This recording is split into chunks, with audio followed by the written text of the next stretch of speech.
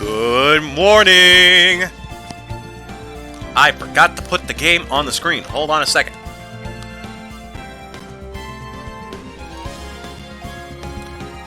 Chat, you know what we're doing. Hopefully this weekend we finish this game because, I have plans for next weekend. Very, very big plans. God damn, I just closed it again. Now Discord's going off. Fuck! Oh no, wait, that's just my Discord.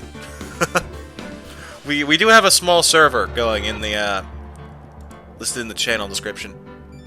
Don't worry, I'll get this right eventually. There we go! God. Man, 2 days is all it takes, huh? Let's see. Oh wait, these are the same thing. Also, how's the game volume? Beep's pretty loud, but I do believe we changed the settings in the main game. Yeah, that's much better. If I remember right where we last left off, we just talked to... what's her name? Miss Star? And she told us to go talk to Marshall. Thing is, I have no idea where the guy is.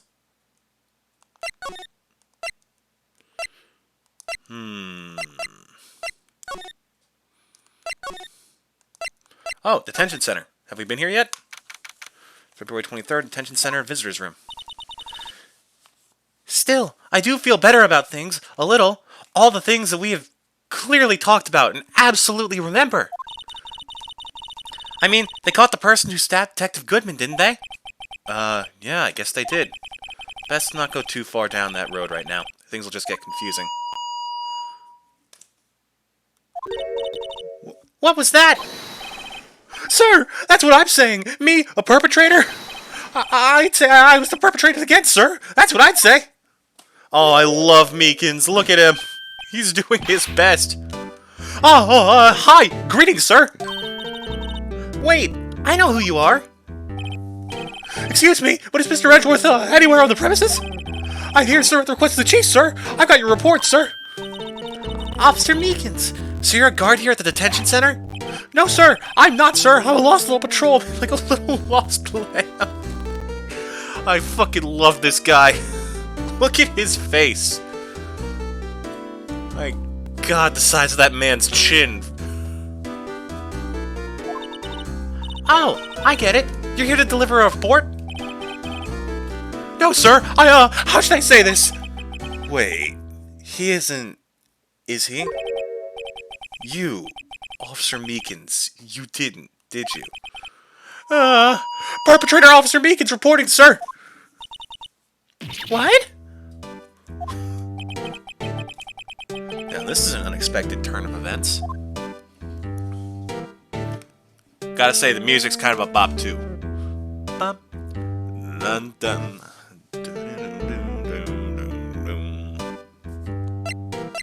Alright, officer, let's talk. Sir! I'm a patrolman with General Affairs, sir! Sir! Ow. I can hear you fine, Officer Meekins. I had some business that day, sir, so I went to the evidence room, sir. The guard station in front of the room was empty, sir. So, normally there's a guard at the evidence room? That's right, sir, because evidence is kept in the evidence room, sir. Now, the security officer was none other than Officer Marshall. Marshall? Then, sir, I happened to glance at the security room monitor. I looked at it rather fondly, like I am currently now at that security camera up there. I am quite obsessed with security, sir, which is why I'm always so jittery. That's a stretch. That's a stretch even for me, with frickin' brain-slurping gumshoe. Did someone call, pal? Oh god, he's here. Glad the security room monitor, right? That's what I saw him, sir! A suspicious person in the evidence room! A suspicious person, sir! Suspicious person! Ooh. That looked painful. What the heck is this guy doing? So what happened then? After that, sir, everything went white. I saw red. I blacked out. Which is it? Are you a newspaper? And when I came to, I was here, in the detention center. How long were you out? Days? May I ask? What happened to your hand? Sir, there was no one to bandage me, sir, so I did what I could to wrap it up, sir. A bandage on his hand. Just like Miss Sky. Yet another similarity between this case and the one at the prosecutor's office. First things first.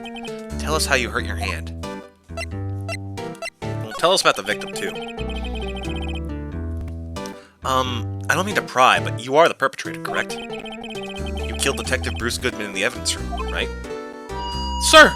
Please don't look at me with those sad puppy dog eyes, sir! You have to label me as perpetrator or victim, sir! Then label me victim! Ow! I would, but you happen to be in detention, and alive and well at that. Yes, well, that's true, sir. I suppose you could say that. Did you know the victim, Detective Goodman? First name Saul? Well, sir, if I had to label him as a stranger or a total stranger, then I'd say he leans heavily on the total stranger side.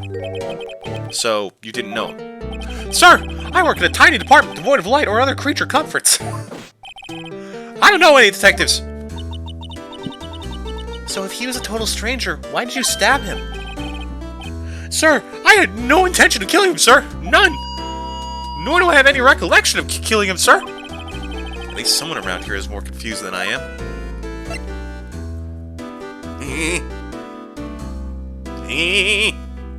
He just keeps twitching. About your hand, did that happen during the course of the crime? Well, you see, sir, Don't you think you should just confess? But sir, but there was nothing I could do. Nothing you could do? Sir, to tell the truth, sir, what had happened, when the detective pointed that knife at me, I just hollered, sir. And the next thing I knew, I was unconscious. Next thing you knew, you were... Huh? Then, when I opened my eyes, I was alone in the evidence room, sir. All alone. Alone because Detective Goodman had disappeared. What? Then when I looked down, I was gushing blood from my hand, sir. Oh, the shock, oh, the sorrow, sir. Can you imagine how I felt? The victim's body disappeared? That's some story. And I just now realize I'm actually ahead of schedule. Shit. Oops. I guess I just wasn't paying attention at the time. I just got excited. I wanted to finish this game so we could do more Monster Hunter. I've been playing Gen U on my off time. I'm trying to pick up new weapons, and I figure brutalizing myself in a massively more difficult and unfair game like Generations Ultimate is the best way to do that. Maybe I should try World again. It's been a long time since I played World, though. Who knows? Maybe I'll save that for a stream. Okay. Oh! Do you think you could take a look at this? Hey! That's it, sir! That's it! That's it! That's what? My head was a blank until this very moment. But, sir, now I remember! I remember, sir! You mean you remember what happened? Correct! That card was the cause of it all! This ID card? Exactly, sir! That's exactly it! Nothing could be more exact, sir! Nothing! I better pry into this one a little deeper. Yeah, tell us more. Can you tell me what it is you do remember? Well, sir, you might say I'm a lost little patrolman. A lost little lamb, if you will. What's within being a lost lamb? Oh! I didn't know Mr. Detective Goodman who was in the evidence room. And that's why you thought he looked suspicious? Sir, I entered the evidence room and asked the man to show me his ID card. Well, that sounds pretty much by the book so far. That's right, sir. That's what I've been trying to tell you. So you asked Detective Goodman to show his ID card. What did he do? That's the thing. Suddenly he pointed a knife at me. What? Sir, I assure you I was as flustered as you are right now. So I whooped and leapt at him. Detective Goodman pointed a knife at him? Do unto others before they do unto you. My own father's words, sir. Oh, that explains a lot. What happened then? Oh god, that's a little bit too close to Meekin's voice. Well, aye, sir. Everything went white. When I awoke, I was here. Right. I'm pretty decent at doing voice cracks on command. That being said, I gotta be careful to drink enough water that I don't lose any voices. Pardon me a second.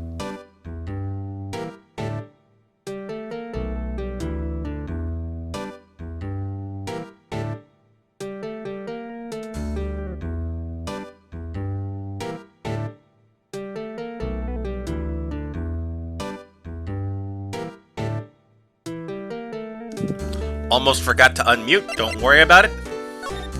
Reason for arrest. So, Officer Meekins, why was it that they arrested you? What do you mean, Emma? Let's look at what we know. Now, Officer Meekins didn't know Detective Goodman, and the victim whom he met at the scene of the crime didn't show his ID card. In other words, we have no way of knowing if the victim was really the victim. And if this body just disappeared from the evidence room, we don't even know if anyone actually died. That's it, sir! That's what I wanted to say! That is, I did say something along those lines. Huh? But you still ended up here? They told me that it had to be him, sir. On that day at that time, Detective Goodman was definitely in the evidence room. That's what they said. No, that's what they said! But you don't remember the events clearly. No! But the videotape is quite clear! I kind of love this guy. The voice is absolutely doing it for me, because it's not the most impossible one to do, and it's fun. Huh? Videotape? From the security camera! The crime, my crime, the crime I swore to stamp out, it's there, it's me, it's on the tape! Oh. And you waited until now to tell us this? I'm sorry! Really sorry, sir! I'll hand over my badge, I don't deserve it! No thanks, I have my own. Well, guess we better go back to the crime scene. Want to see it? Oh! What the? I can examine the badge! Whoa! 26381. So this is what the back of a badge looks like! I always thought it had a safety pin. Each badge has a number carved into it. Wait, yeah, is that a screw? Hold on! Each badge has a number carved into it. That way you can tell which attorney it belongs to. You mean you couldn't lend your badge to anyone? No, I'd be found out right away. Wink, wink. Well, that's no fun. Yeah, wait. It screws on? Nick, what the fuck?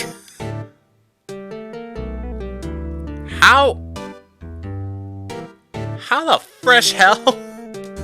So what, does every single one of your suits just have like an entire spot to thread the screw? He's a robot powered by Gatorade, dear lord. I forgot to change the stream cord notification again, god damn it. Or did I? Did I forget to change it so hard that it's back to... Nope. It's still set up for Slay the Spire. Damn it. Well, don't worry. When I forget it for the next 2 days in a row, then it'll be okay, because on Tuesday we're still playing Slay the Spire. Okay, I think we got all we can out of him. Oh! Hello. February 23rd, Police Station Criminal Affairs Department. Hey, Mr. Wright! Look who's standing at the Chief of Detective's desk. It's Police Chief Gent.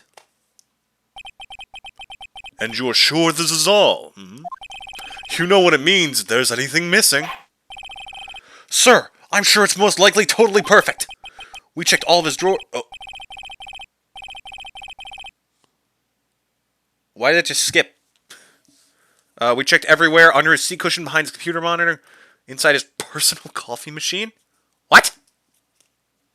They get personal coffee machines? I see. Well, if anything does turn up, you call me right away. Deal? Yes, sir. We'll scour the place again, sir. Chief of Detectives looks a little flustered. Ha ha! Right-ho, my boy. How you been? Swim much? Oh, Chief Gent. Reporting for duty, sir. Huh? Nick, control yourself. Why are you saluting him, Mr. Wright? Oh, God. Could you have, like, a more menacing theme, please? Is Edgeworth going to be okay? Oh, Worthy? Oh, you know, they're doing a little inquiry committee with him. Sounds like an inquisition. Well, they're all Spanish and nobody expected it. Yep, well, they've had no end of trouble with the boy since last year. You mean the incident on Gourd Lake? It doesn't look good having a top prosecutor sit in the defendant's seat, does it?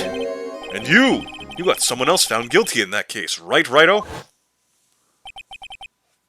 Von Karma. A legend he was, undefeated in his 40-year career. But in court, you fixed it so he was caught for forging evidence. Wait, I didn't do anything wrong. He did forge evidence. In any case, the prosecutor's office is in a bit of turmoil, you might say. I could absolutely see why that would cause some chaos. Both of their best all 3 of their best prosecutors, accused of murder within 3 months. Dear God. In any case, the prosecutor's office is in a bit of turmoil, you might say. Why, they just about do anything to restore their reputation. Now, depending on what that inquiry committee decides, it could be bad for Worthy. What? Uh-oh.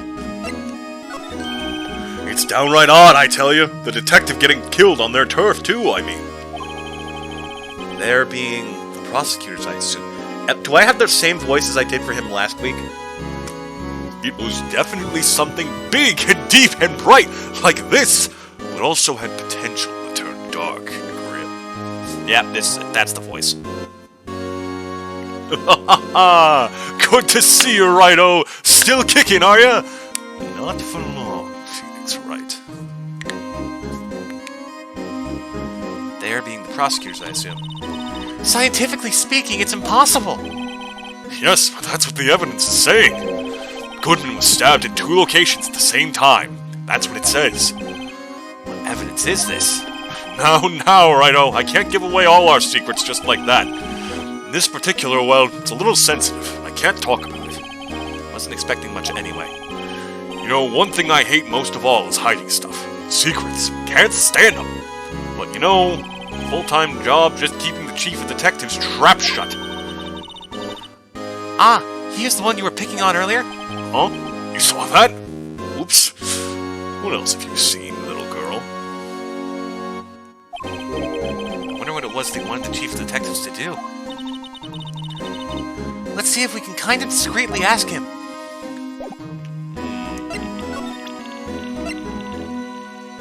Goodman's ID. Well, it worked before. I was wondering, could you take a look at this? Ah, sorry, Righto, I'm through with that stuff. Through, I say. Go find the guy who can't seem to sit still out there, the busy one. Guy who can't sit still? Does he mean Detective Gumshoe? Either him or the dancing blue badger. Okay. Tell me what I need to know!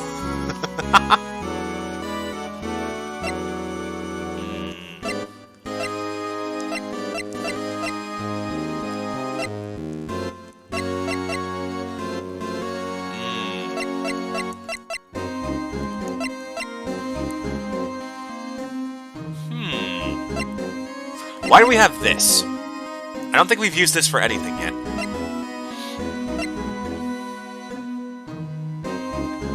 Died within an hour and a half of 4 p.m. That's oddly unspecific.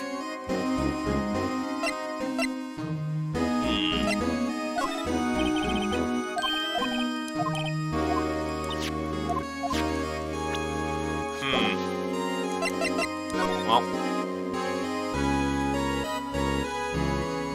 I don't know.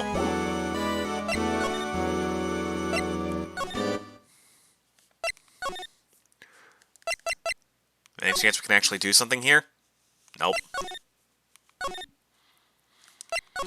Okay, then it has to be something with Gant. Or it's down here. Nope, you're still here. Well, hey there, y'all. Oh, buzz off. Oh. Okay, haven't been here in a bit. But there's nothing.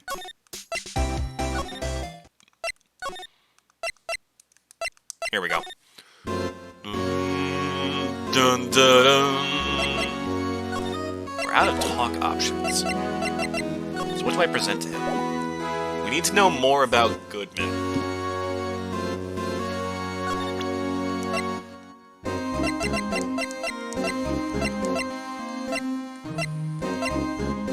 Oh, what do you know about this? Nope.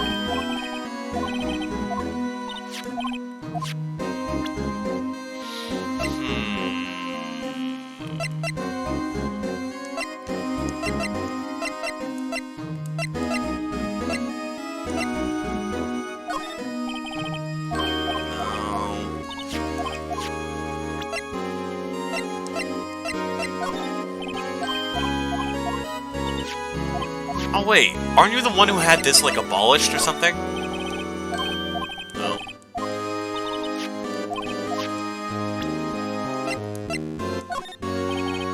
What about the badge? Nope. Maybe we weren't done talking with Meekins. Maybe there's something else we had to show him.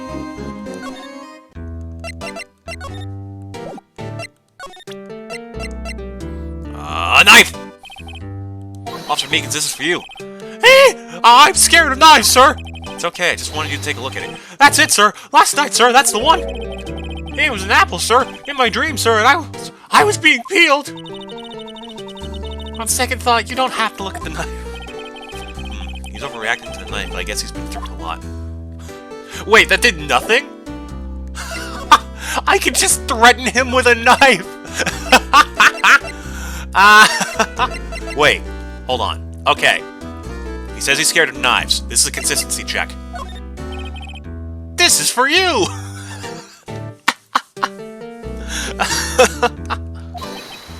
Okay, that's pretty cool.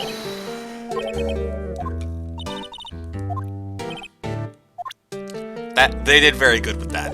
Very impressed. Okay, so he wouldn't talk about Goodman's ID. Or no, he did, but... What about the Blue Badger? You should ask Mr. Edgeworth, sir. A special kind of man passed the buck to Edgeworth.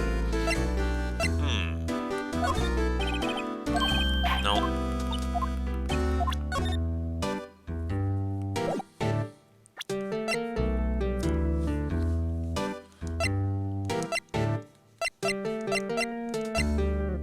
Okay, so what the hell do we do next?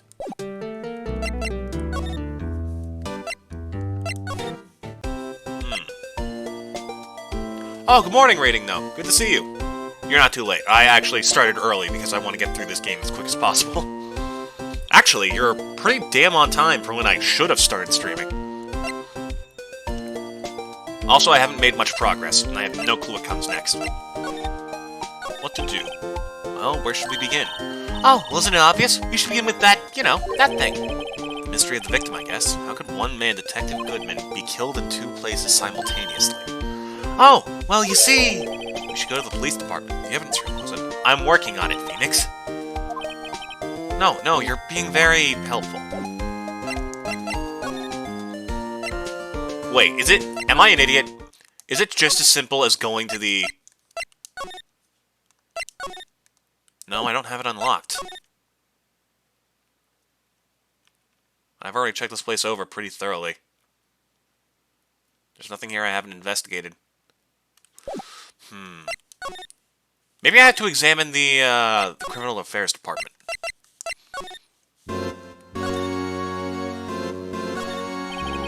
These are the detectives' desks. Computers and files in each one. Funny, they're a lot tidier than I expected.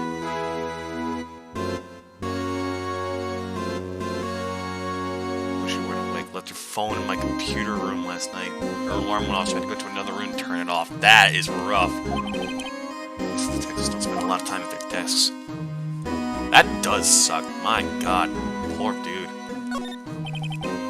So this is the police mascot, is it? The Blue Badger, the future star of the police force. The design's a little changed from the one outside. Well, Dancing Blue Badger, trademark. It's still under development, you see. You have it trademarked? Absolutely. It's cutting-edge stuff. 30 now. Also, if you're having trouble staying awake, don't worry. You won't be able to sleep with that thing staring into your soul. Jesus Christ. Ugh.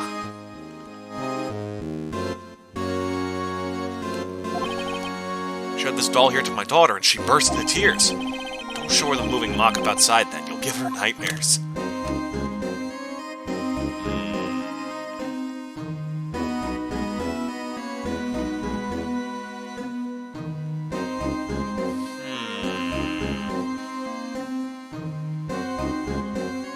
What's your deal, bud? That must be one of the detectives. He's mumbling something to himself. I know. The killer used a cassette tape. A crafty trick. That gunshot was fake. This is good. No one will expect a cassette tape in this day and age. He's not writing a report. He's writing a novel. Oh. Good for you, dude. Hope it works out.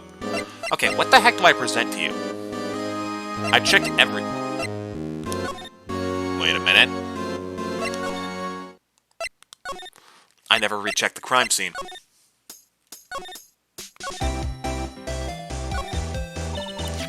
That's where we found that note. 221 SL9. The SL9 is a case that was due for transferal the day of the murder. The detective in charge of the case was the victim. I wonder what kind of case this SL9 incident thing was. How's this game work? Look around, talk to people, find evidence, get the truth. It's kind of hard to get. Guess just knowing the case number.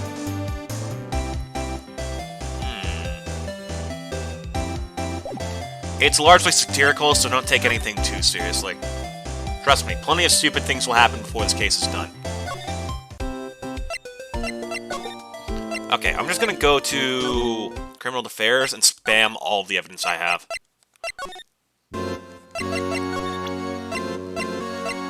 I think I showed him this. Nope.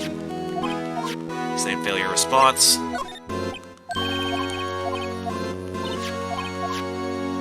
I showed you this. Autopsy report.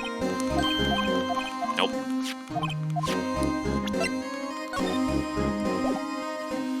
Goodman's note. Nope. Same thing.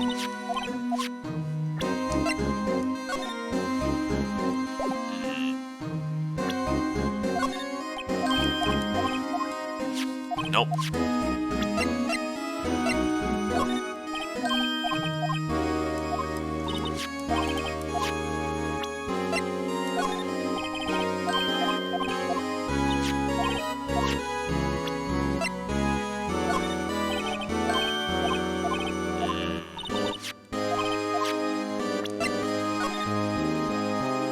Not what I meant. Does he want the steak? Nope. Guess that really is just for Detective Marshall.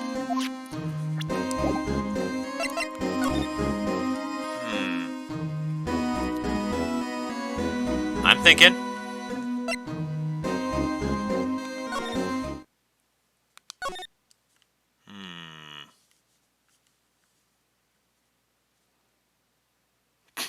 Hold on. Let me try the blood testing fluid. I know you did it, you creepy bastard. Now where's the proof?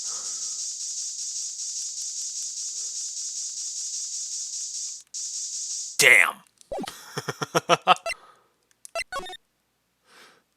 Oh yeah, you really want to see something haunt your dreams? Here we go.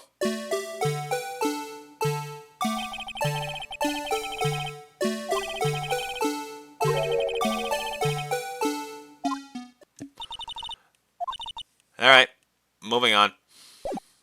God, that thing is a nightmare. Okay, so where the heck haven't we been?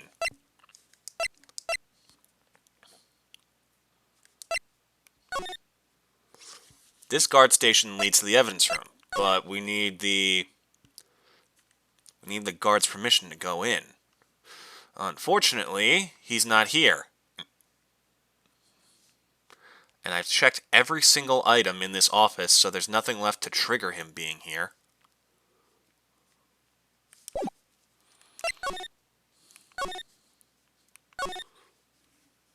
What about you two? What are you up to?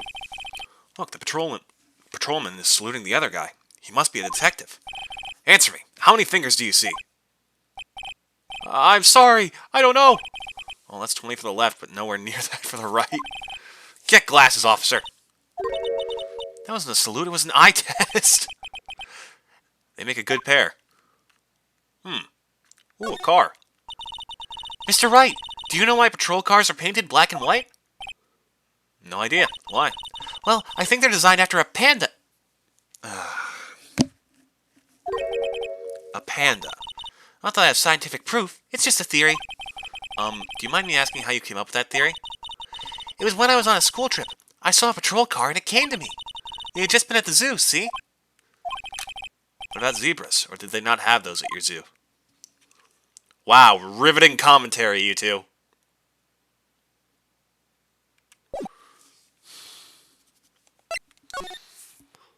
Okay, I'm gonna thoroughly examine the crime scene one more time, then after that I'm just looking up a walkthrough. Because honestly, half of this game is jokey, so it's really hard to make logical jumps. It's about as red as a sports car can get. Yep, it's pretty red, alright. The body was found in Edward's car trunk, and the lock on the trunk was broken too. So the question is, why did Miss Sky chose his car?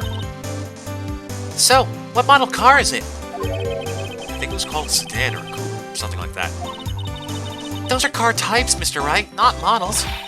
You're a guy, aren't you, Mr. Wright? You're supposed to know these things. Haven't you ever heard of stereotypical masculinity, Phoenix? Come on! Emma, have you not yet realized that I'm as gay as it gets? I am far from the masculine stereotype. Maybe it is about time I got my driver's license. Oh, that's right. Phoenix has a bike. This rope, is it? Yep, they laid it out in the outline of the victim's body. So wait, the victim must have died when the killer closed the trunk on him. We already know that's not... Do you offer anything to this case, Emma? You've got to be the only person I know that would come to that conclusion. Think? Oh, we never did check out this phone. Here, a phone. Let's see if it works. Hey, don't touch stuff we don't need to be touching. I can't hear anything. My ears! No, my ears! Maybe it's due to the barometric pressure. What is she babbling about? Hey, what did you just say? See? You can hear just fine. The phone's broken. Oh, I'm a fucking idiot.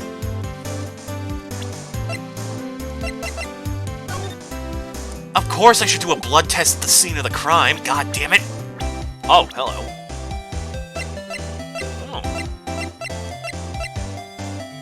Mike Meekins. I love him. Bless his heart. Also, why does... Am I crazy? Or does he kind of look like Smugface Hat Kid? Am I nuts? Maybe I'm nuts.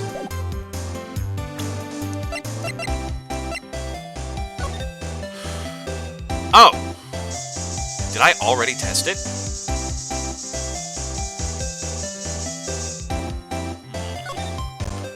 Okay, here's a question.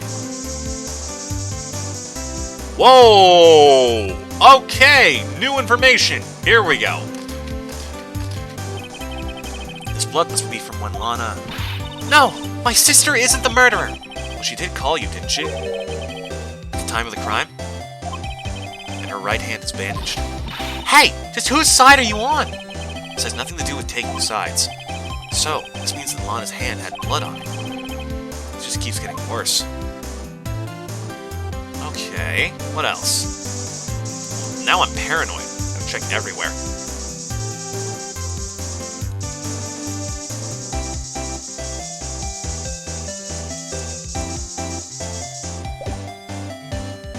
Okay, so... Stabbing was at the car. She called the phone, didn't run for the door.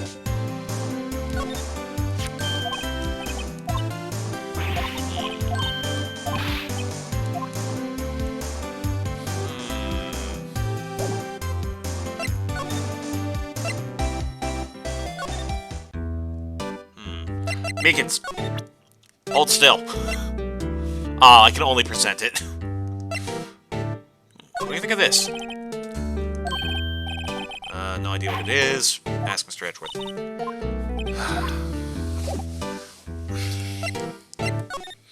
I don't know, maybe something happened and, like, now Edgeworth is at his office? Nope. Work desk. It's quite tidy as one might expect.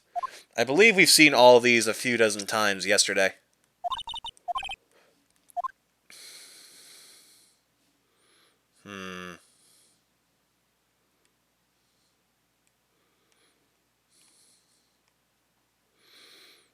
Alright. I'm grabbing a walkthrough. This is getting annoying.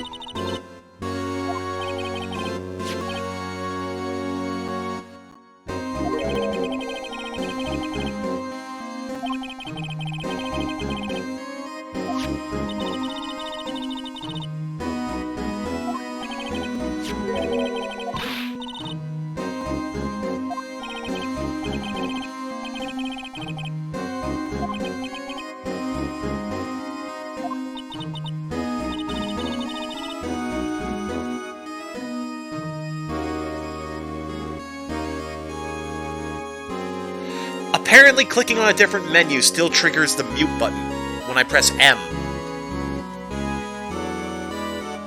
Well, at least I noticed it fast. That would have been annoying. A lost item? Did Detective Goodman lose something? The date on it is February... the date on it is February 21st. Better make a note of that just in case. Here we go.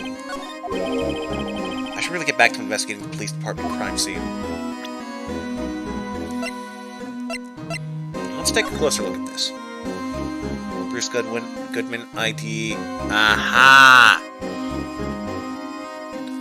He couldn't write down his ID number because what he lost was his card.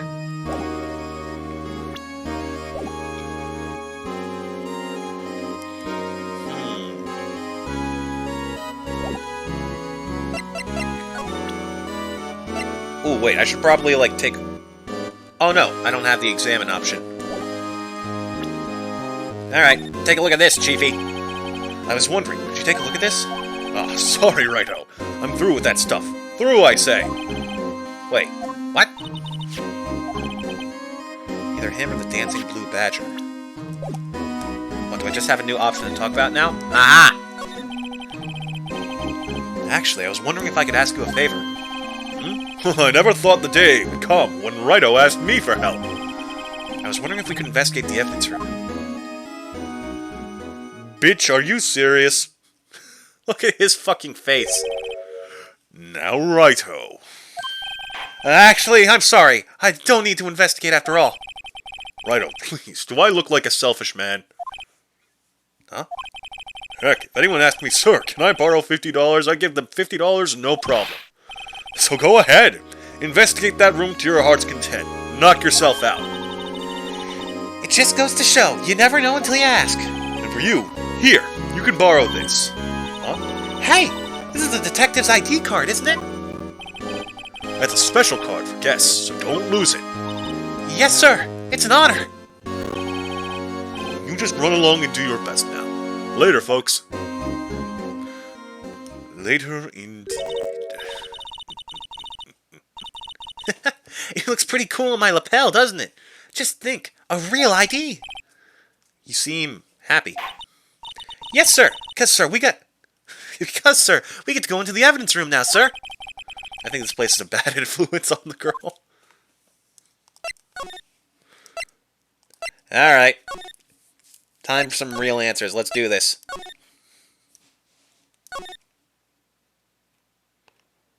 Open, please. The evidence room is beyond that door. And we have the ID card from Chief Gant. Let's just walk in. It won't open. Aha! The card reader is turned off, see? What is that security guard thinking? Howdy, partners. Well, what's made my Bambina's skies so gray? Yes, there is a cowboy here. Officer Marshall! Why does it have to be him? What's that why does it have to be him look for? As you may surmise, this here's my saloon. We're here to investigate the crime scene.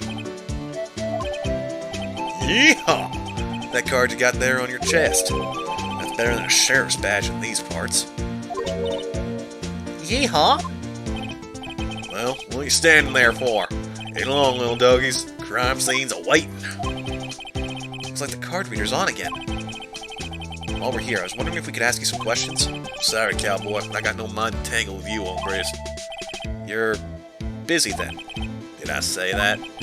I only said I didn't wish to speak with you. Actually, you said you had no mind to tangle with us hombres. I'm gonna slap Phoenix one of these days. Alright, here. A bribe in the form of food. That smell. Reminds me of Texas. So, Officer Marshall, you're from Texas? No, I just saw a special on television the other day. Is this for my baby? Yeah, Miss Starr. What's this? What? What's wrong?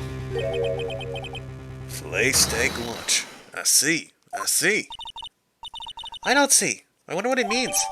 Steak lunch given to Officer Marshall. Alright, Bambina. You win. Ask me anything. Oh, they even did the frickin' thing where he's drinking from the flask. That's kind of clever. Finally, it seems like he's willing to talk. Okay. We want answers. Officer Marshall, you're in charge of security for the evidence room, right? You got good eyes, partner. It's an easy job, and I'm grateful for it. Actually, Officer Meekins at the detention center told us. That poor little doggy. Poor guy. Keep getting his name wrong and calling him Meekly. He told us something. He said that when the stabbing occurred, you weren't at your station. Well, maybe I shouldn't be telling you this. Since I got demoted from detective 2 years ago. Well, it might not look it, but I lost my fire for the job, you know. So, what were you doing around 5:15 when the murder took place? Well, I reckon I was galloping down the highway on the back of my steed Zippy. No, he was riding down the highway on his horse named Zippy. There's no need for people here anyhow. These newfangled machines do a bang-up job of keeping an eye on the place. You mean the security camera system? I don't take the machines much. Kinda like that stewed broccoli they sneak in next to your steak, you know. Tell us more about yourself. Miss Starr told us something. She said that you were a detective until 2 years ago. It's always my dream to be a rawhide wrangler on the scene of the crime. That's all gone now, like a drinking hole in a prairie fire. You're still investigating the SL9 incident with Miss Starr, aren't you? That was my case. It's all solved in the record books, but it smells like a bad game of poker. I can't let it go. That's all there is to it. What kind of case was it, anyway? We've heard the name so many times, but no one tells us what actually happened. There are some things you're better off not knowing, Bambina. Anyway, that case is officially dead as of 2 days ago. 2 days ago? The day of our case? That's right. The evidence transferals. Edwards was talking about the transferals, too. Hold up. How to make sure that I keep myself properly lubricated. I really couldn't have said that any weirder, could I?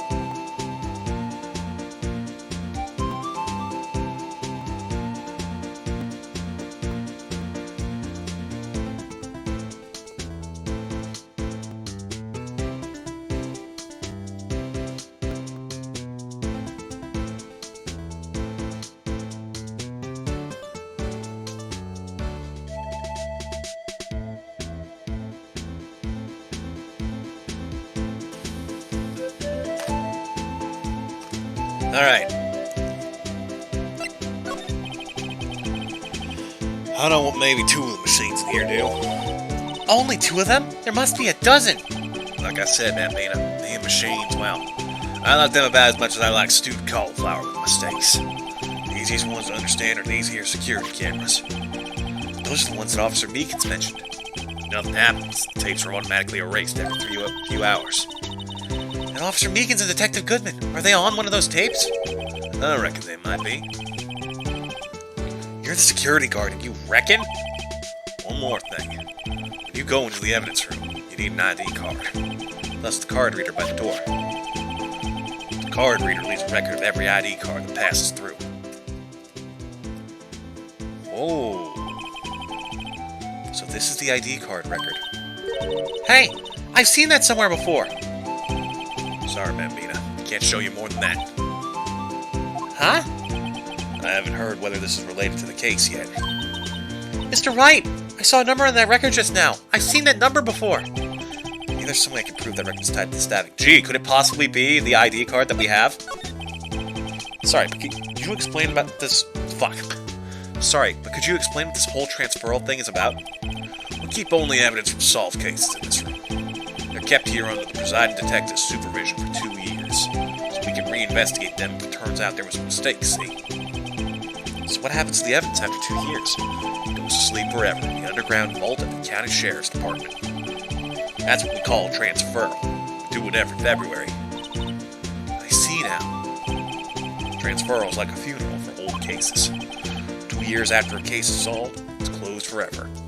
Dead. Never to be reopened again. Never to be reinvestigated. And that happened to SL9 2 days ago.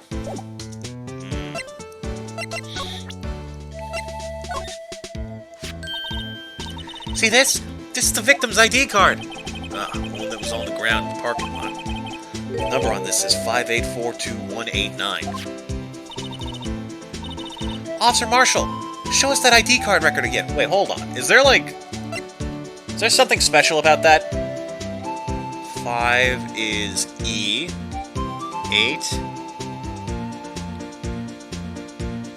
H. 4 is D. 2 is B. A. H. I. And Pi. Yeah, it's nothing. There it is. 514. Look, the 4th number. It's a perfect match. It was used at 514, right before the stabbing. There's only one of them cards in the world.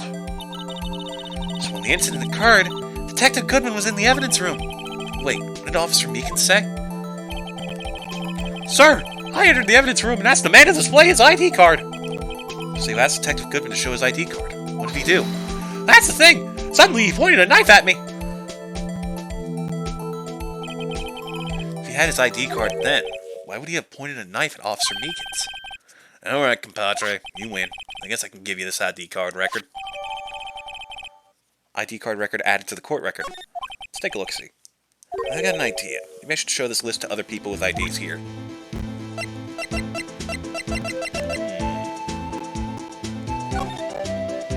That's Bruce Goodman.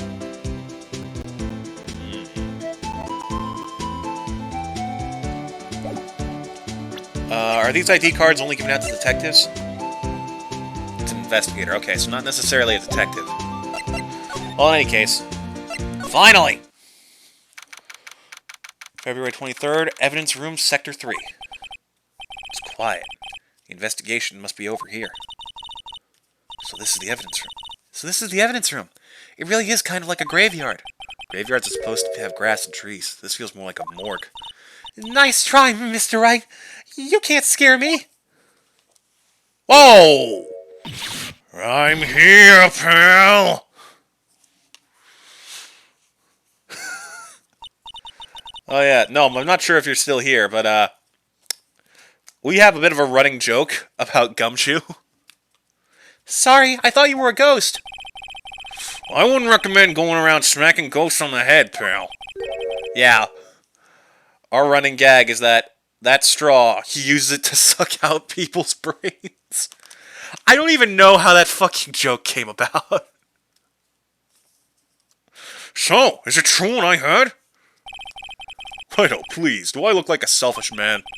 Heck, if anyone asked me, sir, can I borrow $50? I'd give them $50, no problem. So go ahead, investigate that room to your heart's desire. Knock yourself out. As you put on your headset. Yeah, it's true. So, Chief of Police Gent, will owe anyone $50? Even me? Oh, so that's what you were talking about. I wonder if he'd be willing to part with his brains. Actually, I was put in charge of the investigation for today. Just for today? Boss for a day? Guess what?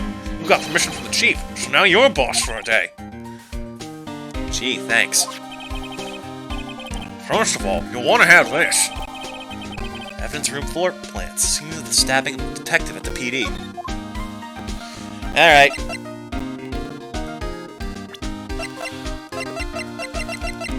Let's do the important deed.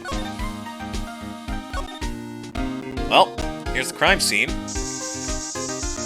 Ooh, that's a lot of blood.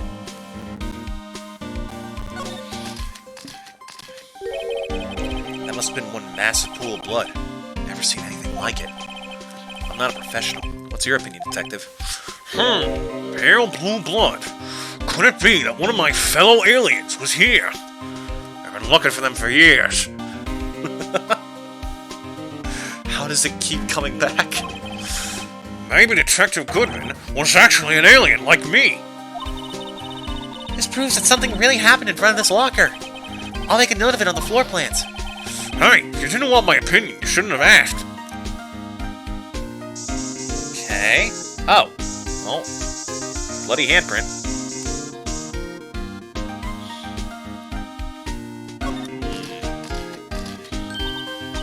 I knew it! This is someone's right handprint. What? What's the matter, detective? This locker. It's mine. It's yours? Please. You have to help me. When I come to take me away, promise you'll testify that I wouldn't harm a fly, unless it had particularly juicy brains.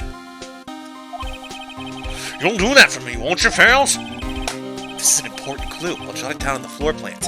What, the bright red... I'm counting on you guys. Believe me, you can't trust the police.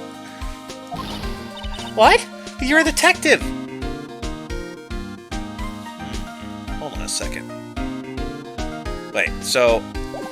Yeah, that's so obvious. How did you not notice? Oh. Hello, Gumshoe. No, I have to... I can't check. I have to actually... like, spray with it. Let's see... Anything else?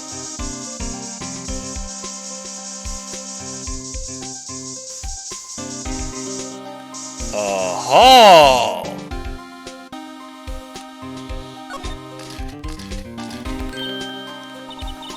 Why am I getting a reaction here? There's no reason for the murderer to touch this spot if he fled out the door. This just might be something significant. Hey, that's some pretty amazing stuff you got there, pal. What? This? It's called luminol testing fluid. Why did you get your hands on that? Let me see that. Uncorks the top, starts chugging it. Hey, that was almost as good as brains, pal. Huh? I'd like to get some too. I'll just borrow $50 from the chief. Where do you get this, Emma? I always buy it by mail order. Well, I better jot this down on the floor plans. Okay. We check everywhere on this side.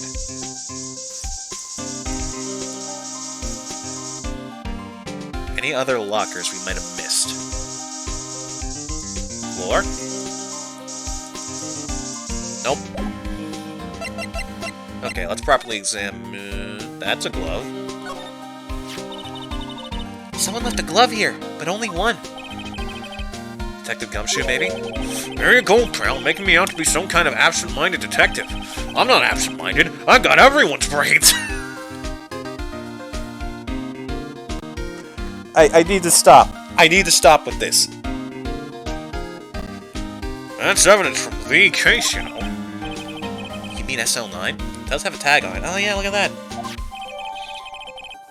Tag evidence from the SL9. It's an extremely thin rubber glove. Paint? What is the saw and paint doing here? Since the dawn of time, I have lurked in the... I have lurked in the shadows, slowly amassing knowledge from all of humanity, waiting for this very day.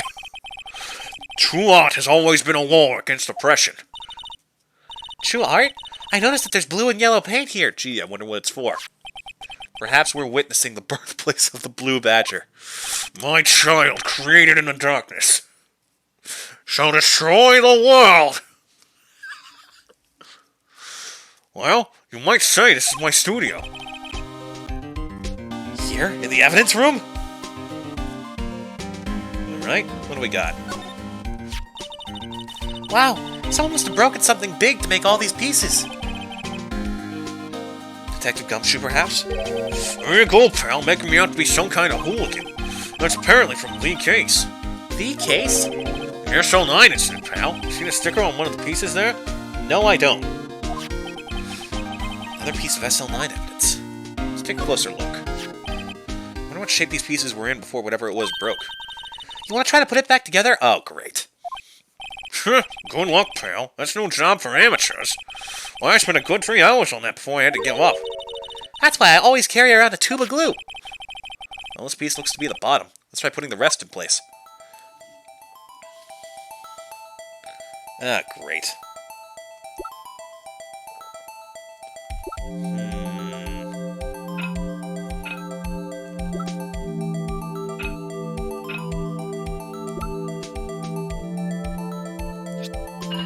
Oh! Well, that was easier than I thought. Nope. Oh, is this it?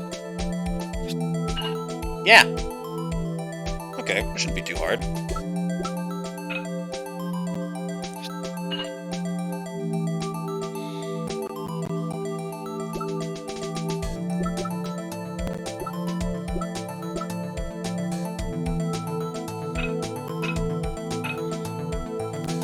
This goes here.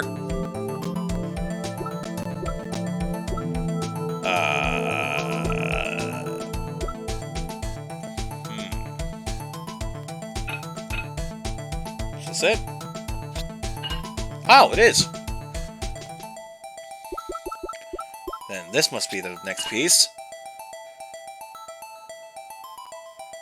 Well, no, not obviously not that way.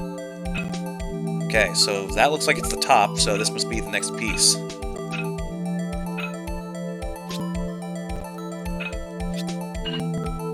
How on earth did that fit?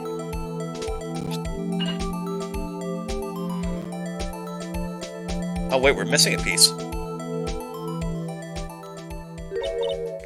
Huh? Well, I think we did it, but some of the pieces are missing. Yeah, I got that far too. I got that far too in 2 minutes myself. The problem was finishing it. Were some pieces stolen? I bet they were missing to begin with. Still, doesn't look like the most stable kind of jar. I kind of understand how it got broken. Unstable jar added to the court record. A jar pieced back together from fragments found at the crime scene. A piece is missing. Okay, well, let's examine the handprint. What's this? Blood! At a crime scene! Who'd have thought? It's a little worn, but there's definitely a handprint here. Looks like someone tried to wipe it off. Mr. Wright! What if there are other bloodstains left in the room? You should use your testing fluid to check it out. Already did. Way ahead of you. So what about this locker? Something sticking out of here. Looks like a shirt. I guess it must be evidence for some case. I wonder if Detective Gumshoe put this here. There you go, pal. Making me out to be some kind of slob. I'm not responsible for the evidence here. That's sad. I bet that evidence locker was open recently. How do you know? If you leave things hanging out like that, the evidence gets dirty or ripped. The guard checks on that kind of stuff and notifies the detective responsible. How many times have I had him breathing down my neck about some silly evidence? Sounds like Detective Gumshoe leaves evidence hanging out a lot, too. But he doesn't tuck in his shirt into that trench coat, either. If you're going to talk behind someone's back, don't do it right in front of them, pal. I love Gumshoe. He gets ragged on all the time for absolutely nothing. So, what about this? Look, this one's open, and the red indicator light above the door is lit. That locker is coated with Detective Goodman's fingerprints. Detective Goodman's locker? Are you sure it's okay to leave it open like that? Well, it'd be hard to get it open again if we closed it. It's empty. They must have taken the contents elsewhere.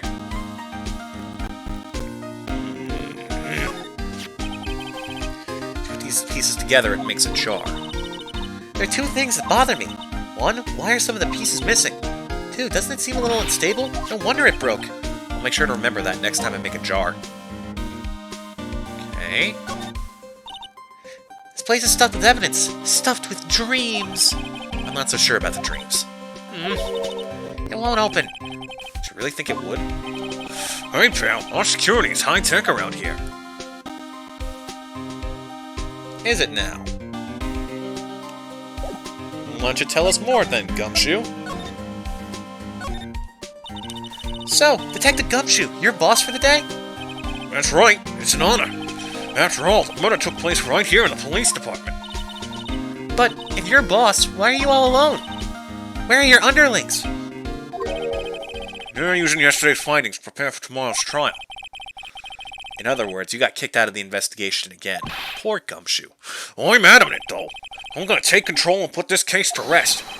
In my own evidence locker, pal. You have a locker in here too, Detective Gumshoe? Of course. I am a detective, after all. They gave me a locker that only I can open, pal. Only you can open? What do you mean? This place is more high-tech than you might think. Every locker is fixed so that only one detective can open it. Using their ID card? Well, that's the thing, pal. ID cards can be lost. Why, I'm on my third card since entering the force already. That sounds like a lot. Yeah, but even I can't lose my own right hand. Right hand? Oh, you mean your fingerprint? Exactly, pal. The lock for each locker is coated with a fingerprint. It was extra hard for them to do it to me. Especially because I don't exactly have fingers. It's just sort of a blob that I have shaped into a hand. So the only locker we can open is our own. Is that a spare trench coat and a lunchbox? God damn it, Gumshoe. Aww, he keeps a photo of Maggie! Okay. She's not a character in this game, but because this like bonus case is technically from a later game, she's a character who appears later on that Gumshoe has a crush on, and they're very sweet. The only lock we can open is our own. Funny, they look like normal lockers. These are the latest model. There's a trick to the handles, see? The handles? On the other side of the handles is a sensor, and if the wrong person touches it, zap! You get a shock? If that's what happened, my hand will be black and smoking every day. Instead, it's green and gooey. Take a look, pal! In any case, the locks aren't that obvious. There are even some people on the force that don't know about the fingerprint locks. Only the assigned detective's prints can unlock it. Indicator lamp lights up when it's open. Good to know. I'll always believe in Mr. Edgeworth, no matter what happens. So, Mr. Edgeworth is with the inquiry committee now. Fuck. So, Mr. Edgeworth is with the inquiry committee now, right? We're trying to figure out who's responsible for the mess up in court today. I see. I guess this is what you call fate. Mr. Edgeworth just can't get away from that case. That case? Yeah, that case. The SL9 is in court. That was the beginning of the end for Mr. Edgeworth. Maybe we can get him to tell us more about the case. Okay, we have to present evidence to him? Oh, wait! Do you know anything about this? We should take a look at this. This is the ID card record of the people who came in here on the day of the stabbing. I heard the rumors. So it was Goodman who came in here at the time of the murder. Whoa! What is it? That second number! It's not your ID number, is it, Detective Gumshoe? Mr. Edgeworth! Wait, what? What? The second number on this list belongs to Mr. Edgeworth. What? Alright, updated. Why would Edgeworth have come to the evidence room?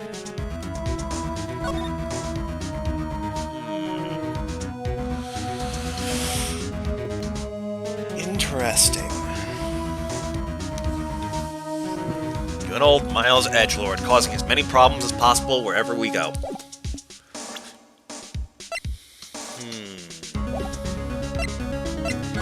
Okay, what do you have to say about this?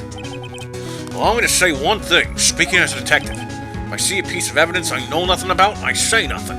Nothing. That's fine. You bet it's fine, pal. Okay. Well, doesn't know anything about that either. Oh yeah, I should probably examine this. SL911. Tag says SL911. Guess this is another piece of evidence from that case. You know, I never did care for the word tag. It's confusing. Well, what's so confusing about that? Do you know how many other words sound like it? Bag, gag, nag, lag, zag. Zag? Is that a word? Do you challenge me, mortal? What, are we playing a word game now? Okay. I'll be right back, chat.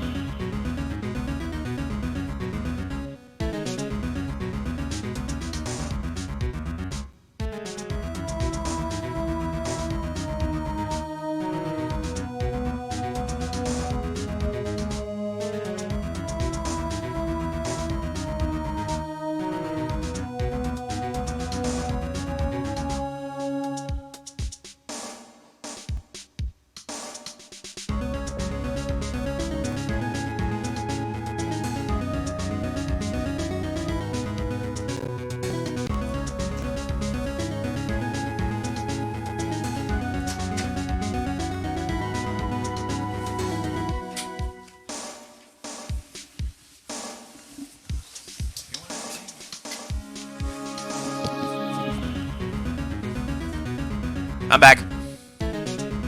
What were we just doing?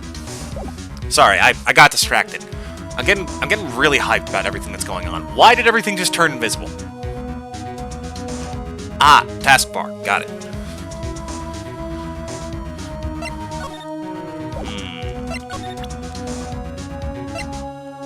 Okay. That's the victim, Detective Goodman's ID card. These days, everything's cards and secret numbers. I can never relax. It's It's only because you always lose your card. I always forget my secret number, too. Scary, huh? My face should be ID enough. What's the world coming to? Detective Gumshoe, rebel against the system.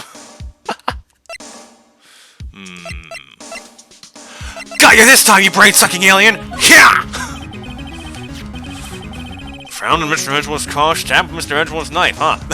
We try and stab him, it just phases through. Nice try, pal.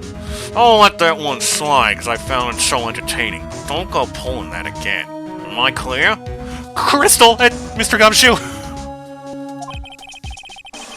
Who would drive Chief Prosecutor Sky to do such a thing? Wait! I didn't mean, sure, of course someone else really did it. Someone who must have a grudge against Mr. Edgeworth. Okay, what about Goodman looking for SL9 stuff? Detective Goodman's note and that switchblade knife. I bet Edgeworth was the most surprised of anyone. Because of the SL9 connection? That was Mr. Edgeworth's first big case, 2 years ago. That was the first time the world knew Edgeworth was a man to be feared. But why would evidence from that case turn up now? I guess it's not over, pal. Maybe there are some loose ends left on that case. Aha! Now that was a bloody, violent case. Violent? So it was a murder? A serial killing. Oh! A serial killing. Maybe I don't want to get involved in this after all. The killer made a mistake, and Mr. Edgeworth built his case around that to nab him. And this was 2 years ago? I put Mr. Edgeworth right in the spotlight and started the rumor mill. Rumors? About forged evidence? It was supposed to be all cleaned up with the transferal the other day. It was the last job he ever did. Detective Goodman, that is. Huh? What do you mean? Detective Goodman was the detective in charge of the SL9 incident, see? So that switchblade knife... The victim took the knife out of the evidence... Oh, shit! It's spreading! Get out of my head! The victim took the knife out of the evidence locker himself? Hey, pal, look at the time! Is there something you need to be going to? Just that Mr. Edgeworth's inquiry committee should be letting out soon. I'm gonna go give them my report for the day. Oh! Wait. That's another character from a later case. Another one that actually stars Maggie. It might help, Report? You mean the note written on the back of that flyer? The one that says nothing but no problems? Hey, it's Mr. Edgeworth we're talking about. I'm sure he can use a report like this. I believe in him. Who needs enemies when you got friends like Detective Gumshoe? I'm off, pal. Later. I should probably see what Edgeworth has to say, too. Piece of white cloth sticking out, looks like a shirt. You better tidy it up or it will get wrinkled. Hey, don't look at me. I didn't leave it hanging out like that. Okay. What? Wait, why the hell is there just an entire car door sitting here? Wow, look at this big pile of junk in the corner. It looks like a car door. There's a pair of handcuffs attached to the frame. Maybe the guy they caught was some sort of escape artist and he got away. Hey, that's one of those human profiles for range testing. He's been shot square in the forehead. Better him than us. Weird. Alright. I talked to you about everything I can, right? Yep.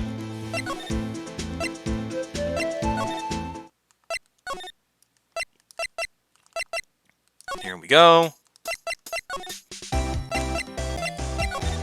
Edgeworth, give me information. What the? What are you doing here? We haven't seen you since case 2. Ah, yes, my apologies. Oh, it's you. Have we met somewhere? Huh? Mr. Edgeworth, I beg your leave. So long. Is Edgeworth here? There, standing by the window, a teacup in his hand. Right. Has the hotel bring him tea service? Mr. Edgeworth, you're back from the district prosecutor's office inquiry? I am. By the way, Detective Gumshoe was looking for you. Ah, yes. He brought me the latest information, it seems. Really? Was it helpful? Apparently, a new French restaurant is opening near here. I think he was trying to console me, somehow. The real info is on the other side, Edgeworth. Poor Mr. Edgeworth. I think this whole thing is really taking a toll on him.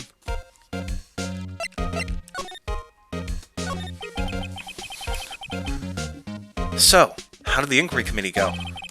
Actually, they decided to treat this not as a case of concealing evidence, but as communications error through the investigation. Concealing evidence? Yes, apparently there are some who believe that I concealed evidence. They gave me a warning. You were lucky this time. Again. Again? I've heard them say that so many times. Ever since that case 2 years ago. Are you okay for the trial tomorrow? Well, I'm still the presiding prosecuting attorney. However, something happened. They gave control of the investigation over to the police department. The police department? Yes. Any further investigation for this case will be directed by the Chief of Police, Gent. I do nothing but wait for his results. I see. Why, I ask you? Why? All along I've done only what I believe is right. Right? Right. I have nothing to be ashamed of. But still... Wow, I've never seen him this out of sorts. Here, Edgeworth, I have a present for you. Right, please, I'm a prosecutor on this case. You don't expect me to sit here and discuss the case with you over a cup of tea. I'll pass on the tea. Just tell me about the case. Mr. Wright! Mr. Edgeworth just told you no in a very polite manner. It really wasn't that polite. Whose side are you on, anyway? If I just show him my best evidence, I can get some reaction out of him. Oh! You're busted, box boy! Oh, right. I better check this out now. As I was saying, What's this? Record of ID card usage? Edgeworth, you went into the evidence room that day, didn't you? Just before the incident occurred, no less. Yes, that's true. Why, Mr. Edgeworth? Please, don't look at me like that. I was asked to go, by Chief Gent, no less. The Chief of Police? He wanted evidence for a case that wrapped up half a year ago. He told me he wanted me to keep it here in the prosecutor's office. But it was solved, right? It would have to be if the evidence was already filed. The Chief is never one to explain himself. In any case, on the day of the stabbings, I brought this back here. Can I ask what kind of case it was? I can't say. It really has nothing to do with the current case. I'm curious about this other case. Better make a note of it. Evidence from a past case of Edgeworth's brought back to his office by Gant's request. Stubborn as always. I told you this has nothing to do with the current case.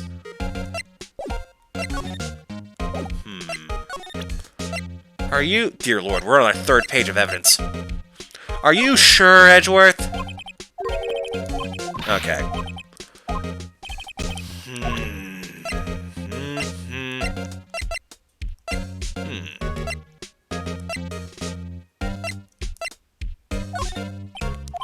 No. Let's see. What is our best evidence at the moment? Something got updated recently. We, found new information. Nope.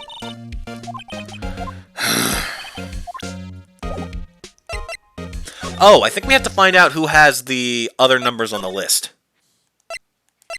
For example... Oh, Star's gone. Surprising. So is Marshall.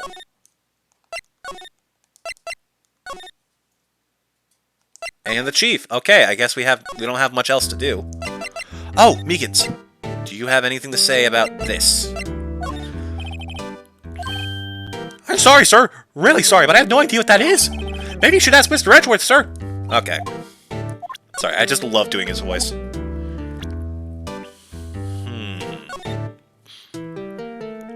4989596.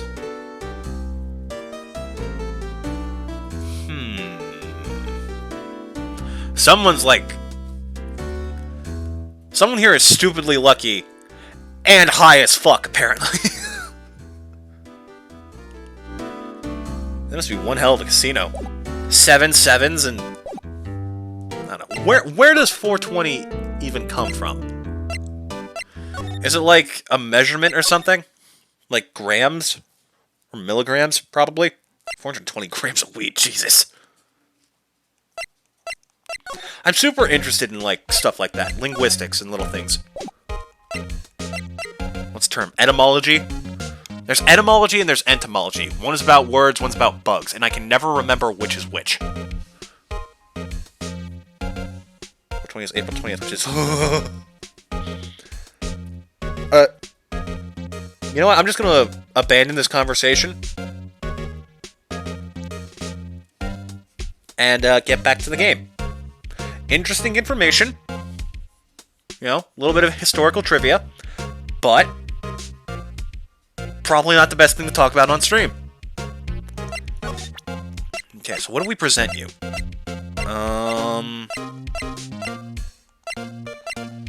Okay, it's gotta be something new. Entomology is insects, right? I think that's it.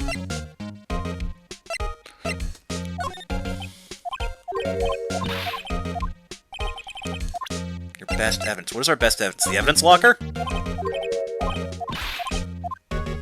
But there's no way I have to show him this twice. Okay.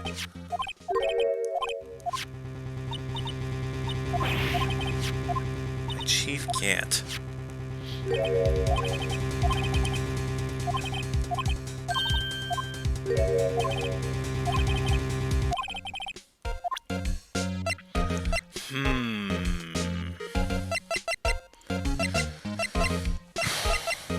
Oh, wait, I'm an idiot. A116. Okay, so it's not the SL9. Oh, AI16. What's that got to do with anything? Nothing, apparently. At least that's what Edgeworth said. That makes it seem all the more suspicious. Who knows, this might turn out to be the clue that breaks the case. Wouldn't that be nice? Foreshadowing, Phoenix.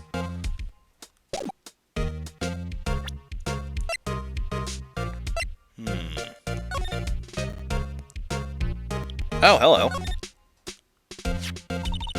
Hey, look! They're hard to make out, but there are some dark red stains here. Looks like blood. Do you think Detective Goodman's blood somehow got on this when he was stabbed? Not likely. This blood looks like it's been here for months, maybe longer. There's Jarvis evidence in the SL9 incident. That might be when the blood got on it.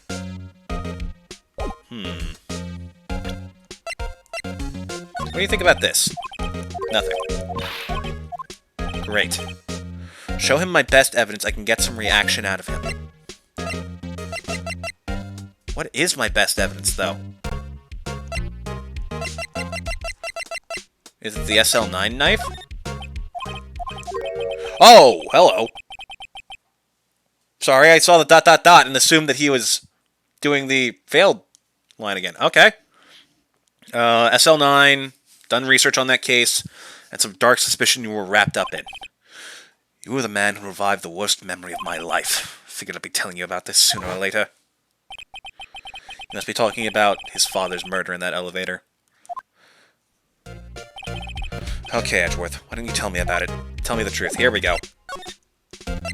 Allegations of forgery. Yeah, I feel kind of bad, because this case relies on literally every single case in the first game up until now. And knowing, like, the whole story arc of everyone. So I feel bad that you're jumping into this late in the game. The SL9 incident was a heinous serial killing case. The head of the investigation was the Deputy Chief of Police at the time, Damon Gatt. That wacky old coot was involved in the case 2 years ago too, then. He was a top officer. It was my first time working with him. I was nervous. Wow! You get nervous too, Mr. Edgeworth? What I want to know is why was the Deputy Chief of Police on the investigation? In truth, I used slightly more extreme methods than normal. We were dealing with a vicious murderer. If I let him go, the blood would be on my hands. We won our guilty verdict. The killer was executed. Wait, you didn't? Of course not. I didn't touch the evidence.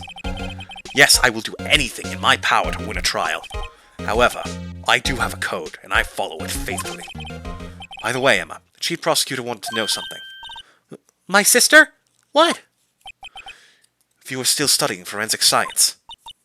Huh? Yes, of course. Like just today, Mr. Wright and I were using this. Luminol testing fluid. Well then, you might have use for this. Aluminum powder for taking fingerprints. Ooh, that's going to be useful. Supposedly, I started with a group of students in the 70s that would always smoke at 4:20 p.m. I had a feeling it was a time thing, but that always felt a bit more obvious than I expected. Oh well. Cool to know. It's been chemically treated for better adhesion. For me? Are you sure? We are the enemy, you know. I've no say in today's investigation. Do as you will. Edgeworth, no need to thank me. Here, take your powder and these fingerprint files for everyone involved. Thanks. How about giving these to Detective Gumshoe as well? Fingerprinting set and fingerprint file received. Well, let's get going. One last investigation. Right. I do seem to remember seeing a suspicious handprint somewhere. Edgelord looks guilty. Take him down. No! We spent the entire last case proving he's innocent. Also, he's Phoenix's boyfriend. Come on, we can't do that to the guy. Like, seriously, the gay subtext for these two is wonderful, and I love it. Here we go. Our investigation turned up a suspicious handprint. Here, and this blood on the detective's evidence locker. Let's use the secret let's use the secret weapon we just borrowed. Here we go. Hold up. You see that? We got the handprint here, and what looks like an entirely different fingerprint right there. Ooh. Finger. Each finger leaves behind a slightly different imprint. So let's choose the finger that will have left behind the clearest print. I really can't tell the difference at a glance. Quit procrastinating and choose a finger. What about this one? Huh? Oh. Great. Okay, now it's time to check for prints. Let me show you how it's done. I'm starting to get that sparkle in her eyes. First, we sprinkle the aluminum powder around. Huh? How do you do that? With the A button. See? How'd you make that sound with your mouth? Huh, looks like that did the trick. The aluminum powder adheres completely to the print. Once the powder is well spread, just blow away the excess. Huh? How do I do that? With the X button. Exciting, I know, you son of a bitch. Imagine you're blowing out the candles on a birthday cake. See? Wow, it looks like fun. It takes some getting used to, though. It's fine. It won't go up your nose or anything. Just pour the powder on thick and blow away the extra. Those are the basics of fingerprinting, Mr. Wright. Guess I'd better give it a try. Okay.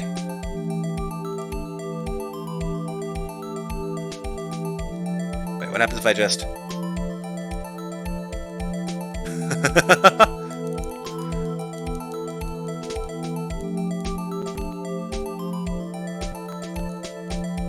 Don't worry, I'm not doing anything.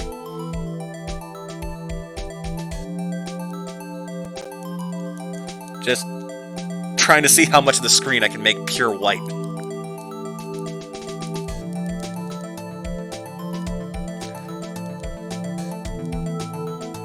God, I'm mashing harder than I am at Devil May Cry. Jesus. I love Devil May Cry. I gotta get better at that game. I've done some practicing, but it's mostly superseded by practicing the Valkyrie Queen in Ragnarok, which we will do soon, I promise. Ideally, we're going to try and get that done before the year's over.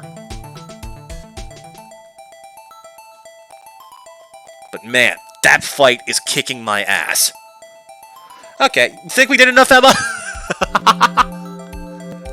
I don't know, you seem to miss some spots. Right you are.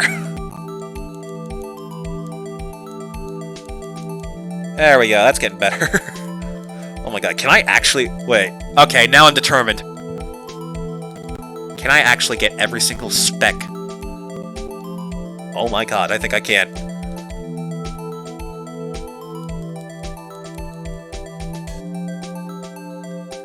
It's a couple thousand more specks. Don't worry, we're making progress. I can't, like, go behind this, so I may just abandon it. Wait a minute. No, it's doable.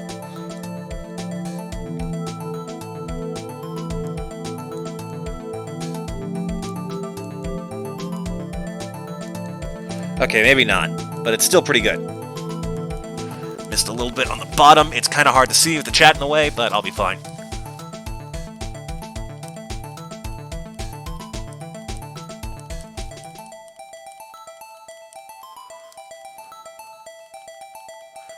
See, this is what I wish it looked like outside right now. I love winter, and I love snow. There's like a very specific aesthetic that speaks to my heart and soul, and that is waking up on a winter morning after snow like just fell. Everything is totally silent. It's slightly chilly. You're just like snuggling up under the blanket to stay warm because like you feel so nice and cozy. There is no feeling like that in the world. There we go. I think that's good enough. Oh no, we did it too thick. It's just a block. But this looks nothing like a fingerprint. Now that you mention it, I guess it doesn't. What does it mean? I think it means we're out of luck. Out of luck. The person who left his handprint must have been worn gloves. Oh, I thought I messed it up because I poured on the powder too thick.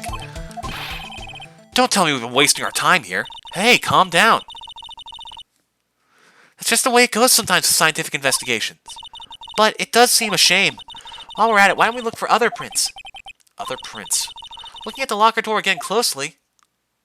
Yeah, there's another one. Seems like there are fingerprints outside the bloody handprint as well. Let's see if we can find a clear print. Fingerprints outside the blood. Just hot cocoa in a good book. Yeah. Don't worry, I'm not going to go crazy again. It's going to be a bit thorough.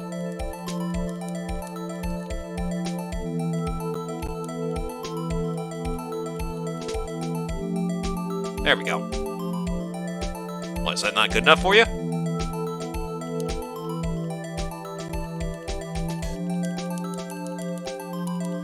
You enjoy the sound of me freaking clicking the controller?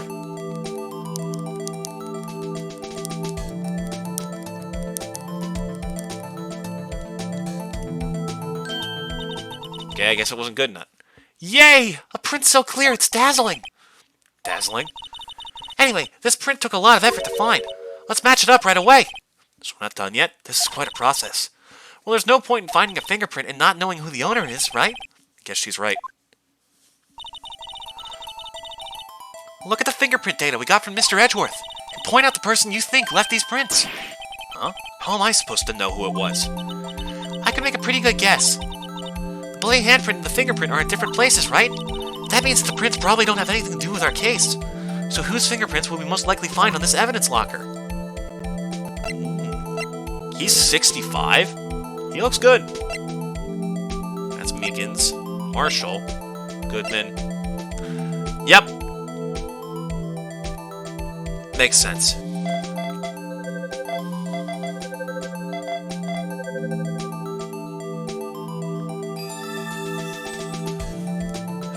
Match found.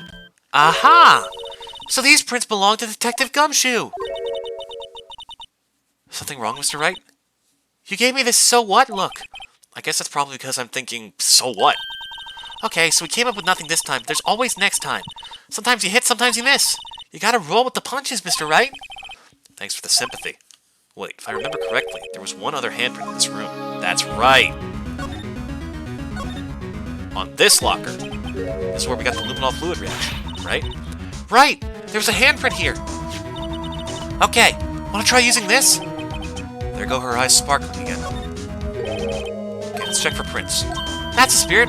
Oh, but I have to warn you about something first. What? The area of the blood was wiped away, right? We only ended up finding it using chemical means. Any prints in that area will have been wiped away too.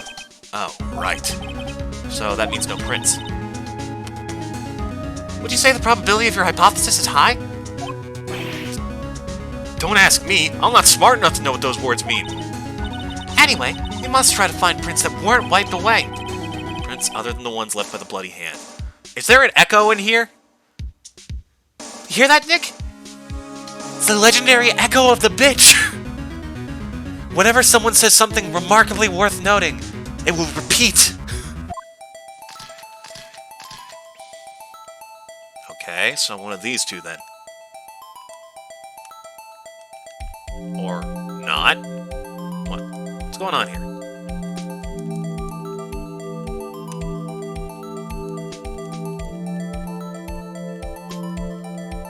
What? Why would we go there?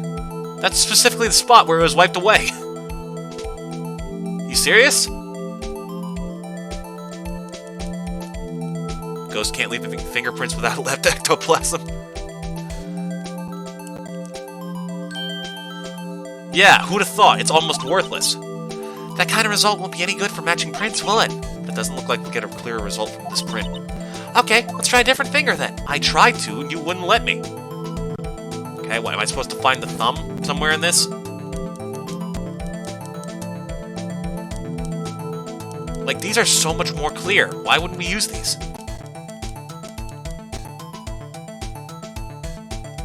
Was that it? It just... Was the hitbox, like, slightly off? Weird.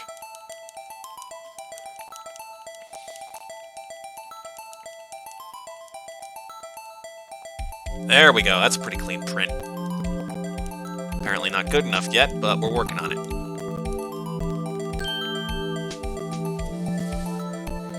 Okay. That's not Gant's. It's close, though. It's not Meekins. What the?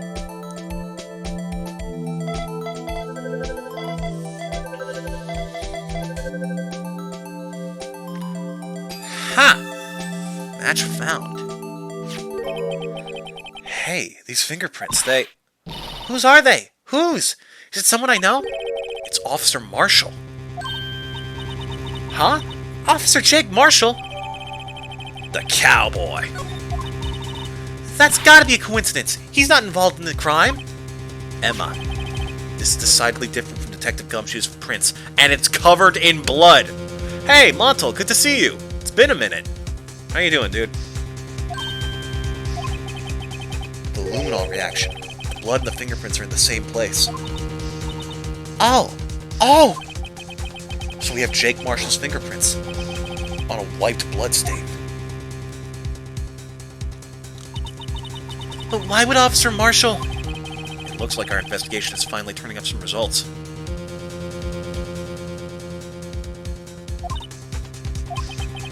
Getting back to the groove of things, that's good. Hope things haven't been too rough on you lately. I guess this is what you'd call decisive evidence. I'm gonna pause real quick, take a drink, so I don't lose any of these voices while I still have them.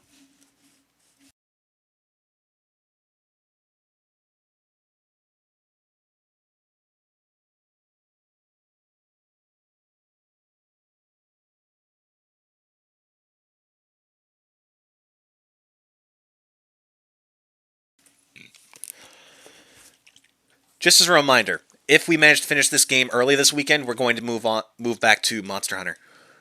Just move into your apartment so everything will be great. That's wonderful news! I don't believe it!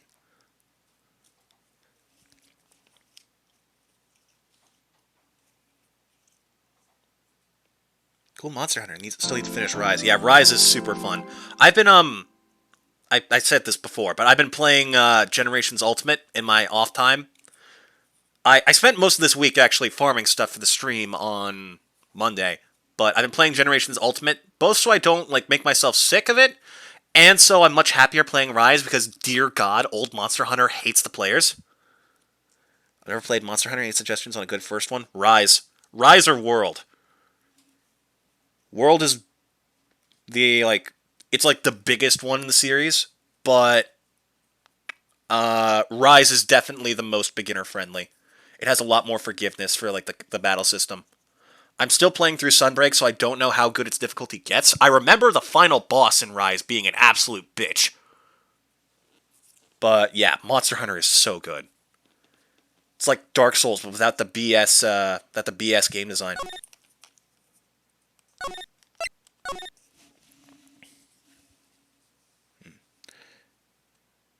If you're looking to get into Monster Hunter, I suggest looking up like a guide for one of the main weapons. Some of the easiest to learn are Lance, Switch Axe, and Hammer, but I'm probably biased in that because Hammer's my main weapon. But yeah, Gen U is actually pretty fun once you get used to the incredible lack of self-care it involves. What do I mean? I mean that, like, Monster Hunter's controls are very strange for a lot of players to get used to, because it's like, it's weirdly limited, yet open at the same time. Longsword the best. Montel, you better be joking. Longsword is, without a doubt, the easiest weapon, yes. However, it's so unbelievably easy that it completely breaks the game. Are you locked into a specific weapon? No, you can freely change between any and all weapon types at any time. It's just that you also have to farm parts to make upgraded versions of the weapon. So it's better to focus one weapon and get a bunch of different forms of it than to try and spend, like, months at a time upgrading each weapon, like, weapon type. Starting to like Sword and Shield now. Sword and Shield is based. Longsword, if you run Longsword, you disappoint me. 90% of people I run into online who use a Longsword have no idea what they're doing. Like, okay, one of the biggest points of Monster Hunter is that there are 3 types of damage. Pierce, which is good on the body, Blunt, which you hit on the head to stun the monster, and Slash, which you hit the tail with to cut off the tail. Longsword's not just easy mode. It's, first of all, the first weapon that every player goes with, because they start you off with it in Rise, and it's, like, top tier on all, like, recommendation sites. But the most obnoxious thing is that, first of all, because they're new players, they don't know that they're supposed to be attacking the tail to cut it off, so they'll head to the front of the head, where they're not as effective, and on top of that, the Longsword has such huge, powerful swings, it will interrupt anyone else's combos. So, when you have that weapon on the opposite end, in the way of someone like me who runs Hammer, you ruin literally everything I try to do. You always go for the tail? Then you're acceptable. I'm sorry for giving you shit immediately for running Longsword. It can definitely be worth it if you get good at it. But holy crap, I have had so many hunts completely ruined by Longsword users who have no idea what they're doing. I've had to redo, like, hours of grinding simply because these idiots won't go for the tail. Dark Souls taught me anything, it's go for the tail. Fair. Okay, enough of me ranting. Back to the point. So, what do you think, Mr. Wright? I think the prosecution is as confused as we are. After all, the victim was murdered in 2 different places at the same time. And a different suspect was arrested at each of the crime scenes. Lana! Good morning, Mr. Wright. At least talk to your sister. I apologize for yesterday. I was indisposed. I hope they didn't hold you too long for questioning. We just finished, actually. I'm used to all-nighters, though. So how'd it go? It's as Mr. Wright suspects. The police are clueless. I figured as much, so I struck a plea bargain. A plea bargain? What do you mean by that? We agreed that if I told them the truth about this simultaneous murder, they wouldn't seek capital punishment. That's what I mean, Emma. But Lana, don't tell me you... Much to my regret, I'm as much in the dark about this as they are. Miss Skye. We found trace evidence of a certain person in the police department's evidence room. They belong to Officer Jake Marshall. What kind of trace evidence? Blood-stained fingerprints, to be exact. That's the trump card I have up my sleeve today. You do understand what this means, don't you? In order to defend my sister, you're going to accuse Mr. Marshall? We have to play the cards we're dealt. Isn't that right, Miss Skye? Do what you have to do, Mr. Wright.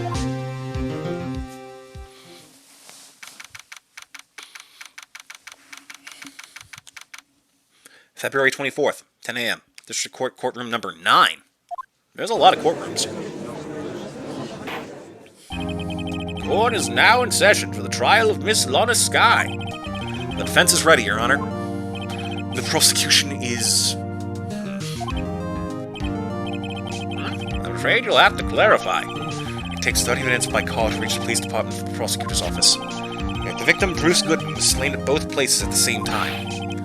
That's not physically possible, is it? What's more, I hear the victim from the evidence room just disappeared. Yes, the body eventually reappeared in the trunk of Mr. Edgeworth's car. Wow, this is one messed up trial. One of my duties as prosecutor is to present impartial evidence. Today I will present evidence relating to the murder at the police department. In so doing, I believe the way in which we should proceed will reveal itself. Now that's what sets Mr. Edgeworth apart. He sounds so on top of things, even though he doesn't know what's going on himself. And that's supposed to be an admirable trait? Very well. Let the trial resume. On the day of the crime, what exactly transpired at the police department? Mr. Edgeworth, you may call your first witness of the day to the stand. For its first witness, the prosecution calls the suspect of the murder that occurred at the police department. It's our boy! The suspect? You mean the so-called murderer? Oh boy, things are getting wild from the get-go. They really didn't put much effort into the jury animation, did they? There he is. Oh, it's a neat bird up there. Will the witness please state his name and occupation? Yes, sir! I am Officer Mike Beacon, sir! My occupation is, that would be murderer, sir! Are you serious? So you're telling us you're a professional killer? Sir, it was me, sir! I'm the one who did it! I'll never kill anyone again, sir! You gotta believe me, sir! Oh, I looked away for a second and they cut over the judge's dialogue. Sir, I'm what you would call part of the younger generation, sir. Persons whose actions adults can't possibly comprehend. Please, Mr. Edgeworth, sir. Help me, sir. Officer Meekins. Yes, sir. Give us your report of the crime. Consider that in order. Yes, sir. As you wish. After all, I'm part of a generation that must be told what to do, sir. You can't fault him for the lack of enthusiasm. Oh, wait, that was Emma. Shit. I'm a bit rusty, okay? We had to cut things short last week because my voice gave out. Although it's not my normal duty, I was assigned to guard the evidence room that day. I spotted a suspicious man on the security screen and rushed into the room. I was only doing what I was trained to do, sir. I was suddenly attacked. I fought for my life, then I did it. After that, I passed out until another officer smacked me awake.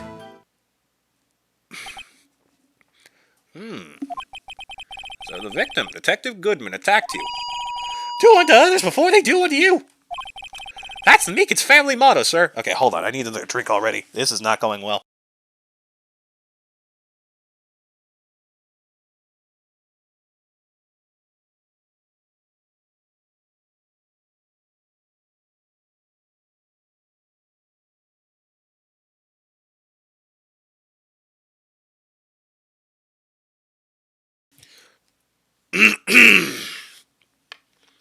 Ah, that's a bit better. I've learned that, like, typing in chat is a really dangerous thing to do, because apparently, no matter what window I have open or what I do about it... Jesus, drop the controller. No matter what I do, if I press M at any time, whether it's typing a message or, like, just hitting another hotkey on something else, it will mute me. So, sometimes I just sound like this. Oh, I can't wait to see that in the VOD. I see. You fainted and a colleague helped you regain consciousness. Yes, sir. He knocked me upside the head, sir. Very well. The defense may begin its cross-examination. Maybe I should tone down the Meekins voice. Set your buttons with shift. That makes much more sense. What I need here is more info to work with.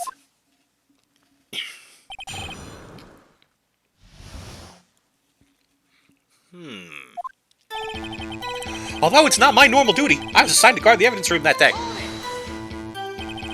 Mr. Meekins, you work in the General Affairs Department, do you not? Yes, sir! I'm in charge of hiring new recruits, sir! Yikes. Now there's a scary thought. Evidence transfer was taking place on the day of the crime, which meant many officers were given special tasks not ordinarily performed. I was in charge of guarding the Blue Badger, sir! The Blue Badger? Yes, sir! The lovely police mascot created by the Chief of Detectives, sir! I wouldn't exactly call that thing lovely. I was to ensure it wasn't broken during the transferal process. That was my sole mission for the day, sir. Oh my god. No, you already made a clip? Really? Hold on. Ooh, I do have this set to desktop audio. I don't know if it'll pop up.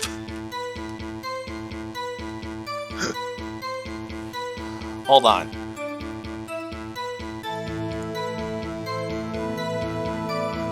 No matter what I do, if I press M at any time, whether it's typing a message or like just hitting another hotkey on something else, it will mute me. So sometimes I just sound like this. No matter what I do. Oh, that's fun. I'm gonna have fun as I learn more about audio. This is going to get a lot more enjoyable. Alright, back to it. I see. Sounds like a very, important mission. After the award ceremony finished that day, there were so many people running around that I relocated the Blue Badger to the evidence room. Oh, so that's why you went to the evidence room. Tell us, what did you see when you got there? Need a remix of that into a song. God, I wish I knew how. Spot a suspicious man on the screen. Tell us more. In order to enter the evidence room, you need an ID card. Am I correct? Precisely, sir. I have one right here around my neck. You don't say. So then, your ID number should be listed on here, right?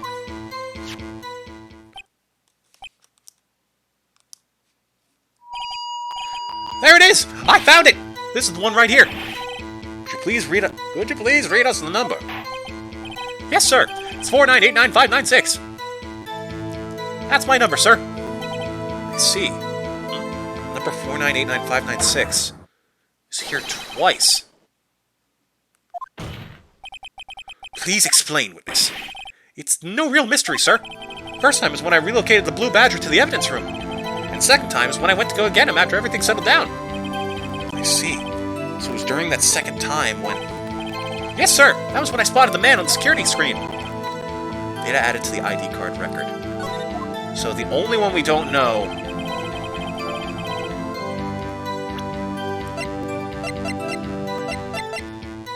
The only one we don't know yet is the 771.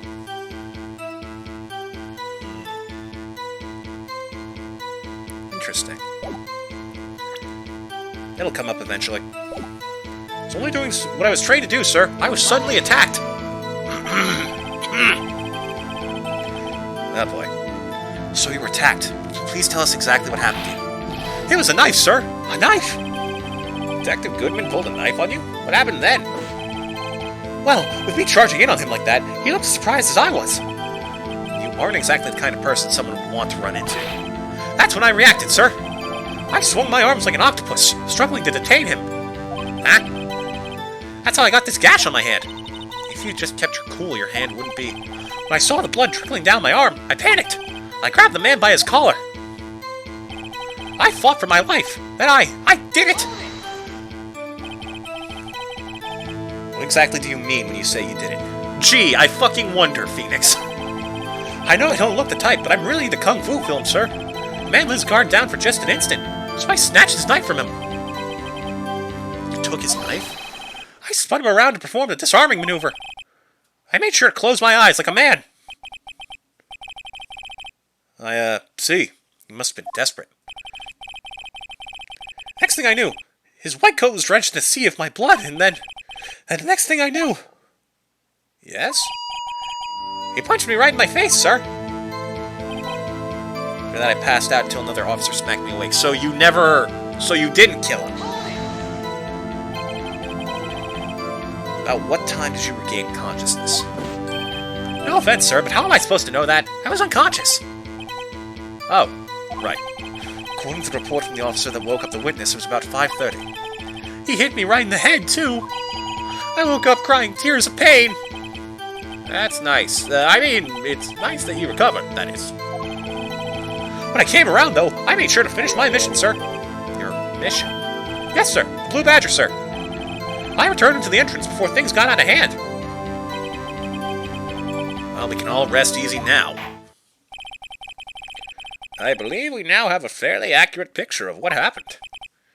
Yes, Your Honor. Only one thing remains unclear. Was the man this officer murdered really the victim? He's got a point. Yes, Officer Meekins? With regard to that, sir, take a look at this. It was sent to my jail cell. Chief Gant delivered it to me just this morning. Sir? The Chief delivered it? What is that? A videotape? Yes, sir. That's absolutely right, sir. A videotape, sir. It contains footage from the security camera in the evidence room. What? I specifically asked if there was such a tape. I was told it had been mistakenly erased. That's quite a mistake. I just do what I'm told, sir. It's the only thing I'm really good at. Looks like communication with the police department is as good as ever. Well then, let's have a look. Show us the video of you murdering the victim. Well, you could definitely not have tampered with it any time. Oh, please stop using that word murder, sir. It scares me. Video of a real murder. Just what are we getting ourselves into? Yep, here we go.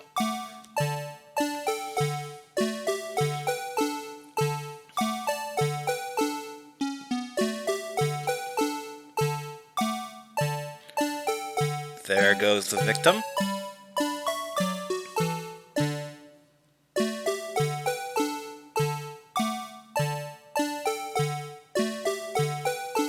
That glove fell out. Weird. Oh! Well, there's Meekins.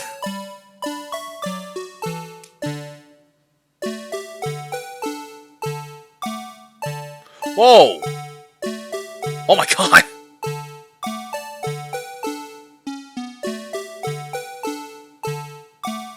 Jesus! How is Meekins alive?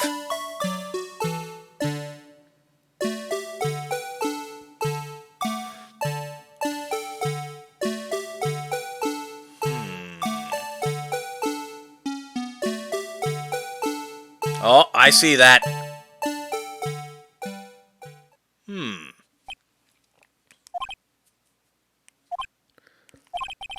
Well, I believe we're all thinking the same thing. How can we deal with these unsettling feelings stirred within us? What the hell is that wriggling piece of plywood? Sir, that is the pride and joy of the entire Criminal Affairs Department, sir. It's the Blue Badger, sir. Why am I not surprised this isn't going smoothly? Security video added to the court record. Yes, well, anyway. This tape seems to prove that the witness did indeed encounter someone. In the evidence room, some sort of activity did take place. Your Honor, instead of relying on clearly incomplete footage, the witness's testimony will suffice. Is that all right with you, Officer Meekins? Yes, sir. As you wish, sir.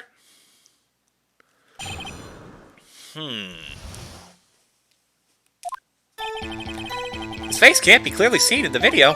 There's no question that the other person was Detective Goodman, sir. I mean, he opened the locker, which required Detective Goodman's fingerprint to do. The locker he opened is unquestionably Detective Goodman's locker, sir. So it must be hidden. No one else could have unlocked it. What's this about a fingerprint? Each detective has been given a locker equipped with a fingerprint-activated lock. These locks ensure that each locker can only be opened by the detective it belongs to. Intriguing. That would mean the victim at the crime scene would have to have been Detective Goodman. Very well. The defense may begin its cross-examination. I don't know where this cross-examination will lead, but everything begins with contradictions. That's where I have to start. Well, first of all, we know for a fact that it couldn't have been Goodman. But you don't know that for sure, do you? You never actually saw Detective Goodman's face. Well, I suppose you might say that. That is, if you must label people as having seen or not seen it. Since his face can't be identified in the video, only you can verify it. Only you can stop forest fires! Why is everyone looking at me? If I had to label your stares as disturbing, or... Meekins, I just bust every single capillary in my head because of you! Oh god. Having been shown a questionable video at best, we are not in the best of moods. Now please be more certain when you testify. Yes, sir! You claim the man who brandished the knife on you was Bruce Goodman. Tell us why you are positive it was him. Given the locker which required Detective Goodman's fingerprint to do. About those lockers, is there no other way to open them? No, sir! I myself tried all kinds of methods in the past. They only respond to registered fingerprints, sir. I wonder what kind of methods he's tried, and why. If the man opened the locker's lock, which only responds to its registered fingerprints, then he must be the person the locker was assigned to. Exactly my point, sir. And this, too. The locker he opened is unquestionably Detective Goodman's locker. How do you know that information? I've heard rumors, sir, from people in the know, sir. People in the know? The workers in the department cafeteria, sir. They keep me informed. They also listen to my romantic troubles, sir. Ah, great. For the record, the open locker did indeed belong to Detective Goodman. I verified this information through a more reliable source. So the victim opened the locker with his own fingerprint. Must be him, no one else could have unlocked it. However, the most important detail is not shown in this video, the man's face. Sir! If I may say something, sir. Please do. After all, you are the one being examined. I don't understand why the man's face is so important in this case, sir. I mean, it was his hand that opened the fingerprint lock. And it was his hand that tried to thrust his knife into my body, sir. My unsettled state can testify enough to this, sir. Actually, let me check. Can I, like, re-examine the footage? I can. Isn't he... Correct me if I'm wrong. But I believe... Yep, he's wearing gloves. But was he wearing them when he opened the locker?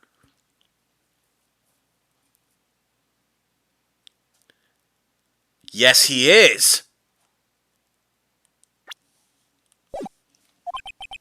That is, unless the defense can find a problem with it. Mr. Wright, let's check the court record again. Is there a problem with the security video? There's a number of problems. Regarding the video contained on this tape, there is one thing in particular that seems rather strange. Strange? This contradiction leads to the possibility that the man may not have been Detective Goodman. That makes no sense because you said if the wrong person grabs it, it won't open, right? And yet, the facts don't lie. What? This video contains such a contradiction? Interesting. Your Honor, I have a proposal. Yes, Mr. Edgeworth? I propose we have the defense point out to us this alleged contradiction in the video. He would want me to point it out. Very well. Proposal accepted. Let us further inspect this piece of evidence. I will now play the security tape. Mr. Wright, please show us this contradiction you speak of. I have to point out a problem in the video? It's the first time I've ever had to do that. You can do it, Mr. Wright! It's set up so you can fast forward, rewind, or pause the video. Just take a good look and be sure to point out the right thing. Please don't play it too many times. I can't stand watching this video. How did this guy ever become a police officer? Now then, Mr. Wright, please enlighten us. Where's the contradiction that indicates the man may not have been good? Okay, hold on.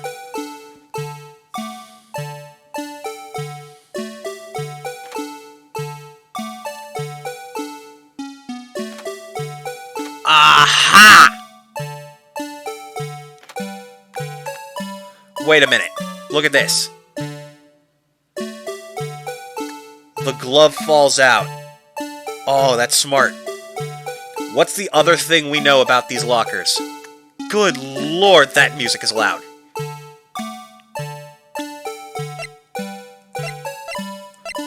Hold on a sec. Oh, I can't turn it down. Yeah.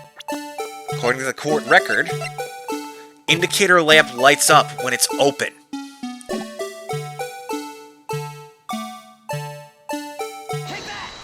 There we go.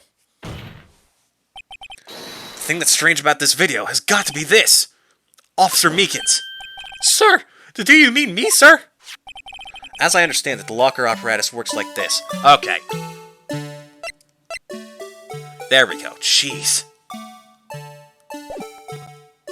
Well, the anime style take that an objection? Yeah, it's a staple of the series. The locker apparatus works like this. When you grab the handle, a sensor reads your fingerprint. If it's a match, the light turns on and the lock is released. According to my very limited experience, that's the way I understand it, sir. If so, then something is seriously wrong with this picture.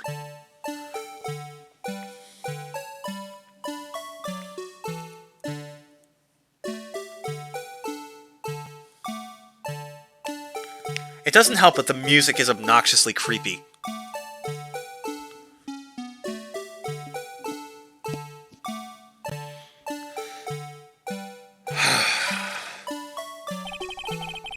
When the victim reaches for the handle to open the locker, let's rewind to a little earlier. It fits with the little dancing thing, yeah. It doesn't change the fact that it's absurdly loud.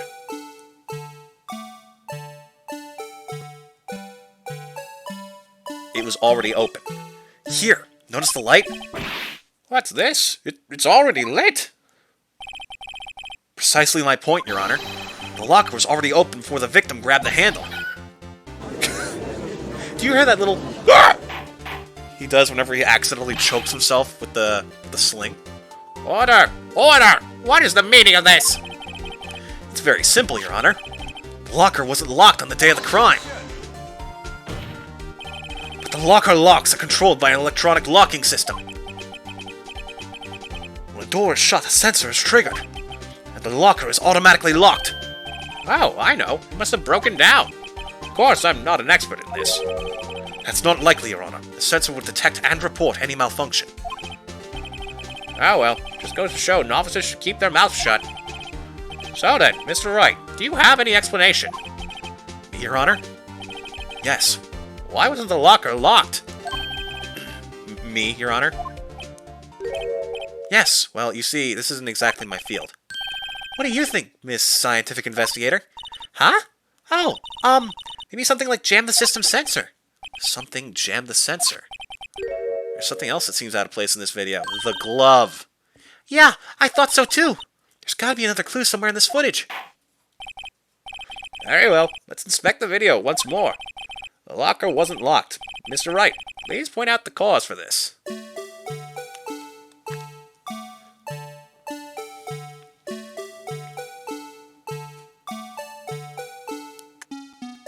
I should clarify, I have done this case before. It has been a long time, so a lot of the details are fuzzy. I remember who the killer is. But, oh, present, please. Please watch closely. This is the continuation of the part I showed you earlier. Where'd the music go? You know what? Don't complain.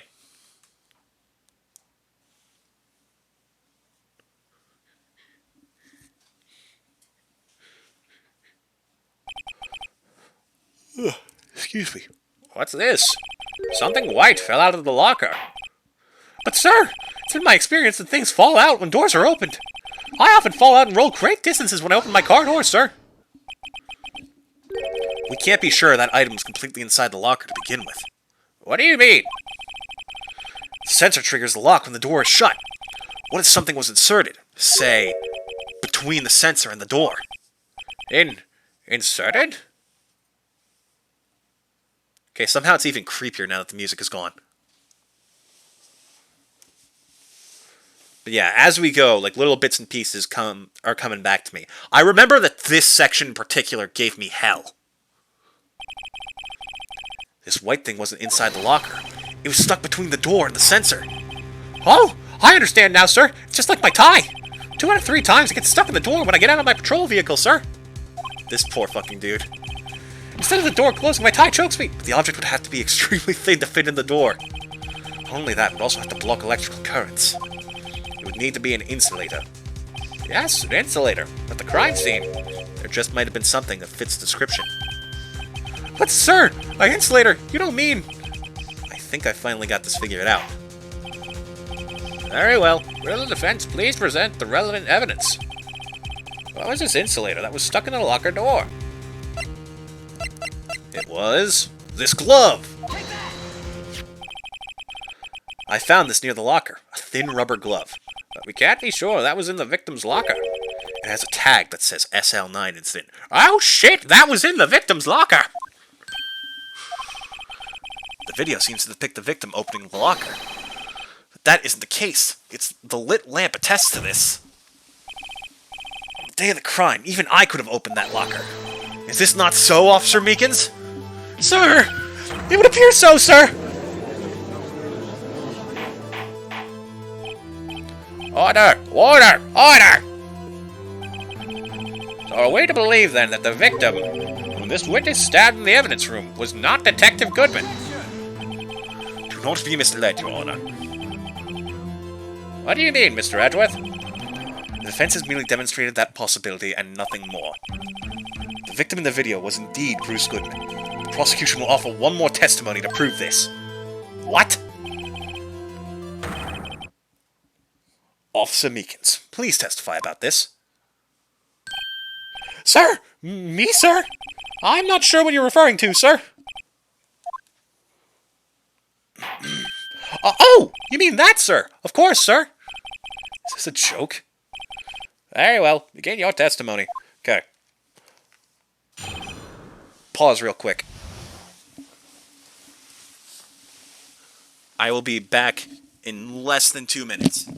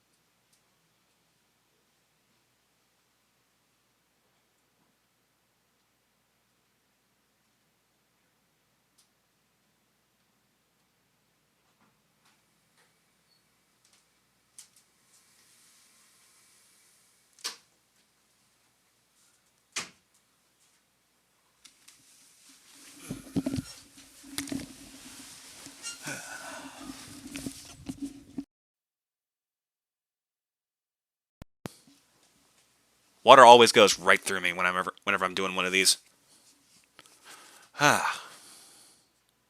Now, where were we? Mystery Man Part 2. There's one other thing that proves a man was Detective Goodman, sir. To enter the evidence room, one must use their ID card. When an ID card is used, it's a record of it. At the time of the crime, the detective had used his card. An ID card record. I see. I have the ID card record right here, Your Honor. The ID used at 5:14 is that of the victim. Just before the crime, Yes, without a doubt, this is the victim's ID. However, one thing does strike me as unusual. Several hundred cases should have been due for transferal. Why were there so few people using this room? This particular evidence room is only used for storing certain special cases. Special cases? Extremely violent cases involving police staff. Just hearing that makes my hair stand on end. Me too, although it doesn't make much of a difference. There were only a few cases up for transferal there, and most were cleared up by noon. Right, I see. Now let's move on to the cross-examination.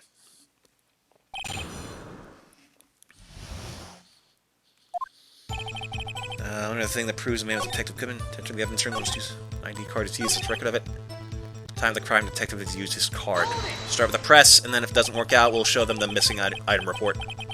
Earlier, I believe you testified that when you asked the man to show his ID card, he pulled a knife on you. Yes, sir! He didn't show me any ID card, sir! Don't you think that's odd? I mean, if he had his ID card, all he had to do was show it to you. There wouldn't be any reason to draw a knife. Maybe he just panicked! Everything stems from contradictions. Let's point them out. Mr. Wright, what do you think? I'm confused. What? The problem with this ID card testimony is far too obvious. It's not like Edgeworth to miss something like this. You're thinking too hard about it. Come on, let's show them what we got.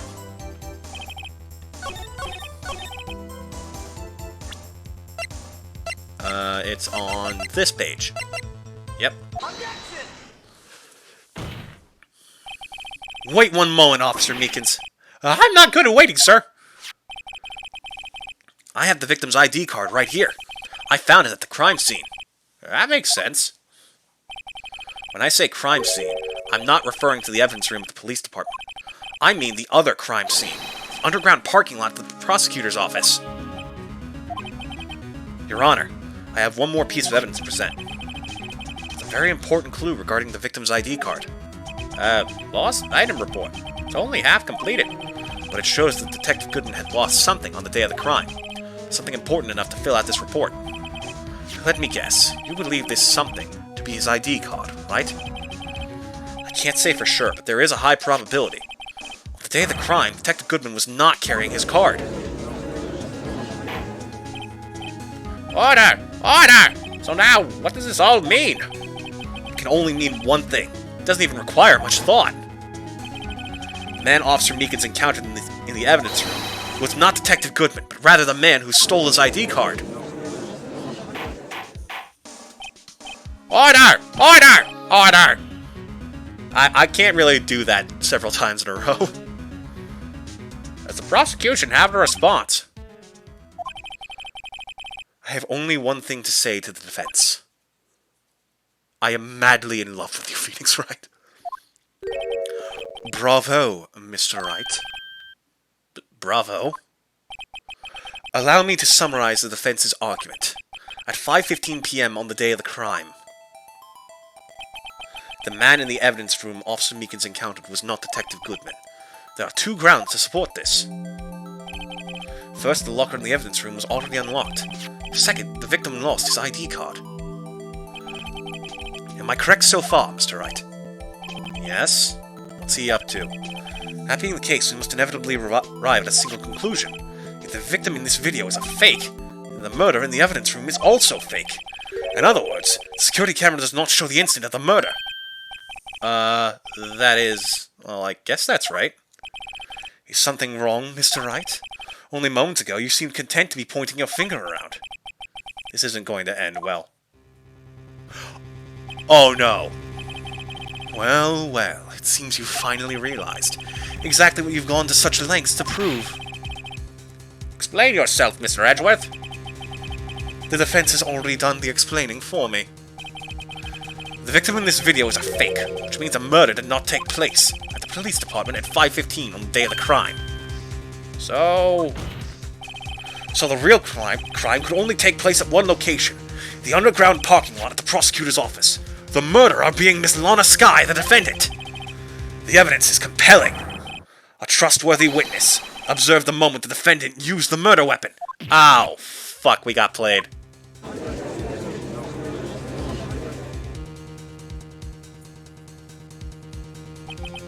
I knew that testimony was way too shabby. It was all a trap from the beginning. The activity in the evidence room still leaves many questions unanswered. Who exactly was the victim Officer Meekins encountered? And where did this person disappear to? However, this trial's purpose is to examine only the murder of Detective Goodman. Just so, Your Honor. Mr. Wright, you have to do something or else Lana... Oh, I think I might have just figured out the way out of this. Because yes, Goodman didn't open that at the time of the video, but the only person who could open it at all must have been Goodman. So why was it left open?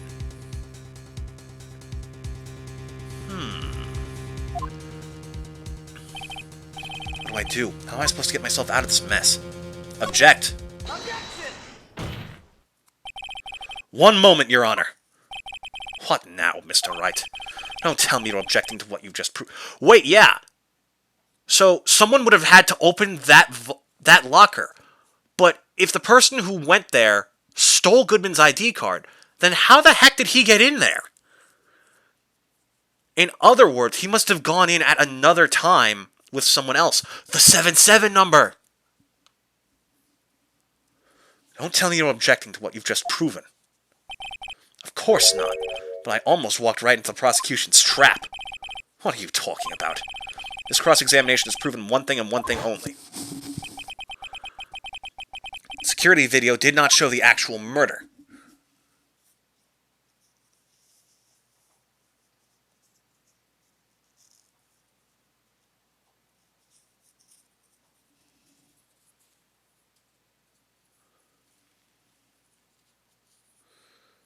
Yeah, the 7-number one was the first one on the sheet. Oh. However, it cannot be said that it is unrelated to the murder in the parking lot.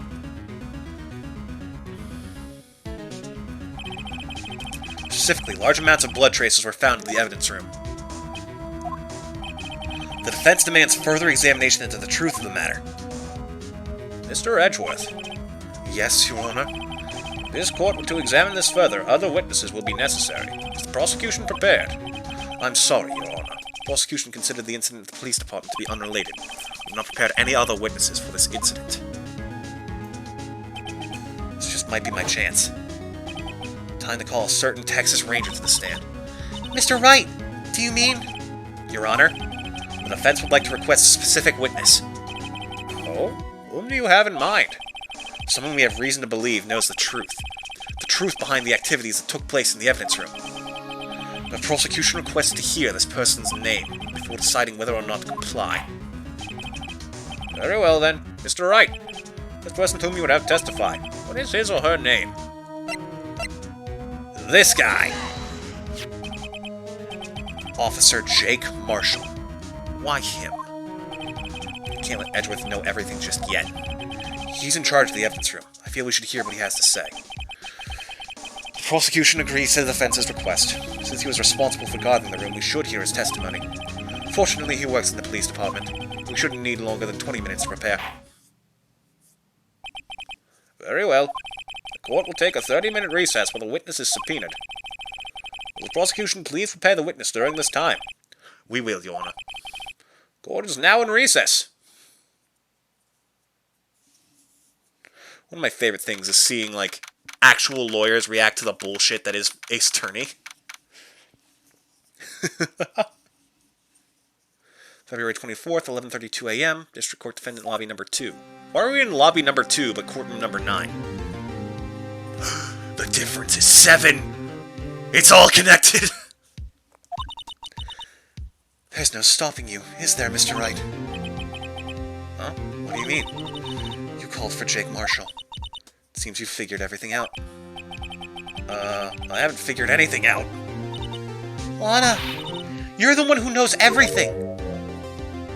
Emma, you always know everything. Why don't you just tell us? Mr. Wright is trying his hardest to protect you. I don't recall ever asking for his protection. How can you be so cold?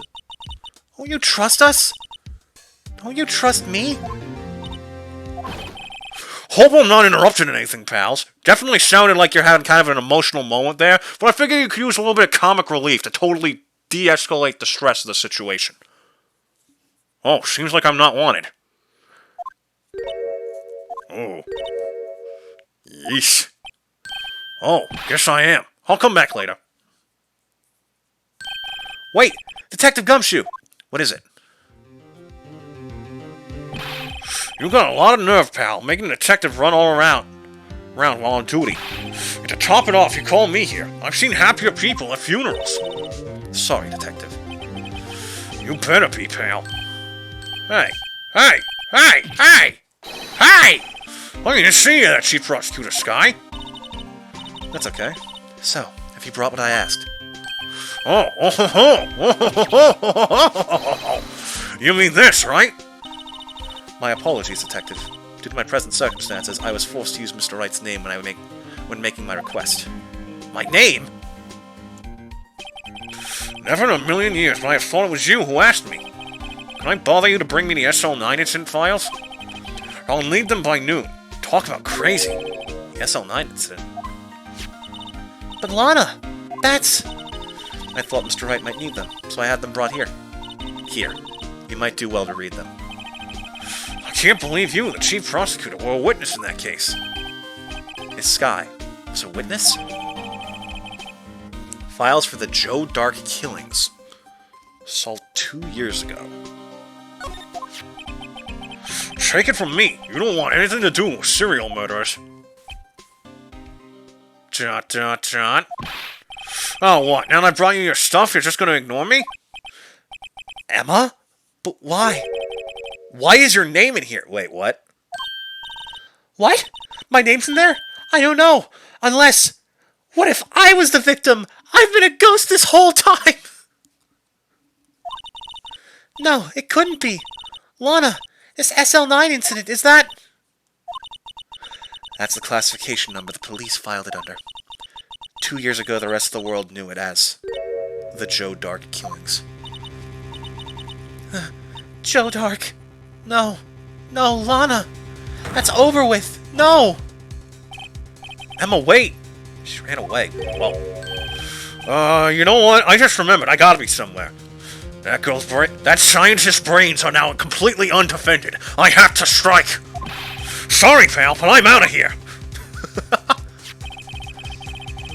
Jake Marshall, Angel Star, Damon Gant, Miles Edgeworth. Not to mention Lana and Emma.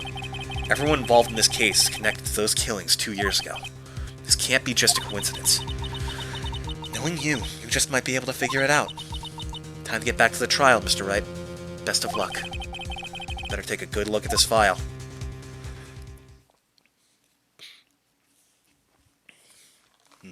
Well, time for another drink. Hold up.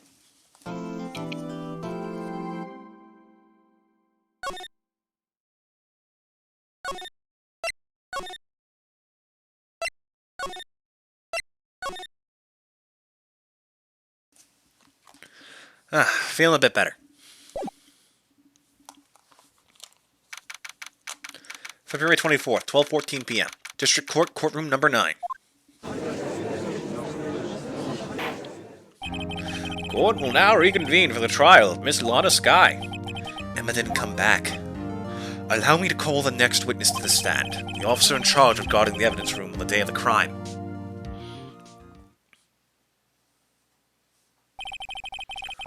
Witness, please state your name and occupation.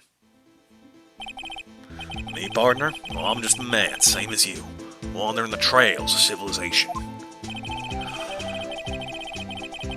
Occasionally helping the elderly cross intersections when needed. Yes, we get it. Oh, I know. You're a patrolman. As for my name, if you listen hard enough, you can hear the howling wind calling it out. To be exact, it's Jake Marshall, Your Honor. Howling wind? Never heard Edgeworth described that way before. Now, Mr. Marshall, let me ask you something. What'd you say there, partner? I can't speak wind. You were in charge of guarding the evidence room on the day the crime took place. Is this correct? According to the papers, partner. What do you mean? Desperado's soul is as boundless as the desert sands. No paper can sum it up. Maybe it's best we get on with this quickly. Please share with us your testimony of the day of the crime. In plain old English. Yeah, boy. My job was to keep a wary eye on that bone orchard. Said I was supposed to make rounds 3 times a day, but that ain't my style. Besides, the room's protected by 2 security systems anyway. If I remember right, I was at a street-side saloon at the time it went down. I'm just an innocent traveling man, so if you're out of ammo, it's time I hit the trail. I can't say I particularly care for your attitude. I can't say I care for your beard, but you don't see me complaining. Wait a minute. What do you mean by 2 security systems? I mean the security cameras and the ID card reader. I reckon even a cowpoke like you knows about those. Yes, well, what about the fingerprint-activated locks on the evidence lockers? Fingerprint-activated locks? What kind of newfangled doohickeys are those? He's not being very helpful. He's not that good with machines, or following orders. Everyone's got their weaknesses, now don't they, Mr. Prosecutor? This one seems like trouble. Okay, Mr. Wright, he's all yours. Gee, thanks, Your Honor. Real generous of you. Keep a wary eye on that bone orchard. How exactly did you keep an eye on the evidence room? I just made sure nothing moved in the security camera monitor. That room's so still, even time dies in there. I was the caretaker who interred the recordings. You interred them. Videos, nothing aren't that useful. Time would come, I'd erase the tape. If nothing unusual is recorded, tapes are to be erased every 6 hours. Each time I'd erase a tape, it felt like I was erasing a part of my life. This guy has a flair for the dramatic, but it isn't going to do him any good. So in actuality, you don't physically enter the evidence room. You said I was supposed to make rounds 3 times a day, but that ain't my style. Tell us more. You made your rounds on the day of the crime, right? Ain't you heard a word I said, partner? I told you that ain't my style. I'm afraid I don't understand. No desperado I know lets rules get in his way. No desperados I know join the police force. So, Officer Marshall, on the day of the crime. Just between you and me, I didn't set foot in the evidence room that day. There's a rubber glove stuck in the victim's locker. Do you know anything about that? Oh. Sorry, partner. Can't say I do. I haven't been in that crypt in weeks. How does this guy avoid being fired? Tell us about the security systems. You used to be a detective, so you've used the evidence room in the past, correct? Of course. Back in the day, my locker was a gold mine of evidence. And yet, you didn't know about the fingerprint locking mechanism?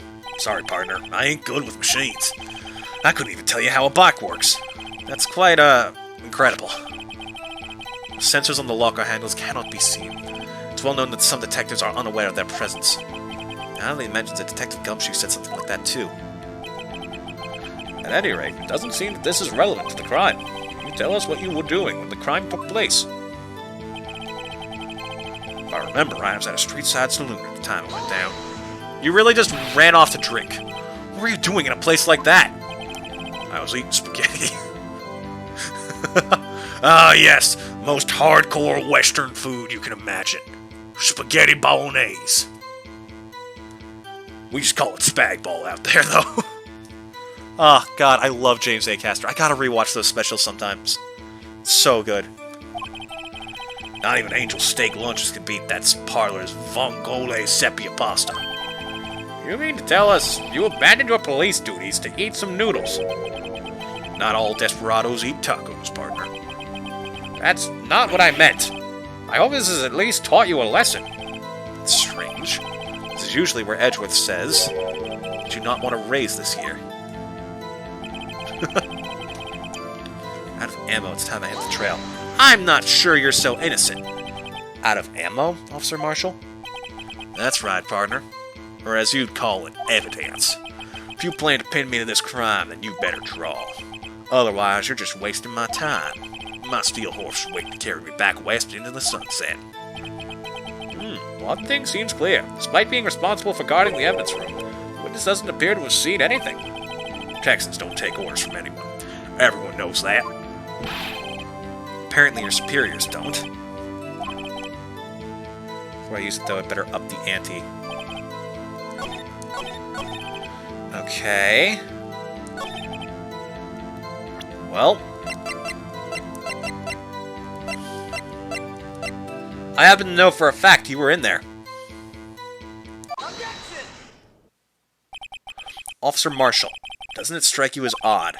That is, you being called in to testify like this. After all, you weren't in the security room at the time of the crime. And yet you dragged me down here. Explain yourself, partner. It's quite simple. You left a very large trail behind at the scene. Or to be exact, a handprint. Listen real good, partner. Like I said, I'm the caretaker of that crypt. I pay my respects, that is, make my rounds about once a month. It's only natural my fingerprints would be in there. I only wish it were, officer. But you see, your fingerprints were covered in blood. Witness, what is the meaning of this? Your bloodstained fingerprints were at the crime scene? The blood was wiped away. However, a luminol test clearly revealed this. Well, Officer Marshall? Seems to me, there ain't a person in this room with a head on his shoulders. I take it you have an explanation then, Officer Marshall, about the blood-stained fingerprints. Very well. You may begin your testimony about your fingerprints found at the scene of the crime.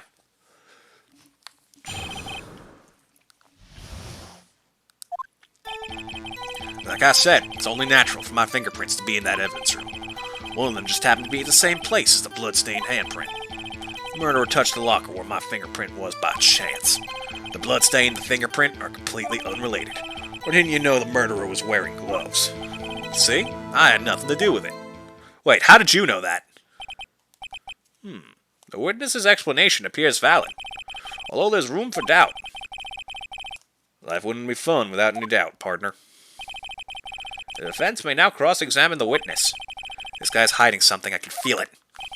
Now's my chance to prove it. How the fuck did you know that the murderer was wearing gloves? Or the victim. How did you know that? How do you know that? I may be a loner, but I still do my job. I keep up on the reports. There was a bloodstain at the scene, thought to be left by the murderer. That's right. It was found on Detective Gumshoe's locker. However, no fingerprints were detected on that handprint.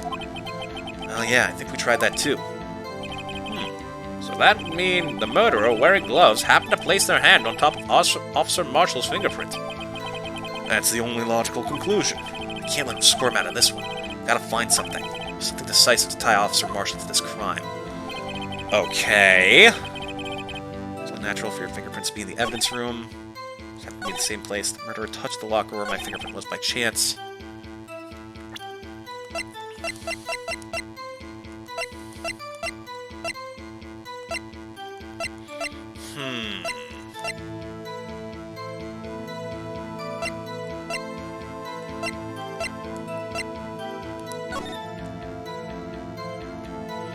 We have two different bloodstained handprints. One that doesn't have gloves on it, but that doesn't really destabilize his argument, though.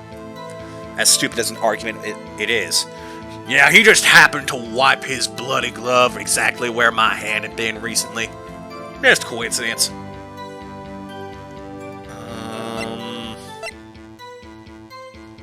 The print had been wiped.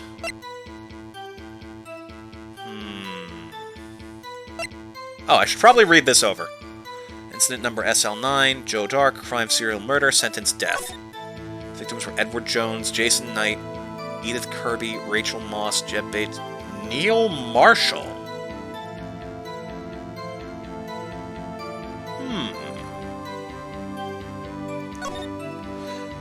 Oh, you caught me, partner. Turns out I was a ghost too. Changed my name. Head prosecutor Miles Edgeworth. Witnesses are Lana Skye and Emma Skye. Executive investigators Damon Gant and Lana Skye, head investigator Bruce Goodman, investigators Jake Marshall and Angel Starr.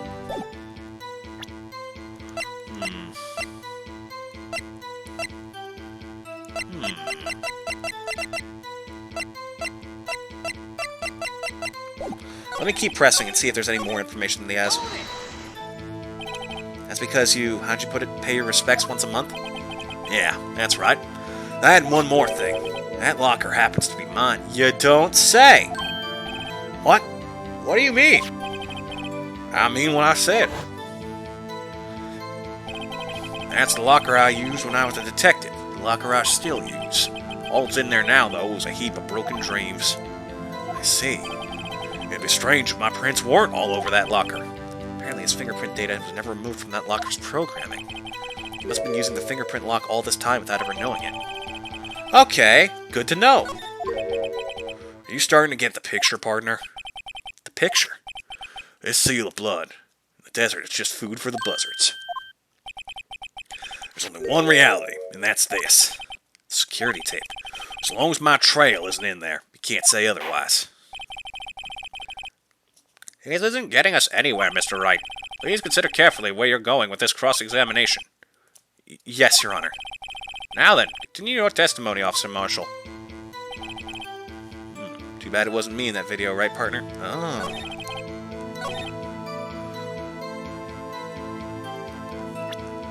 Wait a minute. Okay, I'm not watching the entire thing again, but I'm pretty sure I'm right. I think it was you. Okay. Was I supposed to press that instead? It did add another little thing of text. What do you mean by that? You want to time into this crime, isn't that right, partner? If so, that video is the only direct evidence you have. The video is next to useless. It's full of blind spots. Blind spots? Places you can't see. The camera's panning back and forth. The floor isn't shown. If someone was familiar with the camera's position, they could leave the room without being caught on tape. We don't have time for your speculations, Mr. Wright. Well, Mr. Wright, if you can show us evidence in this video that indicates Officer Marshall was present, please do so now. I think I know what it is. Very well. Allow me to point out your mistake, officer. Sorry, Your Honor. I tried to show you the tape, even though you have to be the one to tell me to show you the tape. Tread carefully, Mr. Wright, or you might wind up being the one making the mistake. Now then, let's have another look at the video. Show us this incriminating evidence of the witness, Officer Jake Marshall. Here we go. Watch this. Skip past this part. Now look over here. See that locker on the far left on the top? It's totally fine, right? We look back here again. Still totally fine. There's Meekins.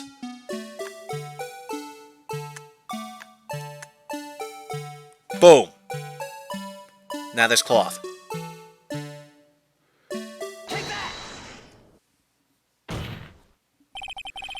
Bring our attention back to the security camera. It's a mistake I'm afraid you'll soon not forget, Officer Marshall. Days are short in Texas, so are our tempers. Just sum up what you have to say in 8 words or less. Very well. You can clearly be seen in this video! Exactly 8 words. Not bad, partner. The key lies in a certain locker shown in the video.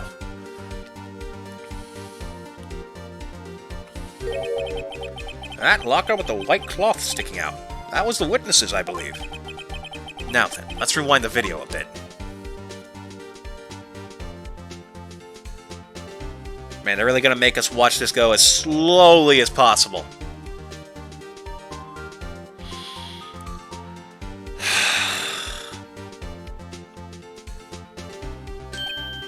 Oh, the white cloth. It's gone. What's the meaning of this, Officer Marshall? When the crime took place, the white cloth wasn't there. Then, it suddenly appeared. There's only one explanation. Officer Marshall, you were in the evidence room at the time of the crime. What's more, you opened your locker when the camera was turned away. Order! Order! It seems that... Hold your horses. Sorry, partner. You got the wrong man.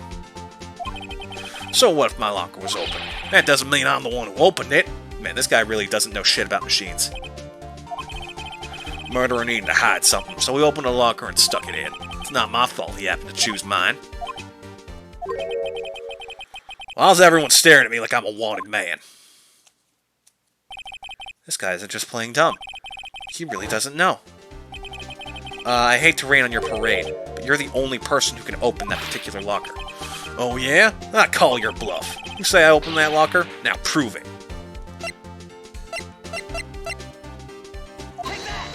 Doy? Fingerprint sensor?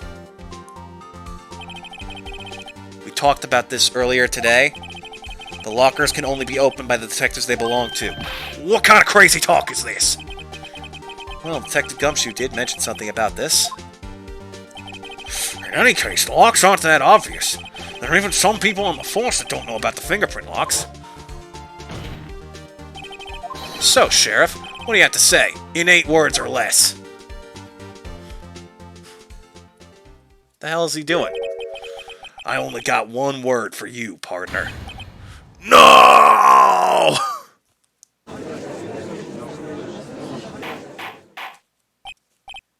Order! Order! Order! Witness, explain yourself. This is a joke. It's the worst I've ever heard. I assure you, this is no joke, Officer Marshall. Now then, please tell us what you were doing in the evidence room at the time of the crime. Olé! Please answer the question. What is he now, a bullfighter? That's alright, Officer Marshall. I believe we can figure the rest out from here. We can? Have a look at these floor plans. There's no place for someone to hide in the evidence room. Yet Officer Meekins didn't see Officer Marshall. If that's so, then where was the witness? It seems Mr. Wright has an answer. That's right, the only possible conclusion. Well then, let's hear it. Darn tootin' anime heart attack was that guy doing when he shouted no? He was the one pretending to be Goodman.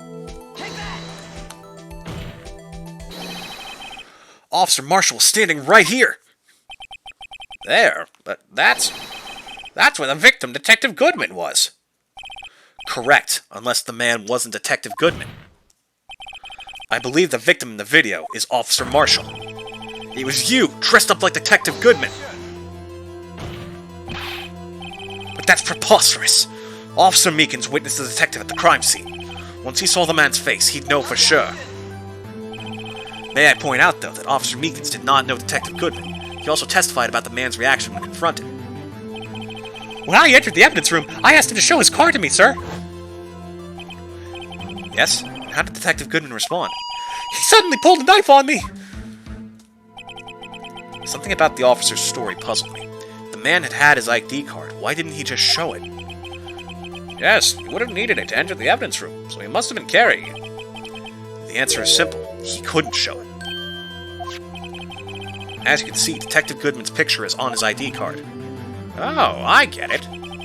If he showed that, his cover would have been blown. Officer Meekins would have realized the man wasn't Detective Goodman. Do you have anything to say to this, Officer Marshall? You got quite an imagination, partner. We got a term for that. It's called circumstantial evidence. Circumstantial evidence? He's still denying it. You're gonna have to do better than that to break a detective. Unless you have hard evidence proving I dressed up as the victim. I can't say I particularly care for your uncooperative disposition. I can't say I care for your beard, but you don't see me complaining. You already said that. Shut up. Well, Mr. Wright, do you have any evidence proving beyond the shadow of a doubt that Officer Marshall dressed up as the victim? No, who am I kidding? I don't have anything like that. I can see fear in your eyes, partner. Seems you're the one who couldn't take the desert heat. We literally just proved that it could only have been you. This can't be happening. It's so obvious he's the one. What can I do? It looks like your lack of experience has finally been exposed. I'll pass on to you what someone told me when I was just starting out. When you've run into a wall with no place to go, return to the basics. The basics? For me, that would be what Mia used to tell me. Phoenix, try thinking outside of the box. I shouldn't look for proof that Officer Marshall was in disguise. But rather, I should look for evidence that came about because he was in disguise. Why do you think this locker was opened in the first place? What do you mean? There's no reason for Officer Marshall to open his locker at the time of the crime. He did, despite the chance it might be discovered later as it has been. Which means he didn't originally plan to open his locker. According to the defense's argument, Officer Jake Marshall dressed up as Detective Goodman at the time of the crime. And after the crime was committed, he opened his own locker for some unknown reason. He used it to stuff the costume in. You can literally see the costume right there. The fact that a white cloth is sticking out of the locker seems to indicate that he opened it in order to put the cloth inside. So, just what exactly is this piece of cloth? Perhaps the video is the key to all our unanswered questions. I don't have any evidence, so this video is my only shot. Very well, let's take yet another look at the security tape. After committing the crime, the witness opened the locker to put away the white cloth. Please show us why the witness had to open his locker. It was covered in blood.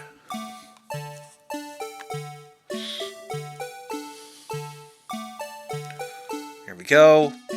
We see him open the locker. In comes Meekins.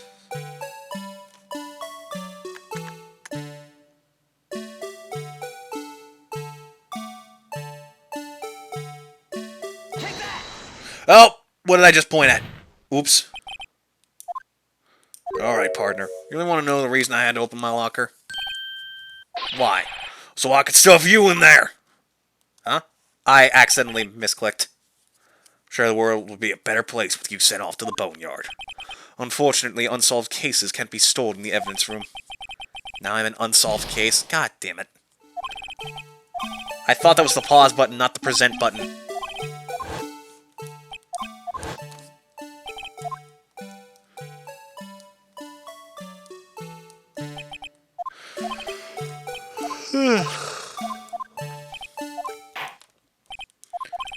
Yeah, show me the tape again.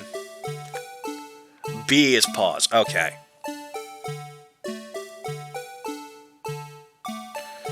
And we go to here. Slow it down.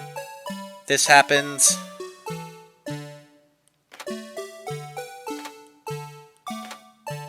Nope. There we go. Covered in blood.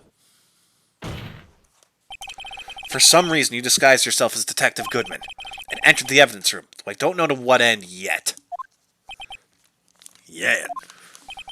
However, something unexpected happened. Officer Meekins barged in on you. When asked to show your ID card, you pulled a knife on him. However, Officer Meekins panicked, and the white coat you were wearing was soiled with blood.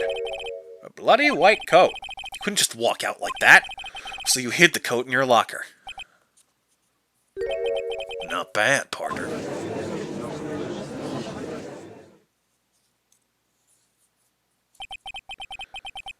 Now then, Officer Marshall, are you ready to tell us the truth? Looks like I underestimated y'all. I hope you're happy now, Mr. Edgeworth. 2 years ago, if you were only half as persistent then as you are today, we all wouldn't have to be here now would we? Officer Marshall, tell the court what you did. All of it. Alright. It seems the time has come. Marshall's confession. I had to do it that day. I couldn't just stand by and let it die. I stole the detective's ID and dressed like him. I planned to take out the evidence. I wasn't expecting Officer Meekins. I knocked him out and managed to escape. I knew which areas wouldn't be caught on the camera. There wasn't any murder in the evidence room at 5:15. So the supposed victim was really you. There's one thing I still don't understand. Traces of a large quantity of blood were found on the floor of the evidence room. If no one was murdered, then how could that be? Officer Meekins managed to cut his own hand. My guess is he's the donor.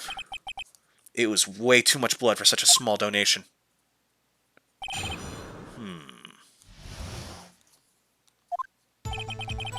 I had to do with that. Yeah, okay. Tell me more. What evidence were you trying to take? Why'd you disguise yourself as Detective Goodman? If I didn't make it look like Goodman was carrying out the evidence transferal, I'd be arrested for stealing evidence, which wouldn't get me anywhere. So you did it to fool the security camera. And the detective's ID card. I stole that the morning of the incident. So that really was why Goodman started filling out that lost item report. I returned his ID card. I left it on the floor in the prosecutor's office parking lot. The ID card I found was left there by Officer Marshall. So you were at the scene of the crime! So essentially, you managed to succeed despite your lack of foresight. What do you mean, partner? I mean the fingerprint-activated lock, of course. No matter how well you disguise yourself, you can't change your fingerprints. Under no normal circumstances, you wouldn't have been able to open that locker yourself. But he could because a rubber glove just happened to get stuck in the door.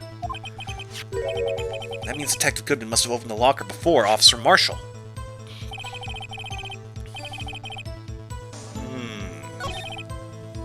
I knew which areas wouldn't be caught on camera. There wasn't any murder in the evidence room at 5:15. The blood found at the scene certainly indicates a crime took place.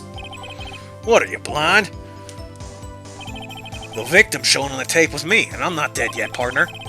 So, you stole the evidence from the locker.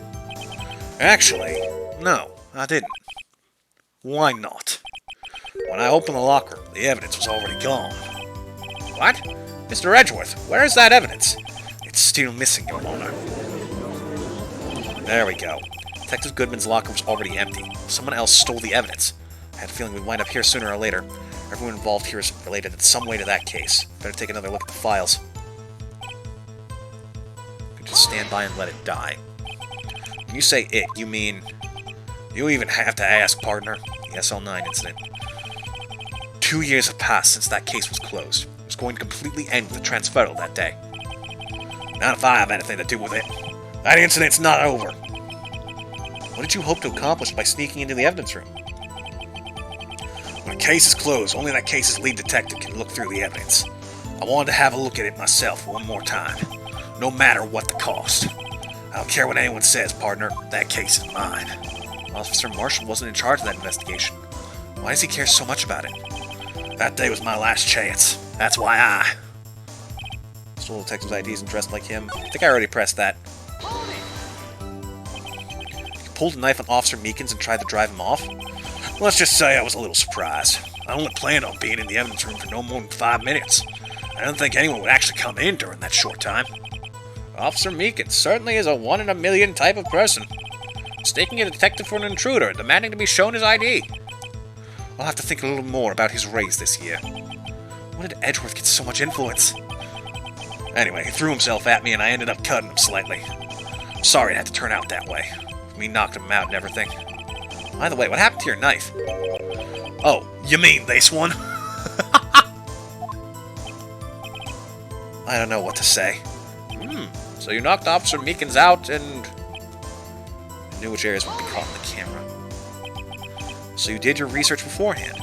Those going into the desert unprepared don't live long, partner. I didn't think it would make a difference, though. Security tapes are erased every 6 hours. If all had gone as planned, no footage would have been left.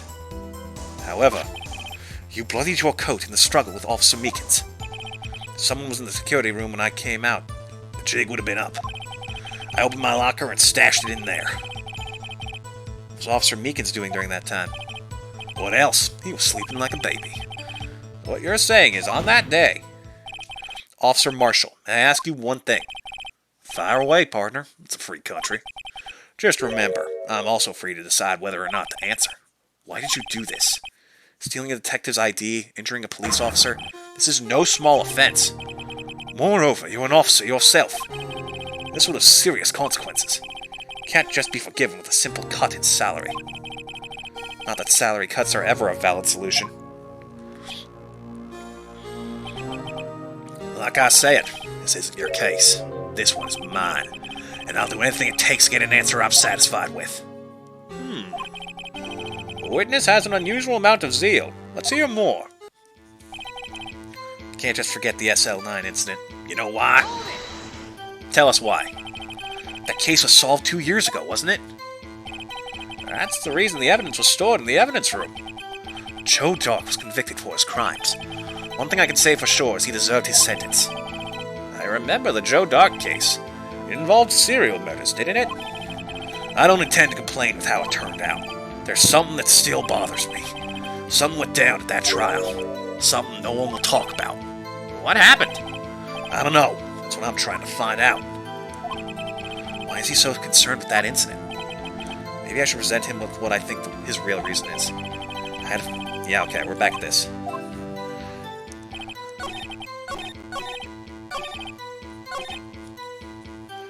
I think I know why. Objection! Officer Marshall, I think I understand. I think I know why you care so much about the SL9 incident. Sounds like you've been sipping too much cactus juice, partner. I have the SL9 incident file here. The name Marshall is mentioned in here. In a list of murder victims. Neil Marshall. Are you related to this man? Neil Marshall? Yeah.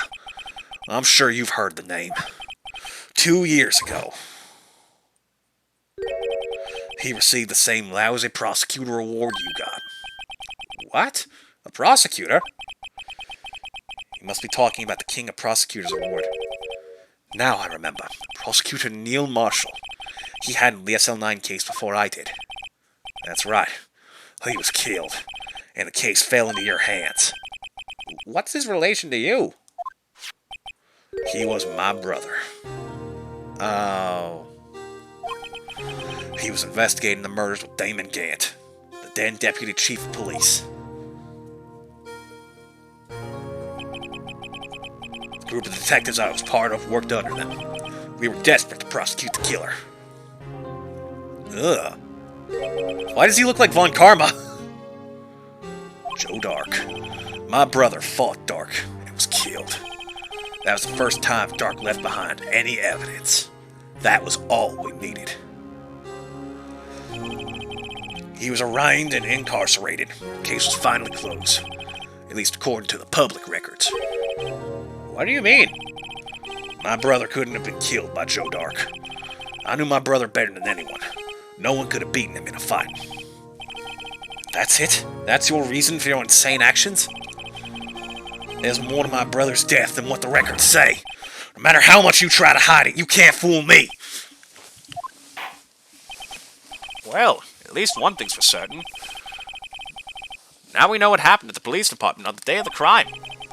That was the last day the SL9 case could be reopened.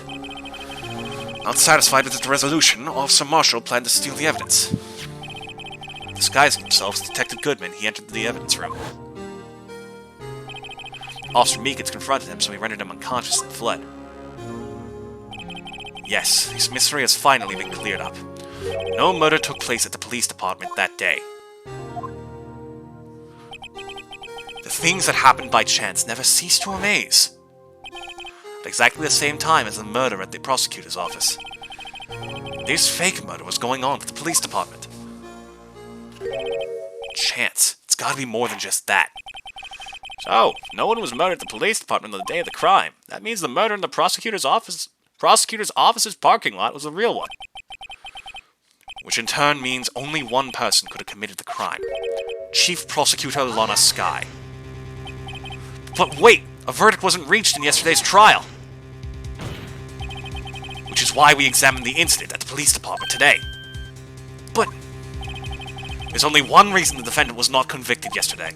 There yet remained the mystery of the simultaneous murder at the police department. Seems to me this boy's got the draw on you, partner. All the mysteries of the police department have been resolved, no doubt about it. Our sole murder took place at the prosecutor's office. The only suspect is Lana Skye, and the testimony of one Miss Angel Starr is completely incontestable. If you have a response, make it a single word or less.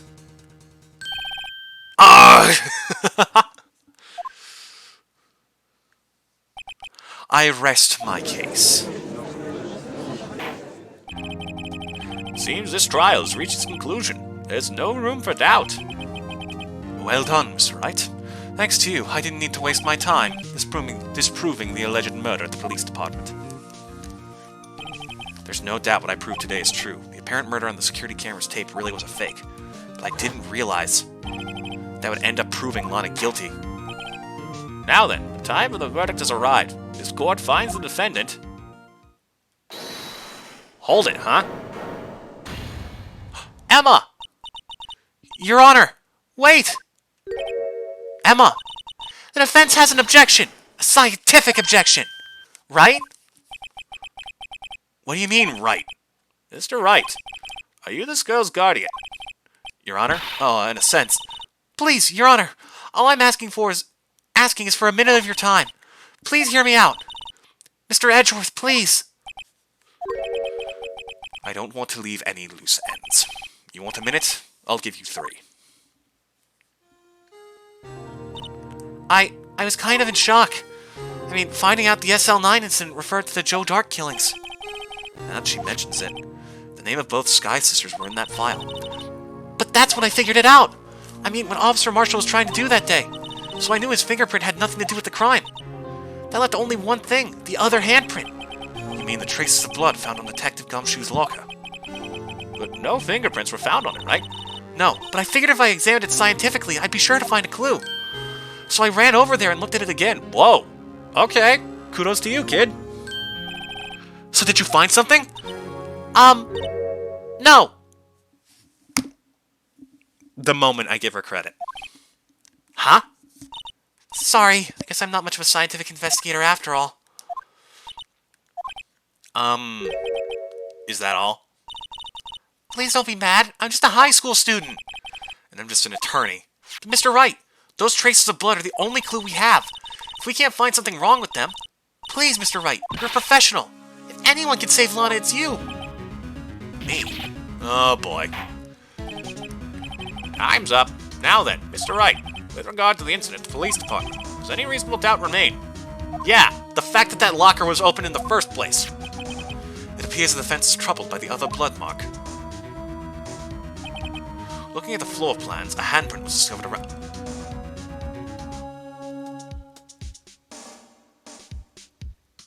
Marshall couldn't have left that blood mark. Is there a problem with this? Mr. Wright, I'm sorry I can't be of more use. But still, if you can't find anything wrong with that blood mark, Lana will be... Please answer my question, Mr. Wright. We don't have all day. Yes, Your Honor. If ever I've needed to concentrate, it's now. What could be wrong with the handprint on Detective Gumshoe's locker? Could there be something I'm missing? There's no problem! No, I object. Objection! This handprint left at the crime scene clearly shows a contradiction. The only thing that seems clear is your grasping, Mr. Wright. You've been staring pretty intently at those floor plans. Tell me, is there a problem with them? Yes, this is strange. Take a good look at these floor plans. Something is missing. Missing? You mean something hasn't been drawn on there? Yes, something that... Oh boy. Something that, when placed, will completely change the meaning of the blood marks. Let us pray the defense isn't simply trying to buy time. Very well, Mr. Wright. With all this evidence here, there's gotta be something I can use. Question is, which item can prove something is missing on the floor plans? I should have gone the other way. No, I wasn't looking. Even a blind man can hit with buckshot. That is, so long as he's facing the general direction. I chose the wrong thing.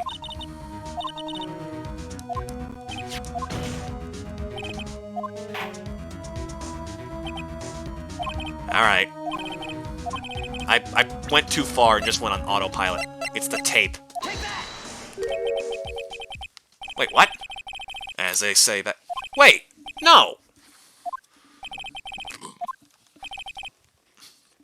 Sorry, that was such bullshit, it messed with my stomach, Jesus.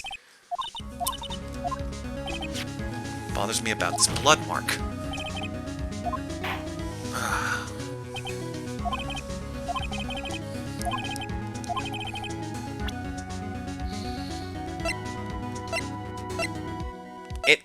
The blue badger was in front of this locker.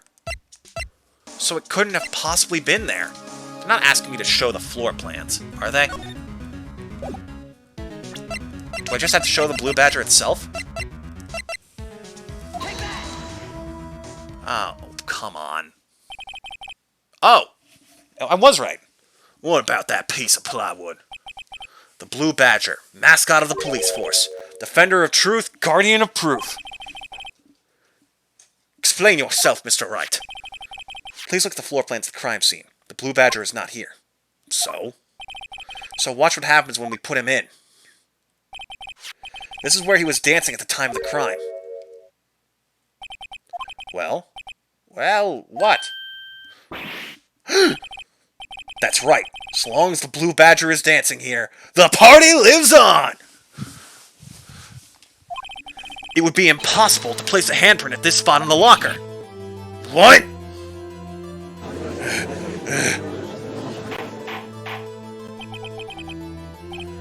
So that means, that's exactly what does that mean. It means it can't be done. What are you saying? Blood traces were undeniably found on that locker. Don't look at me, I didn't put it there. Mr. Wright, think it through scientifically. Emma, on that afternoon, Officer Meekins was the one who brought the blue badger to the evidence room, right? After he put it down, it would be impossible to leave a handprint on that locker. So that must mean this blood mark was left there before the blue badger was brought in? Just one moment. I will not allow such far-fetched balderdash in my courtroom. It may sound far-fetched, Your Honor, but it's the only possible explanation. On February 21st, in the police department's evidence room, blood was spilled not once but twice. But how? One time was captured on this tape, taken by the security camera. Officer Meekins cut his hand, from which a trivial amount of blood fell. The problem is the other time.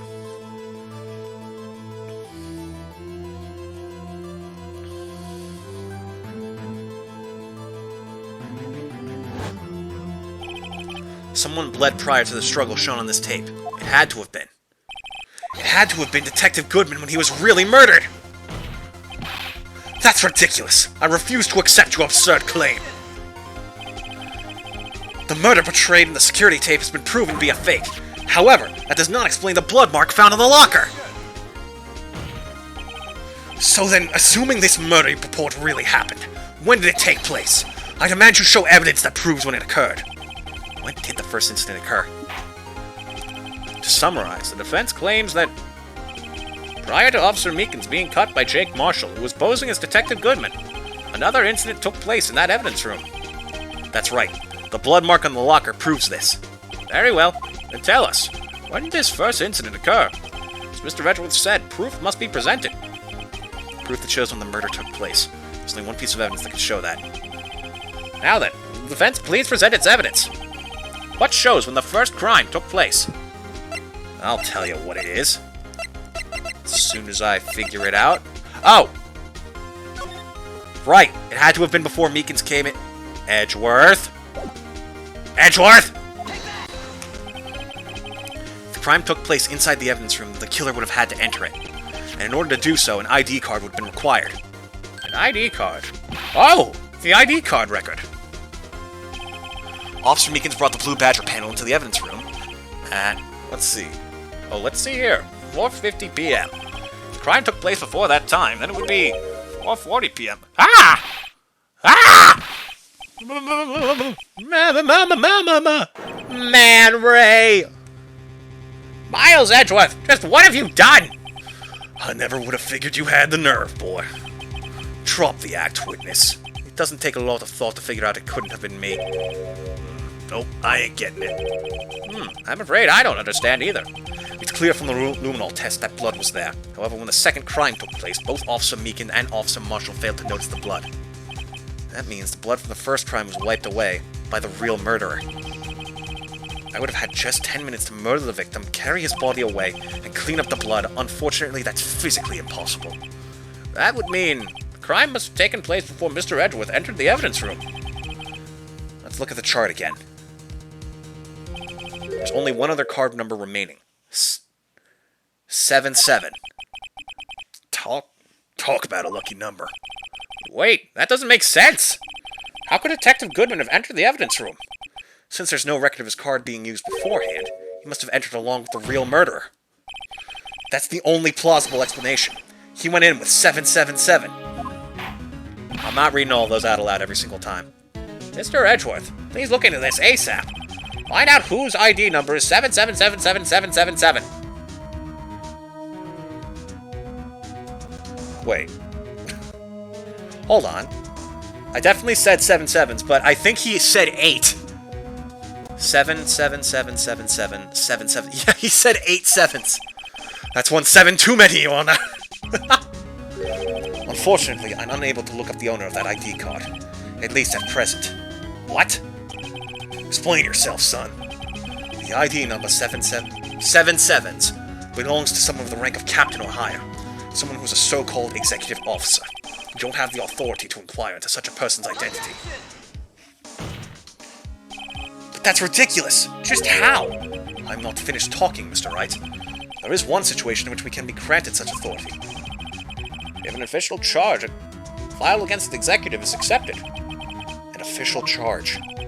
You're all alike, aren't you? With your cover-ups and your forgeries. That's how the prosecutor's office operates. I take pride in my work, Officer Marshall. I would appreciate it if you could keep your slander to yourself. Slander, is it? Okay, let me ask a question. Yes? No, not to you. To her, the defendant sitting over there. Your own little executive. Lana. Don't be stupid. She's been charged with murder. Of course we've looked up her ID number, and it's not true. 7 sevens. Don't play me for a fool, partner. That's not what I want to ask. All I want to know is one thing about that incident. The SL9 incident. Answer me this, Chief Prosecutor. In that trial 2 years ago, did you really only use legitimate evidence? Room shambles. I have now swapped places with the Texan. Do you need the witness to repeat his question, Chief Prosecutor? I heard him fine, Mr. Edgeworth. 2 years ago, I was in charge of the prosecution for that trial. At the time, occasionally, we felt the powerlessness of the law. At least, I did. Lana! I became a prosecutor in order to suppress crime with the law. Before I realized it, we were the ones being suppressed by the law. Defendant, just what are you saying? I'll ask you again, Chief Prosecutor. Oh my wamo shinderu, bitch, now I'm in your place. During that trial 2 years ago, did you really present all the evidence in court? Can you look me, an investigator in that crime, in the eye and say that you did? Chief Prosecutor, you didn't. I don't have to, Officer Marshall. Why won't you answer him? Drastic crimes require drastic measures. That's just the way it is. We did what we had to do in order for him to get the verdict he deserved. But, Lana! Even if it involved forging evidence. God damn it.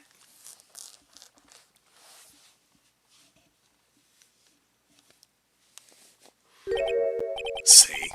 That's what I'm talking about. No. No! Order! Order! Order! Order!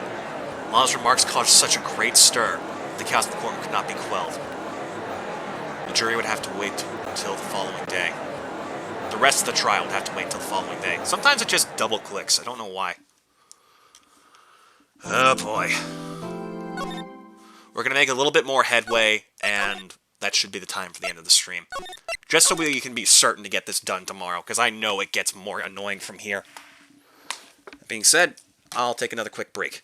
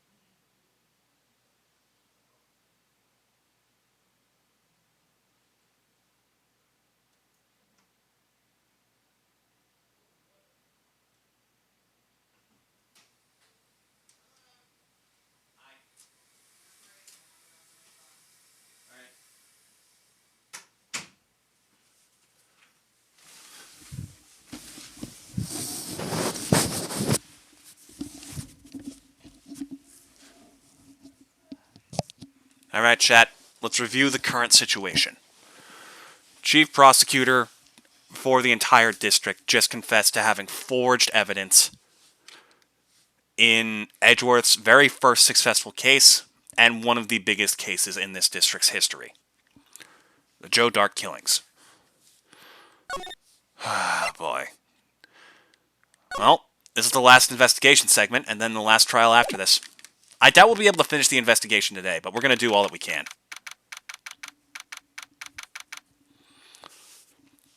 February 24th, 3:12 p.m., Wright & Co. Law Offices. I'm so sorry, Mr. Wright. I'm sorry for what my sister said. We literally just saw this. That's just the way it is.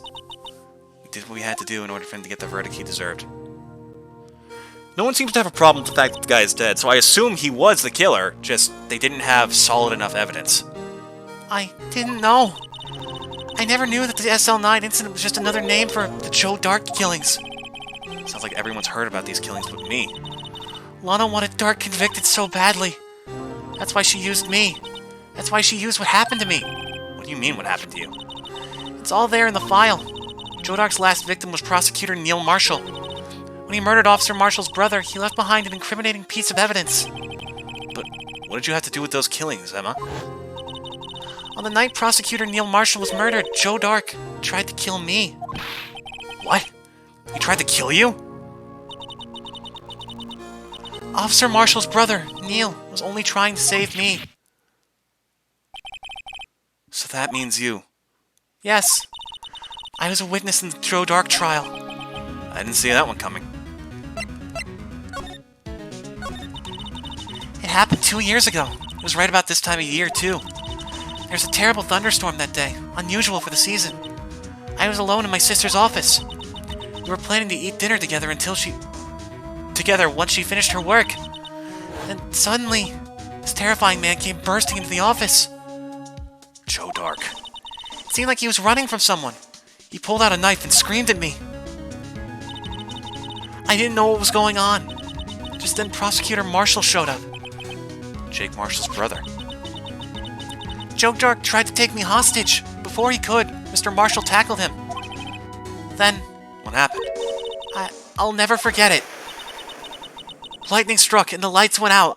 Suddenly, a bolt of lightning flashed outside the window, lighting up the office for an instant. What I saw then burned a permanent picture in my mind. I can still see it now. A permanent picture? I don't remember. I don't remember the moment when Dark stabbed Mr. Marshall. So you weren't able to testify about that? No, I was only asked about when I was attacked. That must be why she made up the crime. Made it up? You mean provided bogus evidence? The prosecutor's office wanted that guilty verdict so badly.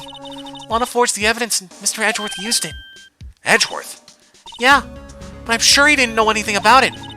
He couldn't have known he was being given false evidence. Even so, that's when it all started. The rumors about Mr. Edgeworth, I mean.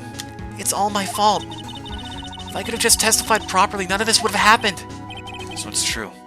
Even though he may not have known it, Edgeworth really was involved in falsifying evidence. After that case ended, Lana was never the same. She became cold like she is today. She must not have been able to face up to what she did, especially not to Emma. So what's this about a permanent picture? What did you see in the instant that crime occurred?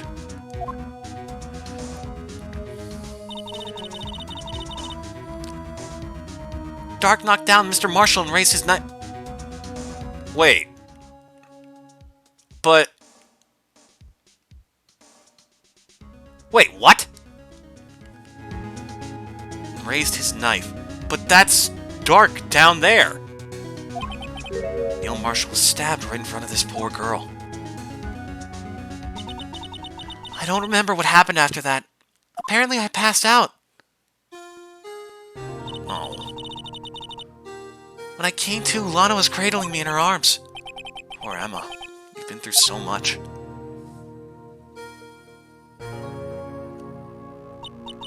I couldn't bring myself to testify about that instant. I tried, but the words just wouldn't come out. I drew a picture, but it wasn't any good. 2 years ago, you must have been 14. That's understandable. Jesus.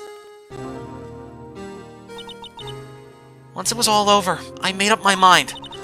I decided that when I grew up, I'd become a scientific investigator.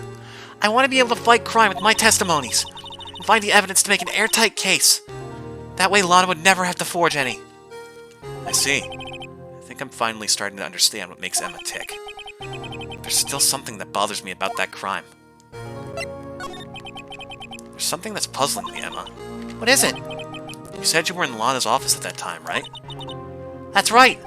Why then would a serial killer come running in there? Not only that, but he was being chased by a prosecutor? Oh, there's no mystery there. Joe Dark had been taken in for questioning that day.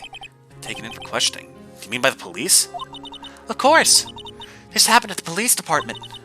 He tried to run away halfway through the interview and fled into my sister's office. But Why did you run all the way over to your sister's office? Because the detective offices in the questioning room are right across from the elevator. Across from the elevator? But Lana was the chief prosecutor, wasn't she? No, silly. Didn't I tell you? 2 years ago, Lana was a detective. She was the best in the entire force. What? That's news to me. After the Joe Dark case, she was transferred to the prosecutor's office and made chief prosecutor. Lana used to be a detective? I'd better have another talk with her. Alright. Lana, it's about time you start giving me some answers. This is our last day. Lana! Mr. Wright, it seems I keep causing you trouble. Falsifying evidence. I didn't think you were the type. Criminals don't mind playing foul. Why should we? But Lana, if you're wrong, an innocent person might be found guilty. Believe me, I understand the risks. Lana, Emma told me about you. Oh? About how you were a detective 2 years ago. And how the SL9 incident was the reason for your transfer to the prosecutor's office. That's right. Could you fill me in on the details, especially about the unusual change of jobs? I suppose you have a right to know, Mr. Wright. A lot of revelations were uncovered at the trial today, not the least of which was the fact that this case is largely connected to another one 2 years ago. Evidence from that case was stolen as well, though I expected as much. I know how obsessive Officer Marshall can be. That trial, it really wasn't fair, was it? I believed in you, Lana. I believed that no matter what happened, you'd always stick to the truth. It couldn't be helped, Emma. That trial 2 years ago, I sold my soul. Did you now? Well, all drama aside, the fact of the matter is, at 5:15 there was no murder at the police department. Tell me it's not true, Lana. What the witness, Miss Starr, said. About you stabbing Mr. Goodman with a knife. Lana, I don't understand. Why won't you tell us? Emma, this doesn't involve just me.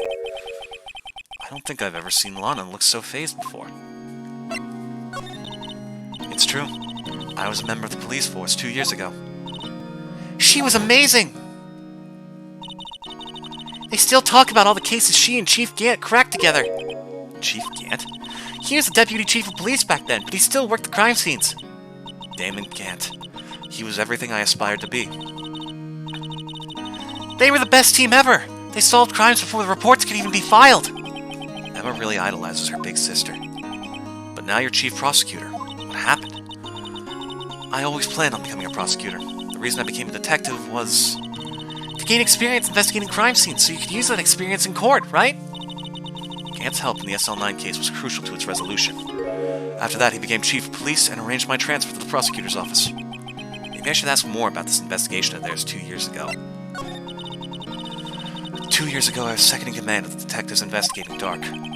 Second in command. That means the investigation lead was Damon Gant, right? Yes. Deputy Chief Gant and I shared the same office, and the same investigations. They even had the same office.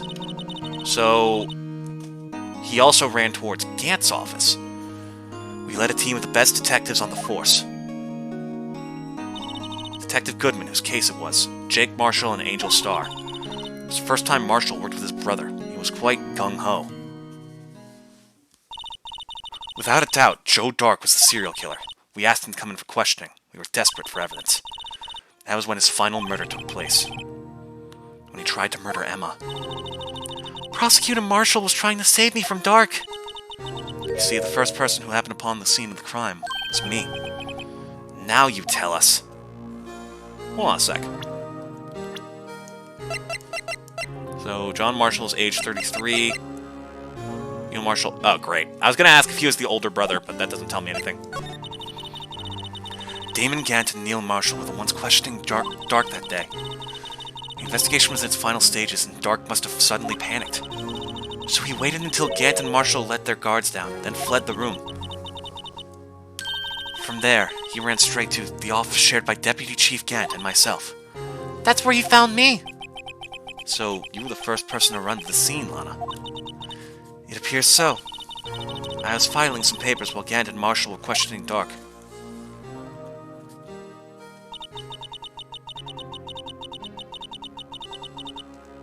Oh no, something is not right. If John Dark is the one who stabbed Marshall in behind, why is Marshall on top of Joe? John Dark or Joe Dark? I'm pretty sure it's Joe Dark. I saw 3 bodies on the floor and smelled of blood. 3 bodies. Prosecutor Marshall, the victim Emma who had passed out, and the suspect, Joe Dark. During the struggle, it seems Mr. Marshall struck a final blow before he died. Joe Dark had incurred a minor concussion and lay unconscious. What'd you do? To be honest, I panicked. I picked up Emma, carried her out of the room, and just held her. Can't blame her, after all. Her sister must have gone through. Oh, after all, her sister must have gone through. After that, I placed Dark under immediate arrest. Let me get this straight. You were all involved in the SL9 incident. That's right. Quite a coincidence. I don't buy it. What are you saying? There's no way everyone involved in this trial was also involved in that incident just by chance. That case was solved 2 years ago. At least one person went to extremes because they didn't believe it was truly solved. Officer Marshall. Yes, his actions came as a surprise to me as well. Ever since his brother died, he's changed completely. I guess he wasn't convinced with the ruling against Joe Dark. Life doesn't end with the closing of a case. Everyone has to live the rest of their lives with their memories. That case just might not be over yet. Emma was assaulted by Dark at the police department, right? Yes. In the office... Sorry, wrong voice. Yes, in the office that Damon Gant and I shared. The office that Mr. Gant now occupies by himself. The Chief's office. Maybe we should have a look at the Chief's office, the site of the final SL9 murder. Okay, let's hope he doesn't murder us for asking. February 24th, Police Station, Criminal Affairs Department. I don't see Detective Gumshoe anywhere. Things seem kind of quiet around here today. You're right. The Chief of Detectives seems the same, though. Why don't we go look for some other people to talk to? Right, we can come back here later. February 24th, Police Department entrance. Marshall! Howdy, Bambina. Oh, Mr. Marshall! I never thought things would turn out this way when I woke up this morning.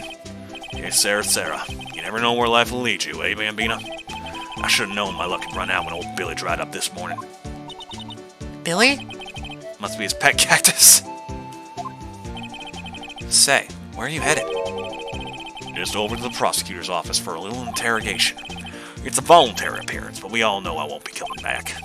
Sorry, you can't go in the evidence room today, partner. But, Mr. Marshall, why did you do it? Why did prospectors head west? There was a case I needed to know the truth about. It was this one. Before you turn yourself in, Mr. Marshall, would you mind telling us exactly what happened? Looks like I won't be getting a steak lunch today. Nope, you're just talking. Something was fishy about that trial from the beginning. Wasn't just me either. All the detectives thought so. What do you mean fishy? Some of the facts reported were inconsistent with the evidence we found. For example, the murder weapon. Murder weapon? You mean the switchblade knife with the broken tip? That was Joe Dark's, all right. But in the initial autopsy report, a question was raised. A question? The blade of the knife was not a perfect match with the wound the victim sustained.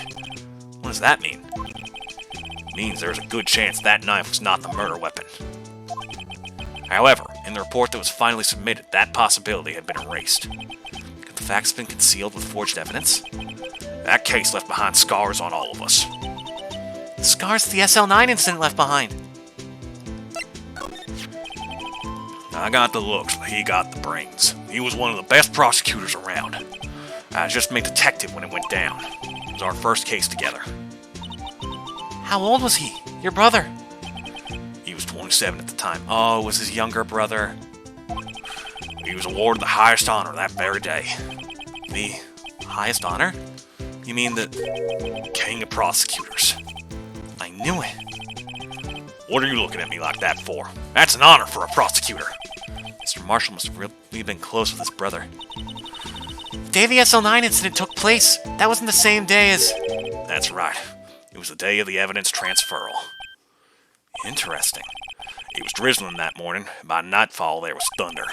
I can't believe 2 years have gone by already. I tried to seal the evidence so the case wouldn't die. A Apparently, someone tried to stop you. Detective Goodman was murdered, and the evidence locker was empty. There was something going on behind the scenes in that case. We all knew that later. Every detective involved in that investigation, save one, was taken care of. Miss Starr was fired, and I was demoted and boxed away in a tiny room. What about Detective Goodman?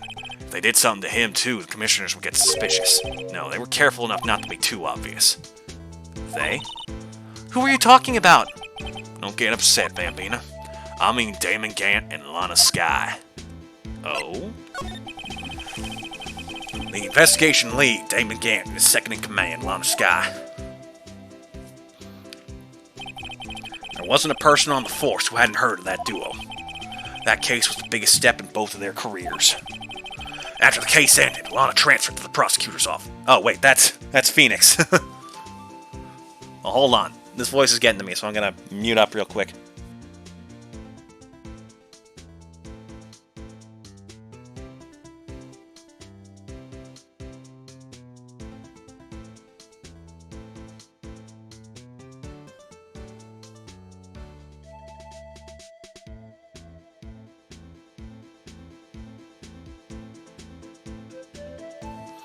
Alright, where were we? After the case ended, Lana transferred to the prosecutor's office, right? Yeah, Damon Gant, the new chief of police, arranged for that to happen. She'd never been the same since she left. Everyone who knew her said so. Chief Prosecutor Skye was totally different when she was a detective. Now that he mentions it, Emma said something like that too. Tell me, what happened to my sister? Sorry, Bambina, but her secret is too well guarded. I never found out. Lana's secret. It all started 2 years ago. So there you have it. That's my story. Did you enjoy it, partner? It was certainly enlightening. There's one thing for sure I found out in court today. That boy Edgeworth isn't my enemy. He was the one who used falsified evidence to get a guilty verdict. But someone else was the one who gave him that evidence and planned everything. That someone is Damon Gant. Don't believe me? Well, I don't blame you. I won't even be a patrolman after today. Too bad I won't be around to work with you when you become a real scientific investigator. Adios, Bambina.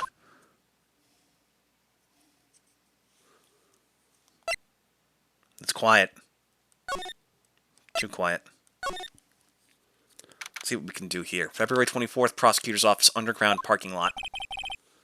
No one's here today, not even Miss Starr. Everyone's probably busy looking into what exactly went down in the evidence room. That must be where the detectives are. But we proved in court today that on the day of the crime, no one was murdered in the evidence room at 5:15 p.m. Yeah, I thought we were finally making some headway in our case, but instead it looks like we just ended up making Lana look even more guilty. Hang in there, Lana. Gotta find all the answers by tomorrow. Yeah, for some reason in the world of Phoenix Wright, cases are only allowed to last 3 days in court. There's simply too many cases for them to handle at the moment, so they can't, they have to go as fast as they can. Now, Edgeworth! 324, High Prosecutor's Office, room 1202. Mr. Edgeworth isn't here! Oh. Maybe he's being questioned by an inquiry committee? He took a real beating in court today. Yeah, with Lana admitting to falsifying evidence 2 years ago. Guess we'll just have to come back later. Alright. Let's see. Let's check out the Criminal Affairs Department now. Yep, something changed. This place is always pretty empty, but today it's deserted. That must mean everyone's busy solving crimes. Oh, if you're looking for the others, they're all in the conference room. Thanks. Oh wait, that was just a regular chief, not Gant. Wow, he actually talked to us. The chief prosecutor saying what she did and the decision about what to do about Mr. Edgeworth, not to mention our statement to the media in tomorrow's trial. There's more chaos going on than Thanksgiving and Christmas put together. I think festive is the word usually used for those. Sir? We'd like to have a look around Chief Gant's office. Just use the connecting hallway to the other building and take the elevator to the top floor. Really? You mean it's okay for us to go in there? I mean, we aren't police officers or anything. Hey, you're right. You can't go in there. It's off limits. Now I see where Detective Gumshoe gets his unique charm. Well, what are we waiting for? Let's head to the chief's office. He just told us not to, but okay.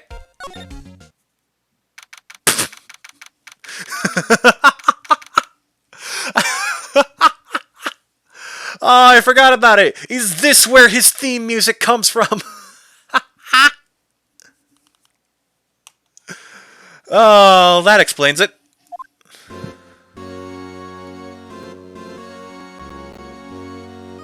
Ooh. Whoa, where am I? In the chief's office, silly. At least that's what it said on the door. Check out that pipe organ. That's real, isn't it? Hey, I used to take organ lessons in kindergarten. They used to call me Little Miss Bach. Wasn't Bach deaf? I thought I was a genius until they tried teaching me the notes. I never could remember where C was. Hmm? What, you only just noticed us now, dude? Oh, it's you two! What on earth are you doing in my office? Chief Gant! He put that paper he was reading in his desk. So, Righto, have you been swimming lately? No, I haven't. I've been kind of busy lately. I can appreciate that. I've had my hands full, too, with Mr. Marshall's misconduct and Lana's provocative statement. Provocative statement?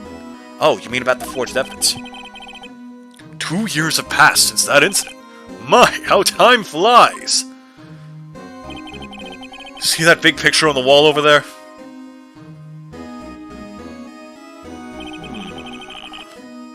That's a picture of Lana, Neil, and me. So this is Mr. Marshall's brother, Prosecutor Neil Marshall. We took it to commemorate our work together. Something's not right with this picture. Can't quite seem to put my finger on it, though. The trophy's different. It's missing a sword. Oh, no. Guillotine picture added to the court record.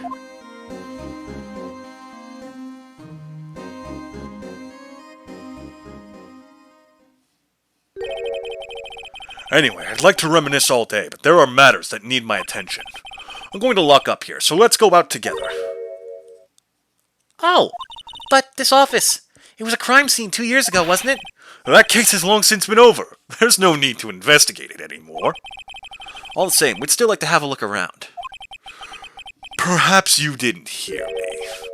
I said there's no need to investigate it anymore. Now hurry up and get out. I have a meeting to attend. Looks like we aren't welcome. It seems the case isn't over with yet after all. What do you mean? Chief Gant denied a request to research the crime scene. That means there must be something he doesn't want us looking around in there. You mean like a clue? There's gotta be a way we can get inside the chief's office.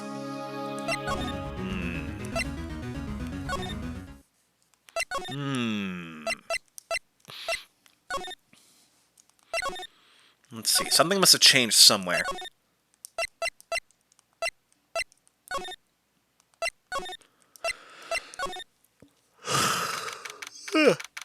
Excuse me. February 24th, Police Station, Criminal Affairs Department. Hey, pal! Detective Gumshoe!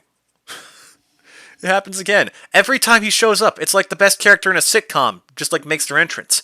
Detective Gumshoe! The frickin' the audience cheering real plays in the background. Aren't you supposed to be in a meeting? I'm, just taking a breather. My feet hurt. As does my brain. How's your brain feeling, pal? Mind if I get a check? Detective Gumshoe! From sitting so long? Actually, from serving everyone coffee. Sounds like Detective Gumshoe's still out of the loop. Say, have either of you seen Mr. Edgeworth? Edgeworth? No, why do you ask? He's under fire from both the police department and the prosecutor's office. It's almost like the battle's between you two in court. That sounds serious. Is it because of what my sister said? That's basically what it all boils down to. That falsified evidence 2 years ago. Now Mr. Edgeworth has the whole world after his blood.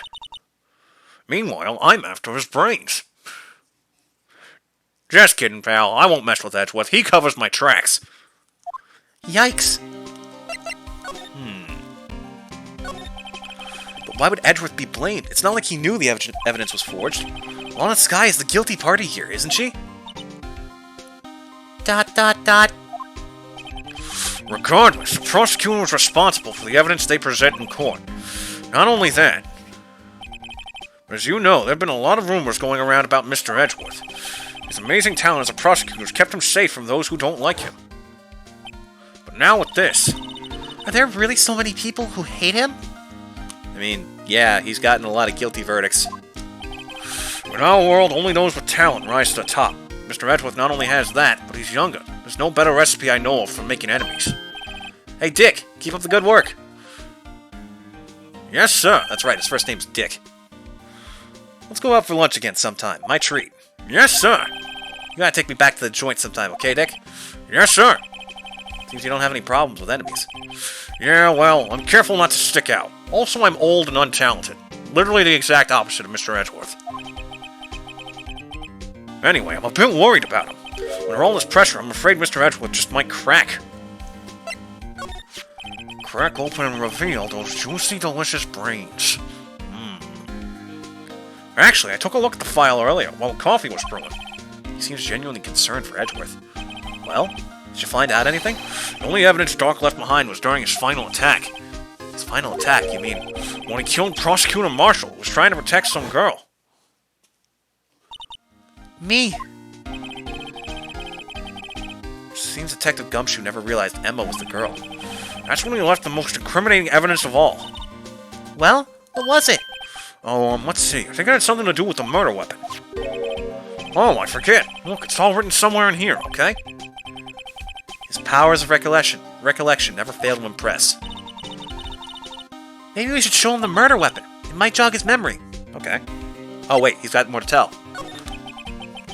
Joel Dark was 42 at the time of the crime. He was just a run-of-the-mill businessman. Businessman? What made him take the serial killing? One day on his way home from work, he hit someone with his car. With his car? So it was an accident? An accident, yes, but it transformed him into an animal. An animal? He killed a man that witnessed the accident, and he killed a lady who witnessed the second crime. A kid walked by just then, so he murdered them too. Just then a jogger came upon the scene and was killed as well. Finally, he turned himself in. Seems he was a pretty careless animal. Of course, this is all conjecture. There wasn't a single shred of evidence. So, he turned himself in. Yes, but in the middle of his questioning, he fled and murdered his final victim. Prosecutor Marshall. That crime was witnessed by someone too, but luckily Dark was arrested on the spot. It's a good thing that last witness wasn't killed. That last witness, aka Emma. Okay, let's present to him this one. About this. Hey, is that? It has a tag attached to it with the label SL9 incident on it. I believe this would be the broken murder weapon you were speaking of. What are you doing with that? Ever since that case was closed, that knife's been locked away in a locker. On the day Detective Goodman was murdered, this suddenly disappeared from the locker. It was found in Mr. Edgeworth's car muffler. That's it! Now I remember what that incriminating piece of evidence was.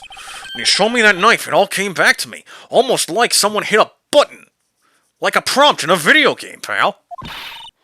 Well, what is it, Detective? Quick, before you forget again.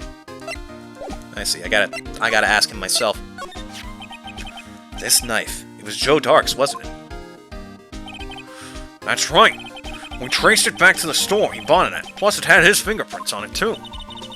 But no one actually witnessed him using it to murder anyone, right? That's where his luck ran out. When you take a good look at the knife, you'll see it's broken. You don't have to take a good look to notice that. Yeah, well, anyway. Take a guess where the broken-off tip of the knife was found. That's what did him in. Where was it?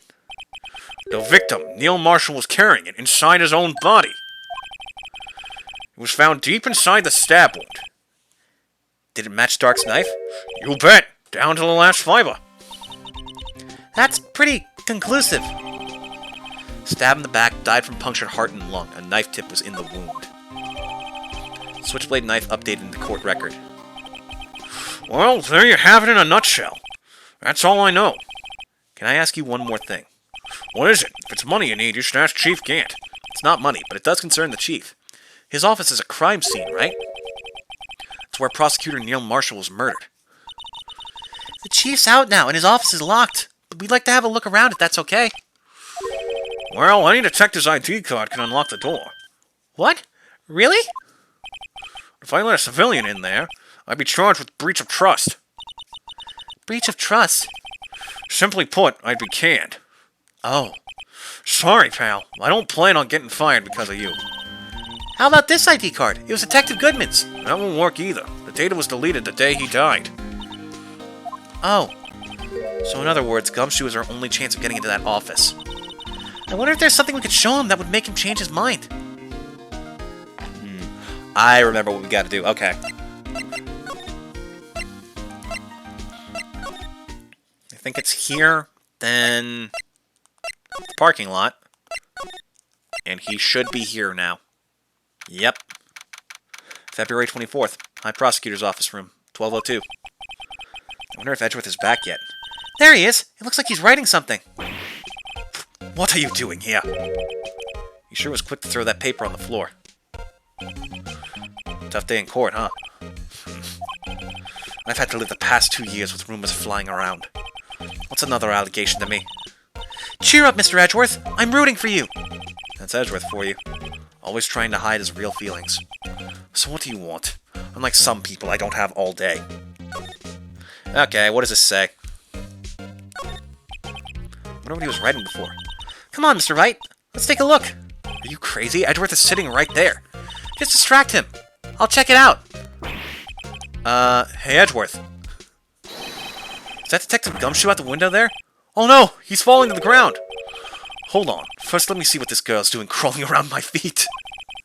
He didn't even look. What? Letter of... If you're having trouble reading, I'll read it for you. It says letter of resignation. Resignation? Edgeworth, you don't mean... I'm tired, right? I feel as if something inside me has died. But, Mr. Edgeworth, none of it is your fault!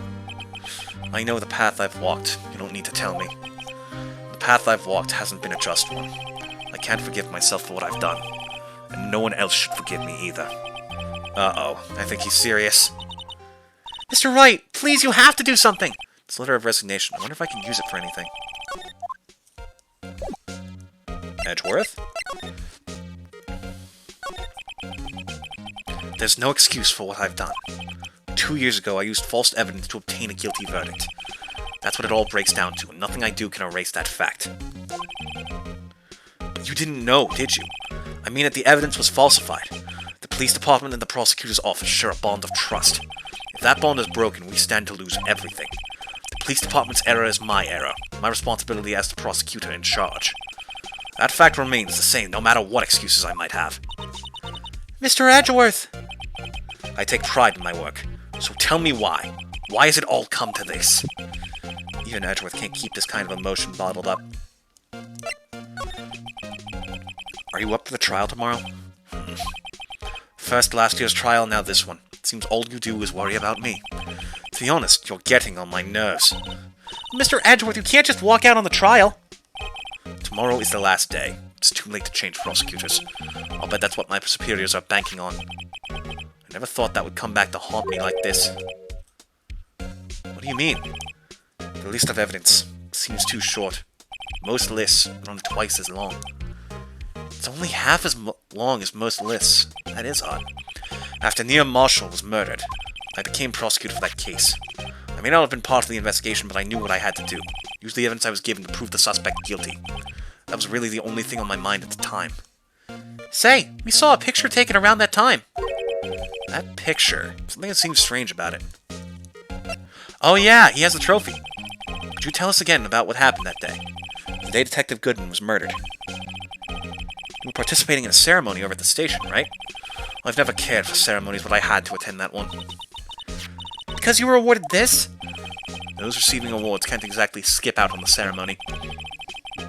Finished up at the office in the morning, then drove over to the police department. You finished up at the office? Yes. Just odds and ends, clerical stuff. I didn't plan on returning to the office that day. It isn't until I was asked to take something back. Take something back? This. Oh yeah, Chief Gent asked you to hold on to that, didn't he? Yes. It was a piece of evidence in a case that was closed half a year ago. He asked me to bring it back to the prosecutor's office. That's the story we heard yesterday. So you came back here to the prosecutor's office because the chief asked you to? That's right.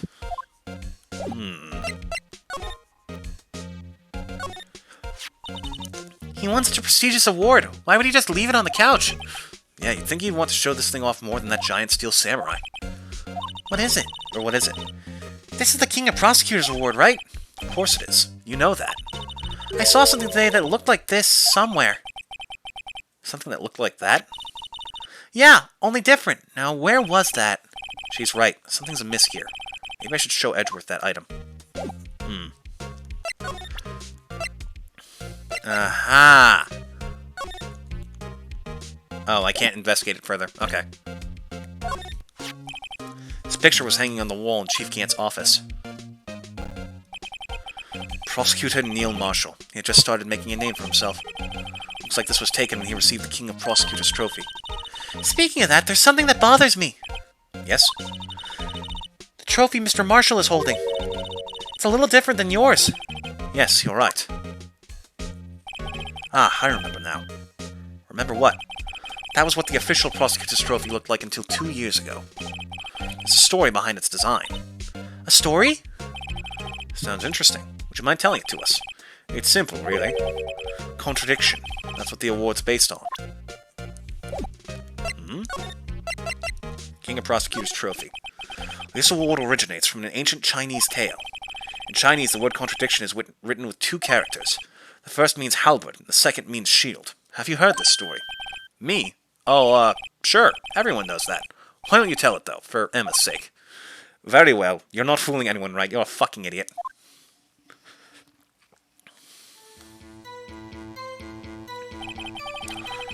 Long ago in the kingdom of Chu, there was an arms merchant. One day he presented the king with 2 items. The first was a halberd he claimed could slice through any shield or armor. The second was a shield he claimed could withstand any weapon. Wait a minute. Those claims contradict each other! Very perceptive. Then again, you've heard this story before, right? Anyway, as you mentioned, the very descriptions of these items discredit them both. When the king pointed this out, the merchant was left speechless, and thus the Chinese word for contradiction was born. Interesting. Oh, I see. So the chipped shield and broken knife symbolize... Precisely so. They symbolize the merchant's item. The ancient tale ends with the merchant at a loss for words, but it's in our nature to pursue matters to their conclusion, even if it results in something as ugly as this. Wow! Thanks, Mr. Edgeworth. I learned something new today. That's funny. That's so, then why were you only given a shield? Wait, that's true! Ooh, that's cool! You'll have to ask Chief Gant. 2 years ago, he had the halberd part of the award abolished. I wonder why. Chief Gant. Okay, Gumshoe. Oh, what the? There's something here. February 24th, Prosecutor's Office, underground parking lot. Excuse me. You again. Will either of you care for a quarter pound of roast beef? Wait, I forget your voice. You sound like a New Orleans woman. Preparing for the finest night of Mardi Gras. Will either of you care for a quarter pound of roast beef? Miss Starr. Guess she's out of lunches. You certainly are the curious sort, aren't you? Kinda like the first person who sucked a...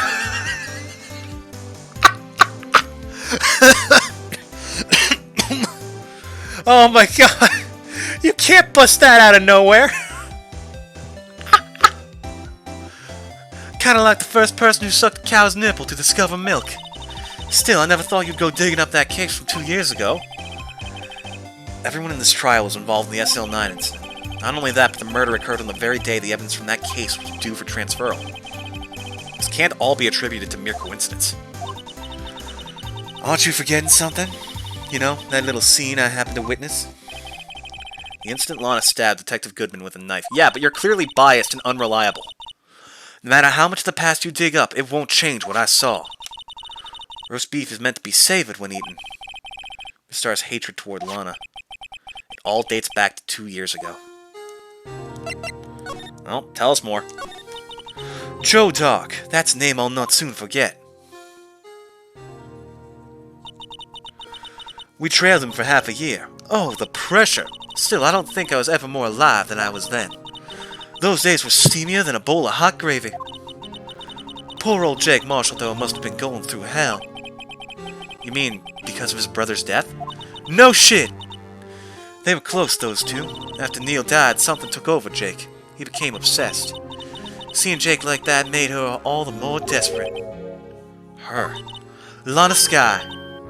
My sister? The best of the best were put on that SL9 case. Of course, they were led by that legendary duo. Lana and Chief Gant. That legendary pair was the reason we were able to keep up our investigation. That's why we were so shocked over how it turned out. You mean the forging of the evidence? Don't get me wrong, Joe Dog got what he deserved. Still, it was obvious the evidence produced in court was being manipulated. Items our team never found would suddenly appear, while other items were kept secret. But you don't have proof anything illegal was done. I'm proof enough of what happened. After that case, all of us saved Goodman were relieved of our duties. Most without even so much as an explanation. Then Lana Skye transferred to the prosecutor's office and became chief prosecutor. Lana always wanted to be a prosecutor. Nothing's quite as simple as it appears. Huh? Lana Skye was merely being used as a pawn. That's my take on the matter. She was being used. Damon Gant and Lana Skye. Gant led the investigation, with Lana second in command. They were the best. They solved all kinds of cases together, didn't they? Damon Gant's magnetism in particular was almost unreal. His magnetism? By that I mean his ability to attract evidence. He produced the most incredible evidence in the cases he handled. Incredible evidence? You mean... Oh yes, there were rumors about him even back then. No one dared confront him, though.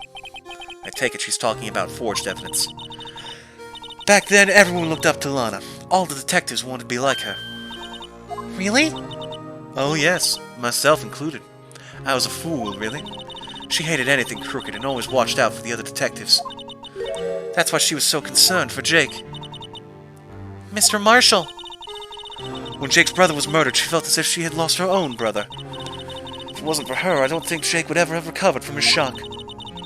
That's what makes it all the more infuriating. Miss Starr! That's why I'll never be able to forgive her. Why'd she have to turn so cold after that? Being used. Lana transferred to the prosecutor's office 2 years ago, didn't she? Yes, thanks to Chief Gant's powerful influence. Chief! That's right. Having solved the SL9 case, his position as chief was secured. There was only one thing left for him to control, and then no one could stand in his way. The prosecutor's office. What? You mean that's why Lana was transferred? If he can control the chief prosecutor, he can control the prosecutor's office. That must have been his goal all along. But how could he control Lana? I don't know. One thing's for sure. Ever since that case ended, she's never been the same. It's only logical to conclude there must have been a reason for her change. Last, finally getting close to the bottom of this ugly mess. Thank you, Miss Starr. You listen to me, rookie. It takes more than just ingredients to create fine cuisine. I hope you turn out to be a better chef than I've been. Alright. Gumshoe. We have dire circumstances, my guy. Oh, you're back! You're still here? I gotta make 150 copies of these files. Brewing coffee, copying files. I'm turning into a regular DJ. You're a DJ as well?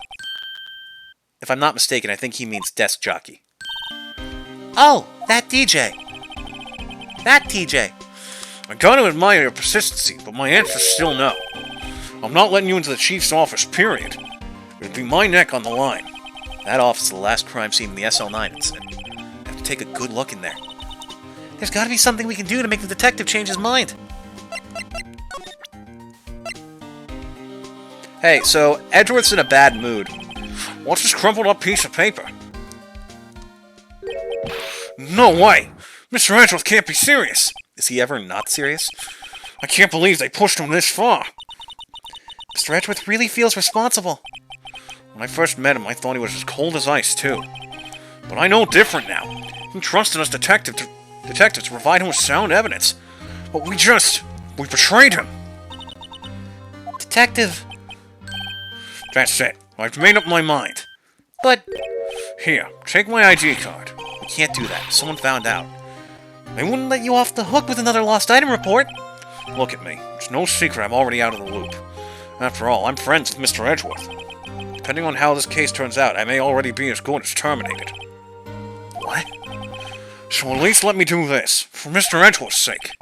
Alright, Detective. Thank you. Gumshoe's ID tucks swiftly into pocket. Let's take a look-see. February 24th, Police Department Chief's Office. Here goes, Mr. Wright. Click. Beep.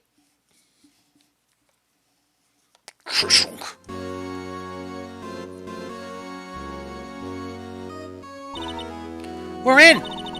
If anyone finds us now, Detective Gumshoe's a goner. If that happens, I'm counting on you to bail me out.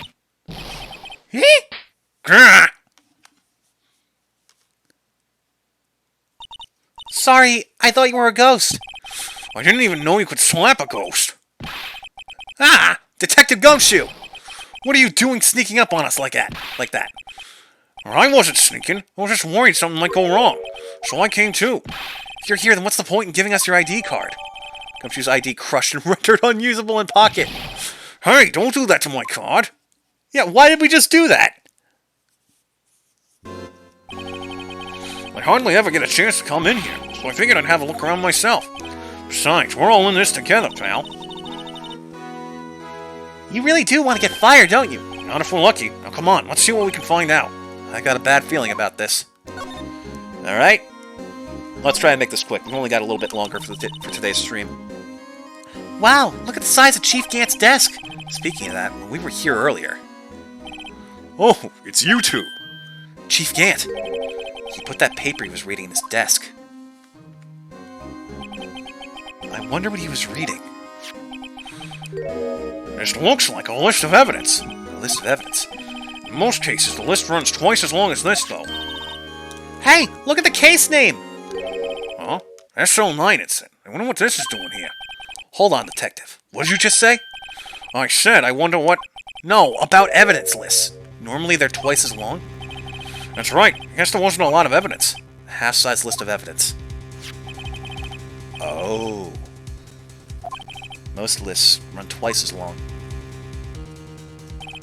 What would the other half of the list be doing here? I knew it! The chief must be hiding something about that case! It would appear so. Evidence list added to the court record.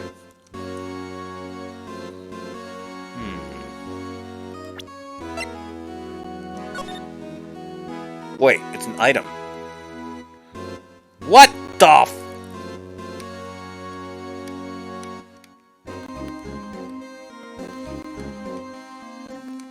She drew a picture. I wonder what this is. Looks like someone drew some kind of sketch here. What is it? Did you find something? Can't make it out. I'd better keep quiet about it for now. Huh? Oh, no, it's nothing. Yeah, of course. Why are your eyes moving about like that, Mr. Wright? I'd better not forget about this picture. Okay. Let's see. That's a very interesting suit of armor. This is the real deal, isn't it? This armor and these weapons? Sure is, pal. The chief doesn't care for imitations. The chief doesn't care. First the pipe organ, now this armor. Do you know how many taxpayer dollars must have gone into this room? What? You mean we're paying for this? That's it. I'm not paying 1 cent of my taxes. You don't have any taxes to pay. Shh! Be careful what you say. Who knows? The chief may be hiding in this armor as we speak. I don't think he'd fit in there. Even if he did, he'd never be able to get back out. Cut it out. You guys don't know how scary that guy can be. If I was Keith, I wouldn't chair either. Alright, what's this? This is a safe, isn't it? Safe? That word is ripe with intrigue. Okay, if you say so. It looks like a code needs to be entered in this panel to open it. Oh? 7-digit number. I think I might know what it is. Do you know what it is? I have a hunch. Oh, I know. You want to try my birth date? It's... Nope. I have a better idea. Here goes nothing.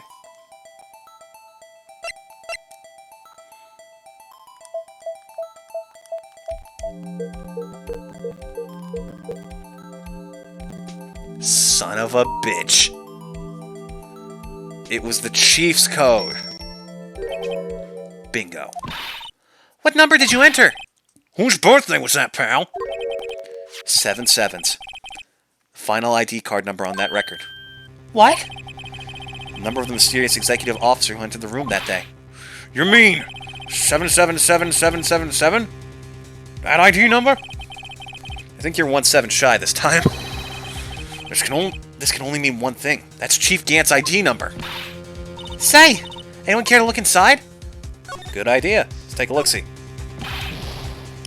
Is there any money in there? How much does he have stashed away? Look, it's a shard from a broken cup. It somehow looks familiar. It's the other piece of the vase. There's something else in here, too. A thing of cloth. What's this? Looks like a piece of leather cloth.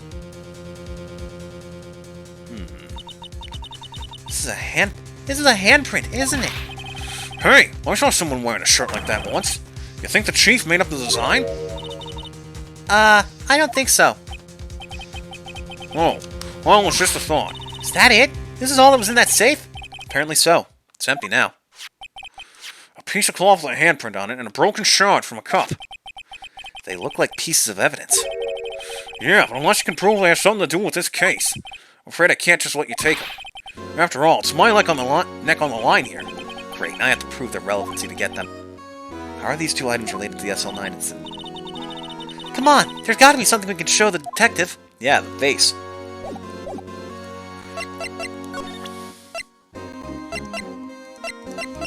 There we go. Detective Gumshoe, could you have another look at this jar?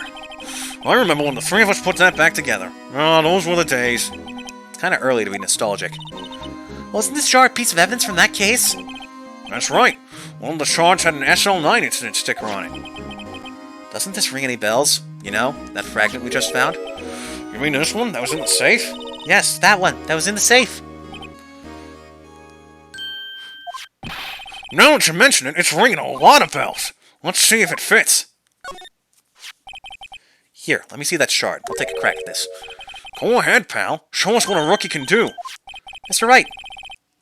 Here are the pieces. If I can piece it together again, it'll prove Chief Gant was knowingly hiding evidence. Here goes.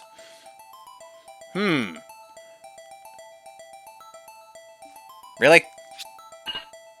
Wow, what a great challenge. There, it fits like a charm. That of course means Chief Gant willingly and knowingly hid a piece of this jar in his safe. In other words, he concealed a piece of evidence from the SL9 incident. But... Hey guys, get a load of this! What is it? This piece you just attached. It's different from the others. Huh? There's a reddish line on it! A reddish line? That's blood. I don't get it. Why would Chief Gant hide this in his safe?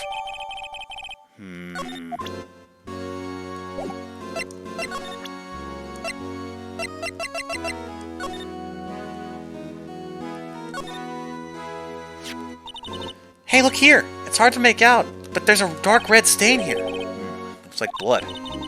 This piece Chief has is different, though. The bloodstains on the other pieces are just spots. This one's a line. That is odd. Is there something written on it? That desk on the other side of the room. Was that your sister's? Yes! That's where I was waiting for Lana. On that day 2 years ago. Is anyone using it now? No, sir. This is entirely Chief Gant's office now. He practices a strict policy of preserving the crime scene. It's a strange reason to leave it there. He leaves it as a warning to everyone else. He wants us to always be alert. He told us so himself at our New Year's party. Of course, he was pretty intoxicated at the time. I see. So, ever since Lana left, no one ever touches that desk? No one except Chief Gent and the cleaning lady who's in here each morning. Still, 2 years have passed since that incident. There can't possibly be any clues remaining. Can I ask you something? Sure. You only came here to look around, right? Because it's one of the SL9 crime scenes. I mean, that's your only reason for coming here, isn't it? Why do you ask? You don't think... Nah, you wouldn't be... No. No, there's no way. Never mind. Don't worry about it. Okay. Now then, let's look around a bit more. Hey, hold on. Not so fast, buddy. Oh? What is it? When someone tells you don't worry about it, it's supposed to start bothering you, pal. You don't just let it go at that. Sorry. This guy's starting to get on my nerves. Okay, so what's bothering you? You two don't think Chief Gent might be a suspect, do you? What? He's right, Mr. Wright. What do we think of him? He's absolutely a suspect. Chief Gent. So it's finally come down to this. What do I think of him? Perhaps it's best I don't divulge my feelings yet. There you go, ignoring me again. Well, what do you have to say about this? I feel a lot better now that this jar's complete. But it only raises another question. What was a piece of it doing in the chief's safe? More importantly, why wasn't there any money in there? Isn't that what safes are for, anyway? I have a feeling the outcome of tomorrow's trial might hinge on this. Okay, what else? What about the... We already checked the suit of armor. Did we check his... Oh! Besides Chief Gant's desk, we found this inside the drawer, a list of evidence from the SL9 incident. Mr. Edgeworth had the other half of that list. What does this list be doing here? We better look a little more into this list. Oh, did I not examine the evidence on it? I went straight to the back.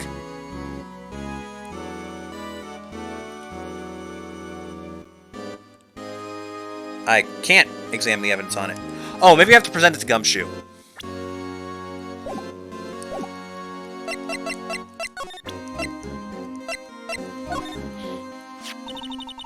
That's what the chief was reading before, isn't it? You know, when we first came in here?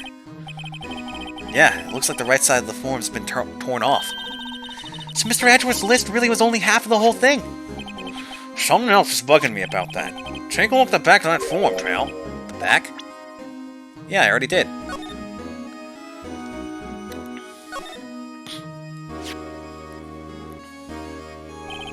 wonder what this is. Looks like someone drew some kind of sketch here. What is it? Did you find something? What? Oh no, it's nothing. What the Game, what are you doing?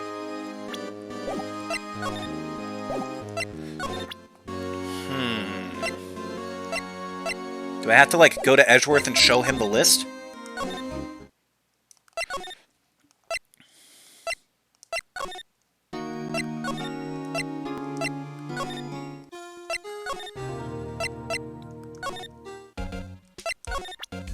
Here we go.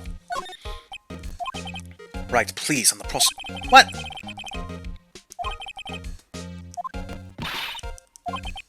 So what the heck am I supposed to do here?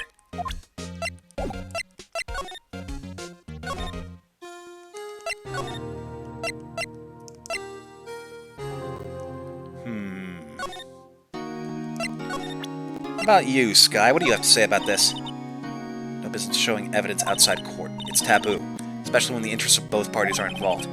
She really means it. Lana. So what? Game, I can't examine it any further. Okay, so now what?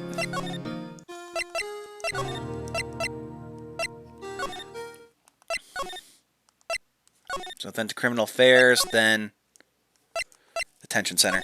No, not the detention center. What am I doing? Gotta go back to the chief's office. I'm pretty sure this is where the investigation ends today, so we're gonna try and finish out. Guess we didn't thoroughly examine this. Hey, wait, that's the vase! This was taken on that day 2 years ago. The day Joe Dark ran out of the questioning room and tried to kill Emma. After receiving his award trophy, Mr. Marshall took a picture here, and went along with Chief Gent to question Dark, but he never knew he'd be dead just a few hours later. Gee, you think? What about here? Is there a clue here? This was Lana's desk. It sure is tidy. Lana's always been a meticulous cleaner. There's not even any dust on it. Looks like someone's still keeping it clean. Does Lana ever come back here? No. Chief Gant must still keep it clean in memory of their partnership. They were the stuff of legends are made of. Let's keep it in memory of her or in memory of the crime. These shelves are mostly empty. Lana must have cleaned them out when she transferred over to the prosecutor's office. Small picture frame on the left shelf. Hey! This is when Lana and I went to that theme park. Aww. What else is there? Oh yeah, what about the... It's a safe, isn't it? What about the piece of leather? Okay, we're just not going to talk about that then. Well, let's check the organ. The chief's organ sure is a sight to behold. Occasionally we hear him playing it from the Criminal Affairs Department. It's on the 2nd floor. This is the 15th floor of an entirely different building. When a detective screws up, the chief calls him to his office and makes him listen to the organ for hours. What's so bad about that? Music soothes the soul. After that, the detective can't hear anything for days except for the ringing in their ears. So it's an instrument of punishment, literally. But aren't the chief's ears affected? He never listens to anyone anyway. That's beside the point. Okay, so what am I supposed to... What do I present to him?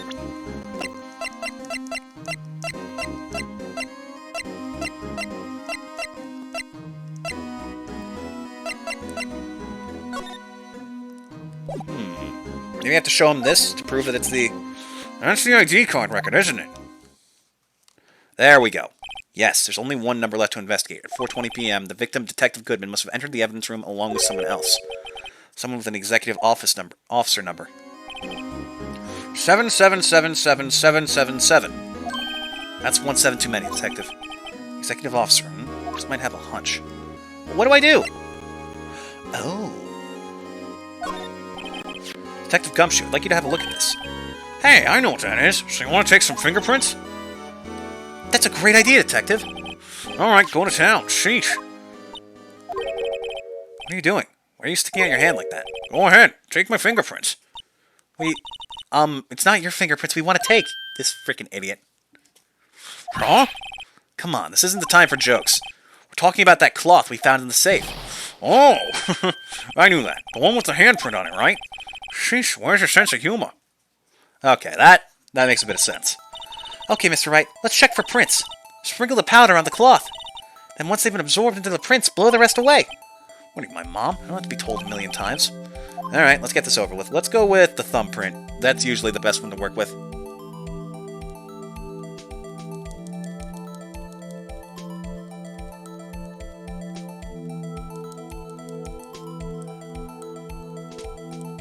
There we go. It's not intact. I gave it my best shot. That kind of result won't be any good for matching prints, will it? It doesn't look like we'll get a clearer result from this print. Okay, let's try a different finger then. Maybe the pointer?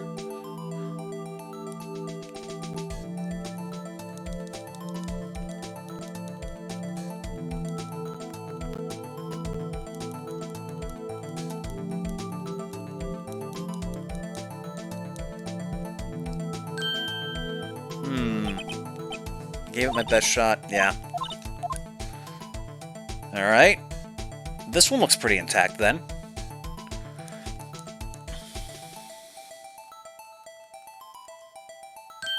Nope. Middle finger?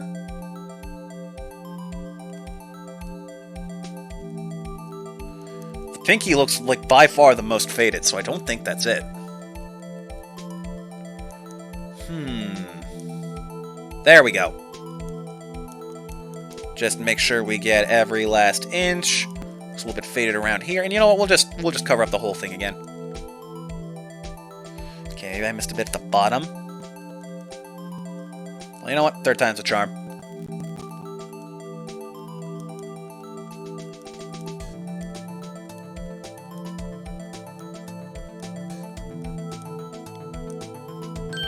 There we go. So it's not Gant, not Meekins, not Marshall, not Goodman. Oh, maybe it's Neil I was about to say maybe it's Neil Marshall. Huh?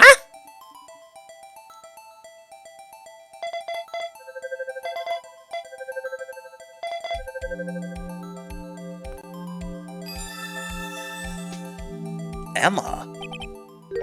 No. How can this be? What are Emma's fingerprints doing here? Hey, you found a match? Whose fingerprints were they? Huh? Oh, it seems the prints are too old. They aren't clear enough to get a match.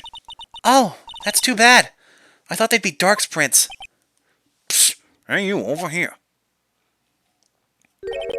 What's going on here? What are the kids' prints doing inside the chief's safe? Don't ask me. Let's just keep this information from Emma for now. Here, maybe we should hold on to this. Piece of cloth folded and added to the court record. Well, was I any help? Of course. Thanks to your ID card, we were able to get some hard evidence. Uh-oh. Now, that's not very kind, is it? In other words, if it wasn't for his ID card, he would have been useless. Isn't that right, you in the coat? Chief Gent! You didn't think you'd be back so soon. Fortunately, I'm a man who... Oh, wait, that's the gumshoe voice. Fortunately, I'm a man who believes in signs. As I was walking to my meeting, I happened to look out a store and saw a stray dog run right into a pole, or look out a window. Just then, I thought of a certain detective. Do you mean me, sir? Now then, I'm afraid I'm going to have to ask you all to leave. Yes, sir. Sorry. Oh, you in the coat. Me, sir? Drop off your ID on the way out. You won't be needing it anymore. But sir! Now get out! Yes, sir! We'll be on our way too, then. Wait. You, the one without the spiky hair. Don't go yet. Me, sir? I'd like a word with you. But sir, I'm not a licensed scientific investigator yet. You with the spiky hair. You're free to go. Mr. Wright! What, Nick, did you just leave her there? You just left her with a man you're currently suspecting for a murder. Are you a fucking idiot? Look, pal, if I've told you once, I've told you 1,000 times. The chief's office is off limits. No, you just had to go sneaking in there like that, didn't you? I thought you said you didn't care anymore if you were fired. Yeah, but if I knew it would be like this, I never would have said it. Now that I've seen the evidence Chief Gent was hiding in his office, I think I'm finally starting to get the picture. But why has she kept eerily silent about it all this time? Excuse me. Anyway, you listening to me? I'm gonna try to smooth things over with the Chief again. Later, pal. After that, I heard from Emma. She said the police wanted to ask her some questions, so she'll be busy for the rest of the day. All that's left is to get the truth out of you. I see. So the chief asked Emma to come in for questioning. It's no use thinking about it. Tomorrow's the final day in court. I'm committed to doing everything I can to defend you, which is why I'm here. I've already told you all I can. What you've told me over these past couple of days is absolutely nothing. Not a single useful thing. Really, I believe I did mention something quite important. Something I told you right at the beginning. I said that I was the one who stabbed Detective Goodman. You know, I think I've finally figured it out. I know who it is that's lurking behind your words. Mia did a good job mentoring you. I'm rather jealous. It seems Edgeworth was right. Edgeworth? Once you're convinced you know something, no one can persuade you otherwise. Thick-headed is the term he used, I believe. Now's my chance to get her to tell me the rest of the story. I have to admit, I was more than a little perplexed at first. You insisted you did it, yet there was no incriminating evidence. That's when it hit me. It's not that you're unwilling to tell the truth. It's that you're incapable of doing so, because of a certain individual. What an intriguing notion. A certain individual, you say. So you think I'm protecting this person? Protecting? No. I think afraid of is more like it. If I'm not mistaken, the person in question may have persuaded you to silence. For argument's sake, Mr. Wright, whom, may I ask, is this person you're speaking of? The one I'm supposedly so frightened of. What is this person's name? Demon again. Demon Gent. Wellness Sky? Mr. Wright, you are addressing the Chief Prosecutor. Do not forget your place. Take it she's still not ready to spill the beans. My apologies. Could you please tell me a bit more about what you think you know? We were partners until 2 years ago. I respected him as a detective. Assuming he is respectable, then tell me something. Why would he try to hide his crimes? His crimes? Both you and Edgeworth will be brought before a board of inquiry for what you did. Specifically, hiding and forging evidence. Of course, these are serious offenses. Why is it, though, that Chief Gant's name was never mentioned? Chief Gant? Edgeworth didn't know the truth behind the forgery. The only party who could have possibly tampered with the evidence was... me. I had access because I was second in command of that investigation. Yes, you, but also one other. Damon Gant. If you intend to accuse Chief Gant, you'll need more than just words. Show me proof that Chief Gant falsified evidence in that case. I got several pieces of evidence he stole. I got the fact that he was involved in the murder. I got his ID card on record and the safe that he held the items in, as well as half of the evidence list. I just found this in a safe in the Chief's office. This jar piece and this piece of cloth. Do you know what these are? They're pieces of evidence from the SL9 incident. The person concealing evidence was none other than Chief Gant himself. Now tell me, why are you taking all the blame for him? Touche, Mr. Wright. It's as you surmised. I cannot disobey the Chief's orders, even if it means being found guilty for murder. Why not? Come now, Mr. Wright. You can't possibly expect me to be able to tell you that. 3 days ago, I had no choice but to cooperate. In the murder of Detective Goodman. Perhaps I should say, follow orders. Yes, that's more accurate than cooperate. Although I can't tell you the details, I can say that I was given an order that day. I need you to dispose of Bruce Goodman's body. You'll find it inside the trunk of Miles Edgeworth's car. Just as I suspected. Despite what everyone believes, you were not the one who murdered Detective Goodman. Correct. I was trying to take the body out of Edgeworth's car. The trunk's lock was broken, and I discovered that murder weapon while inspecting the body. The murder weapon? You mean Edgeworth's knife? No. When I found the body, this was the knife stuck in it. The knife from the SL9 incident. Serial killer Joe Dark's knife. I couldn't just leave that knife in him, so I took it out and stabbed him with another knife. That would be Edgeworth's knife. That's right. Even though he was already dead, my hands were shaking at the thought of stabbing him. That's why I ended up cutting my hand. And that is the reason for the bandage on your right hand. Yes, it seems that I got blood on the victim's shoes as well. And then... she saw me just as I plunged the knife in. Miss Starr, huh?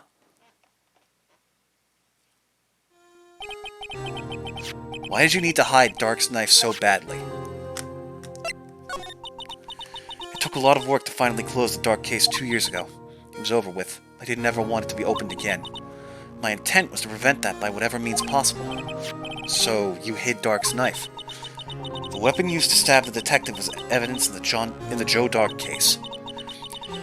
If word got out, which it would, the reporters would have a field day with that. So you wrapped the knife in your scarf and hid it, in Edgeworth's exhaust pipe. Right. Then I called my sister. To tell her what happened, and to ask her to hide the knife that was inside my muffler. You asked Emma? I didn't want anyone on the force to know about this. That would explain why Emma is so confident. About Lana's innocence. Speaking of phone calls, I had a bad feeling about one of them that day. A bad feeling. The truth is, after I received those orders from Chief Gant, the first thing I did was make a phone call. A phone call to Patrolman Jake Marshall. To Marshall? Why on earth would you call him? The lead investigator for the SL9 incident had been murdered. I wanted that fact to be kept hidden, and I needed help. He was the only other person I could trust. Or at least I thought I could trust him at the time. However, it seems after I spoke to him, he went off on an escapade of his own. Oh, you mean... not wanting the case to die, he decided to take things into his own hands. He disguised himself as Detective Goodman and tried to steal the evidence.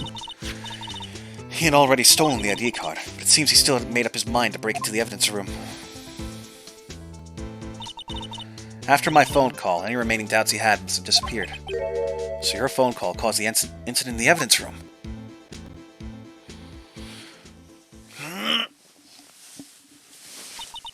I'm afraid that's all I can tell you. But Lana, you've earned my respect, Mr. Wright, both as a defense attorney and an investigator. Now please, don't pursue this any further in court tomorrow. Tomorrow's trial. There's only one way to drive off Lana's demons. I've got to get to the bottom of everything. Detective Goodman's real murderer.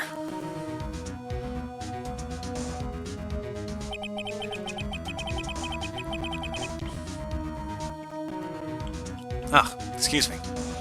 And what went down in the chief's office 2 years ago? To be continued. Alright, chat. That's gonna be it for today. I am so hyped. We should definitely be able to finish this tomorrow now. Just bear in mind, this is by far the longest court section in the game. So it will take a bit. But we will see it done. Now, let's see what we can do about finding you guys a raid. Let's see. Should be at least one other person doing this game today.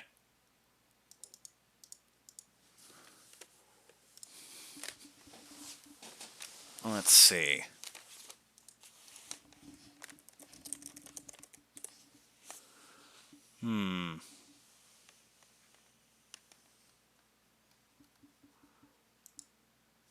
Nope, not this one.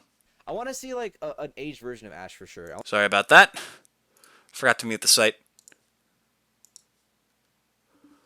The Omen VT. Keyblade Soul Lord.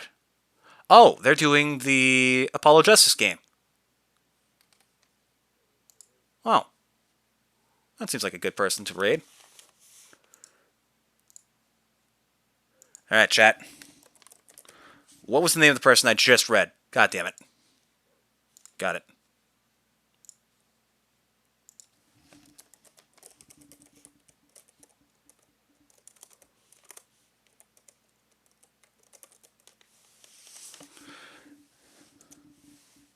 Alright. You all have a wonderful day. Make sure to be nice to them, too. And they are playing a later game in the series, but still, try and be easy about spoilers. Because this case technically comes from an even later game as well. It just got hitched on to the trilogy because it happened at this point in time. You all have a wonderful day. Take care, and I'll see you again tomorrow. Goodbye.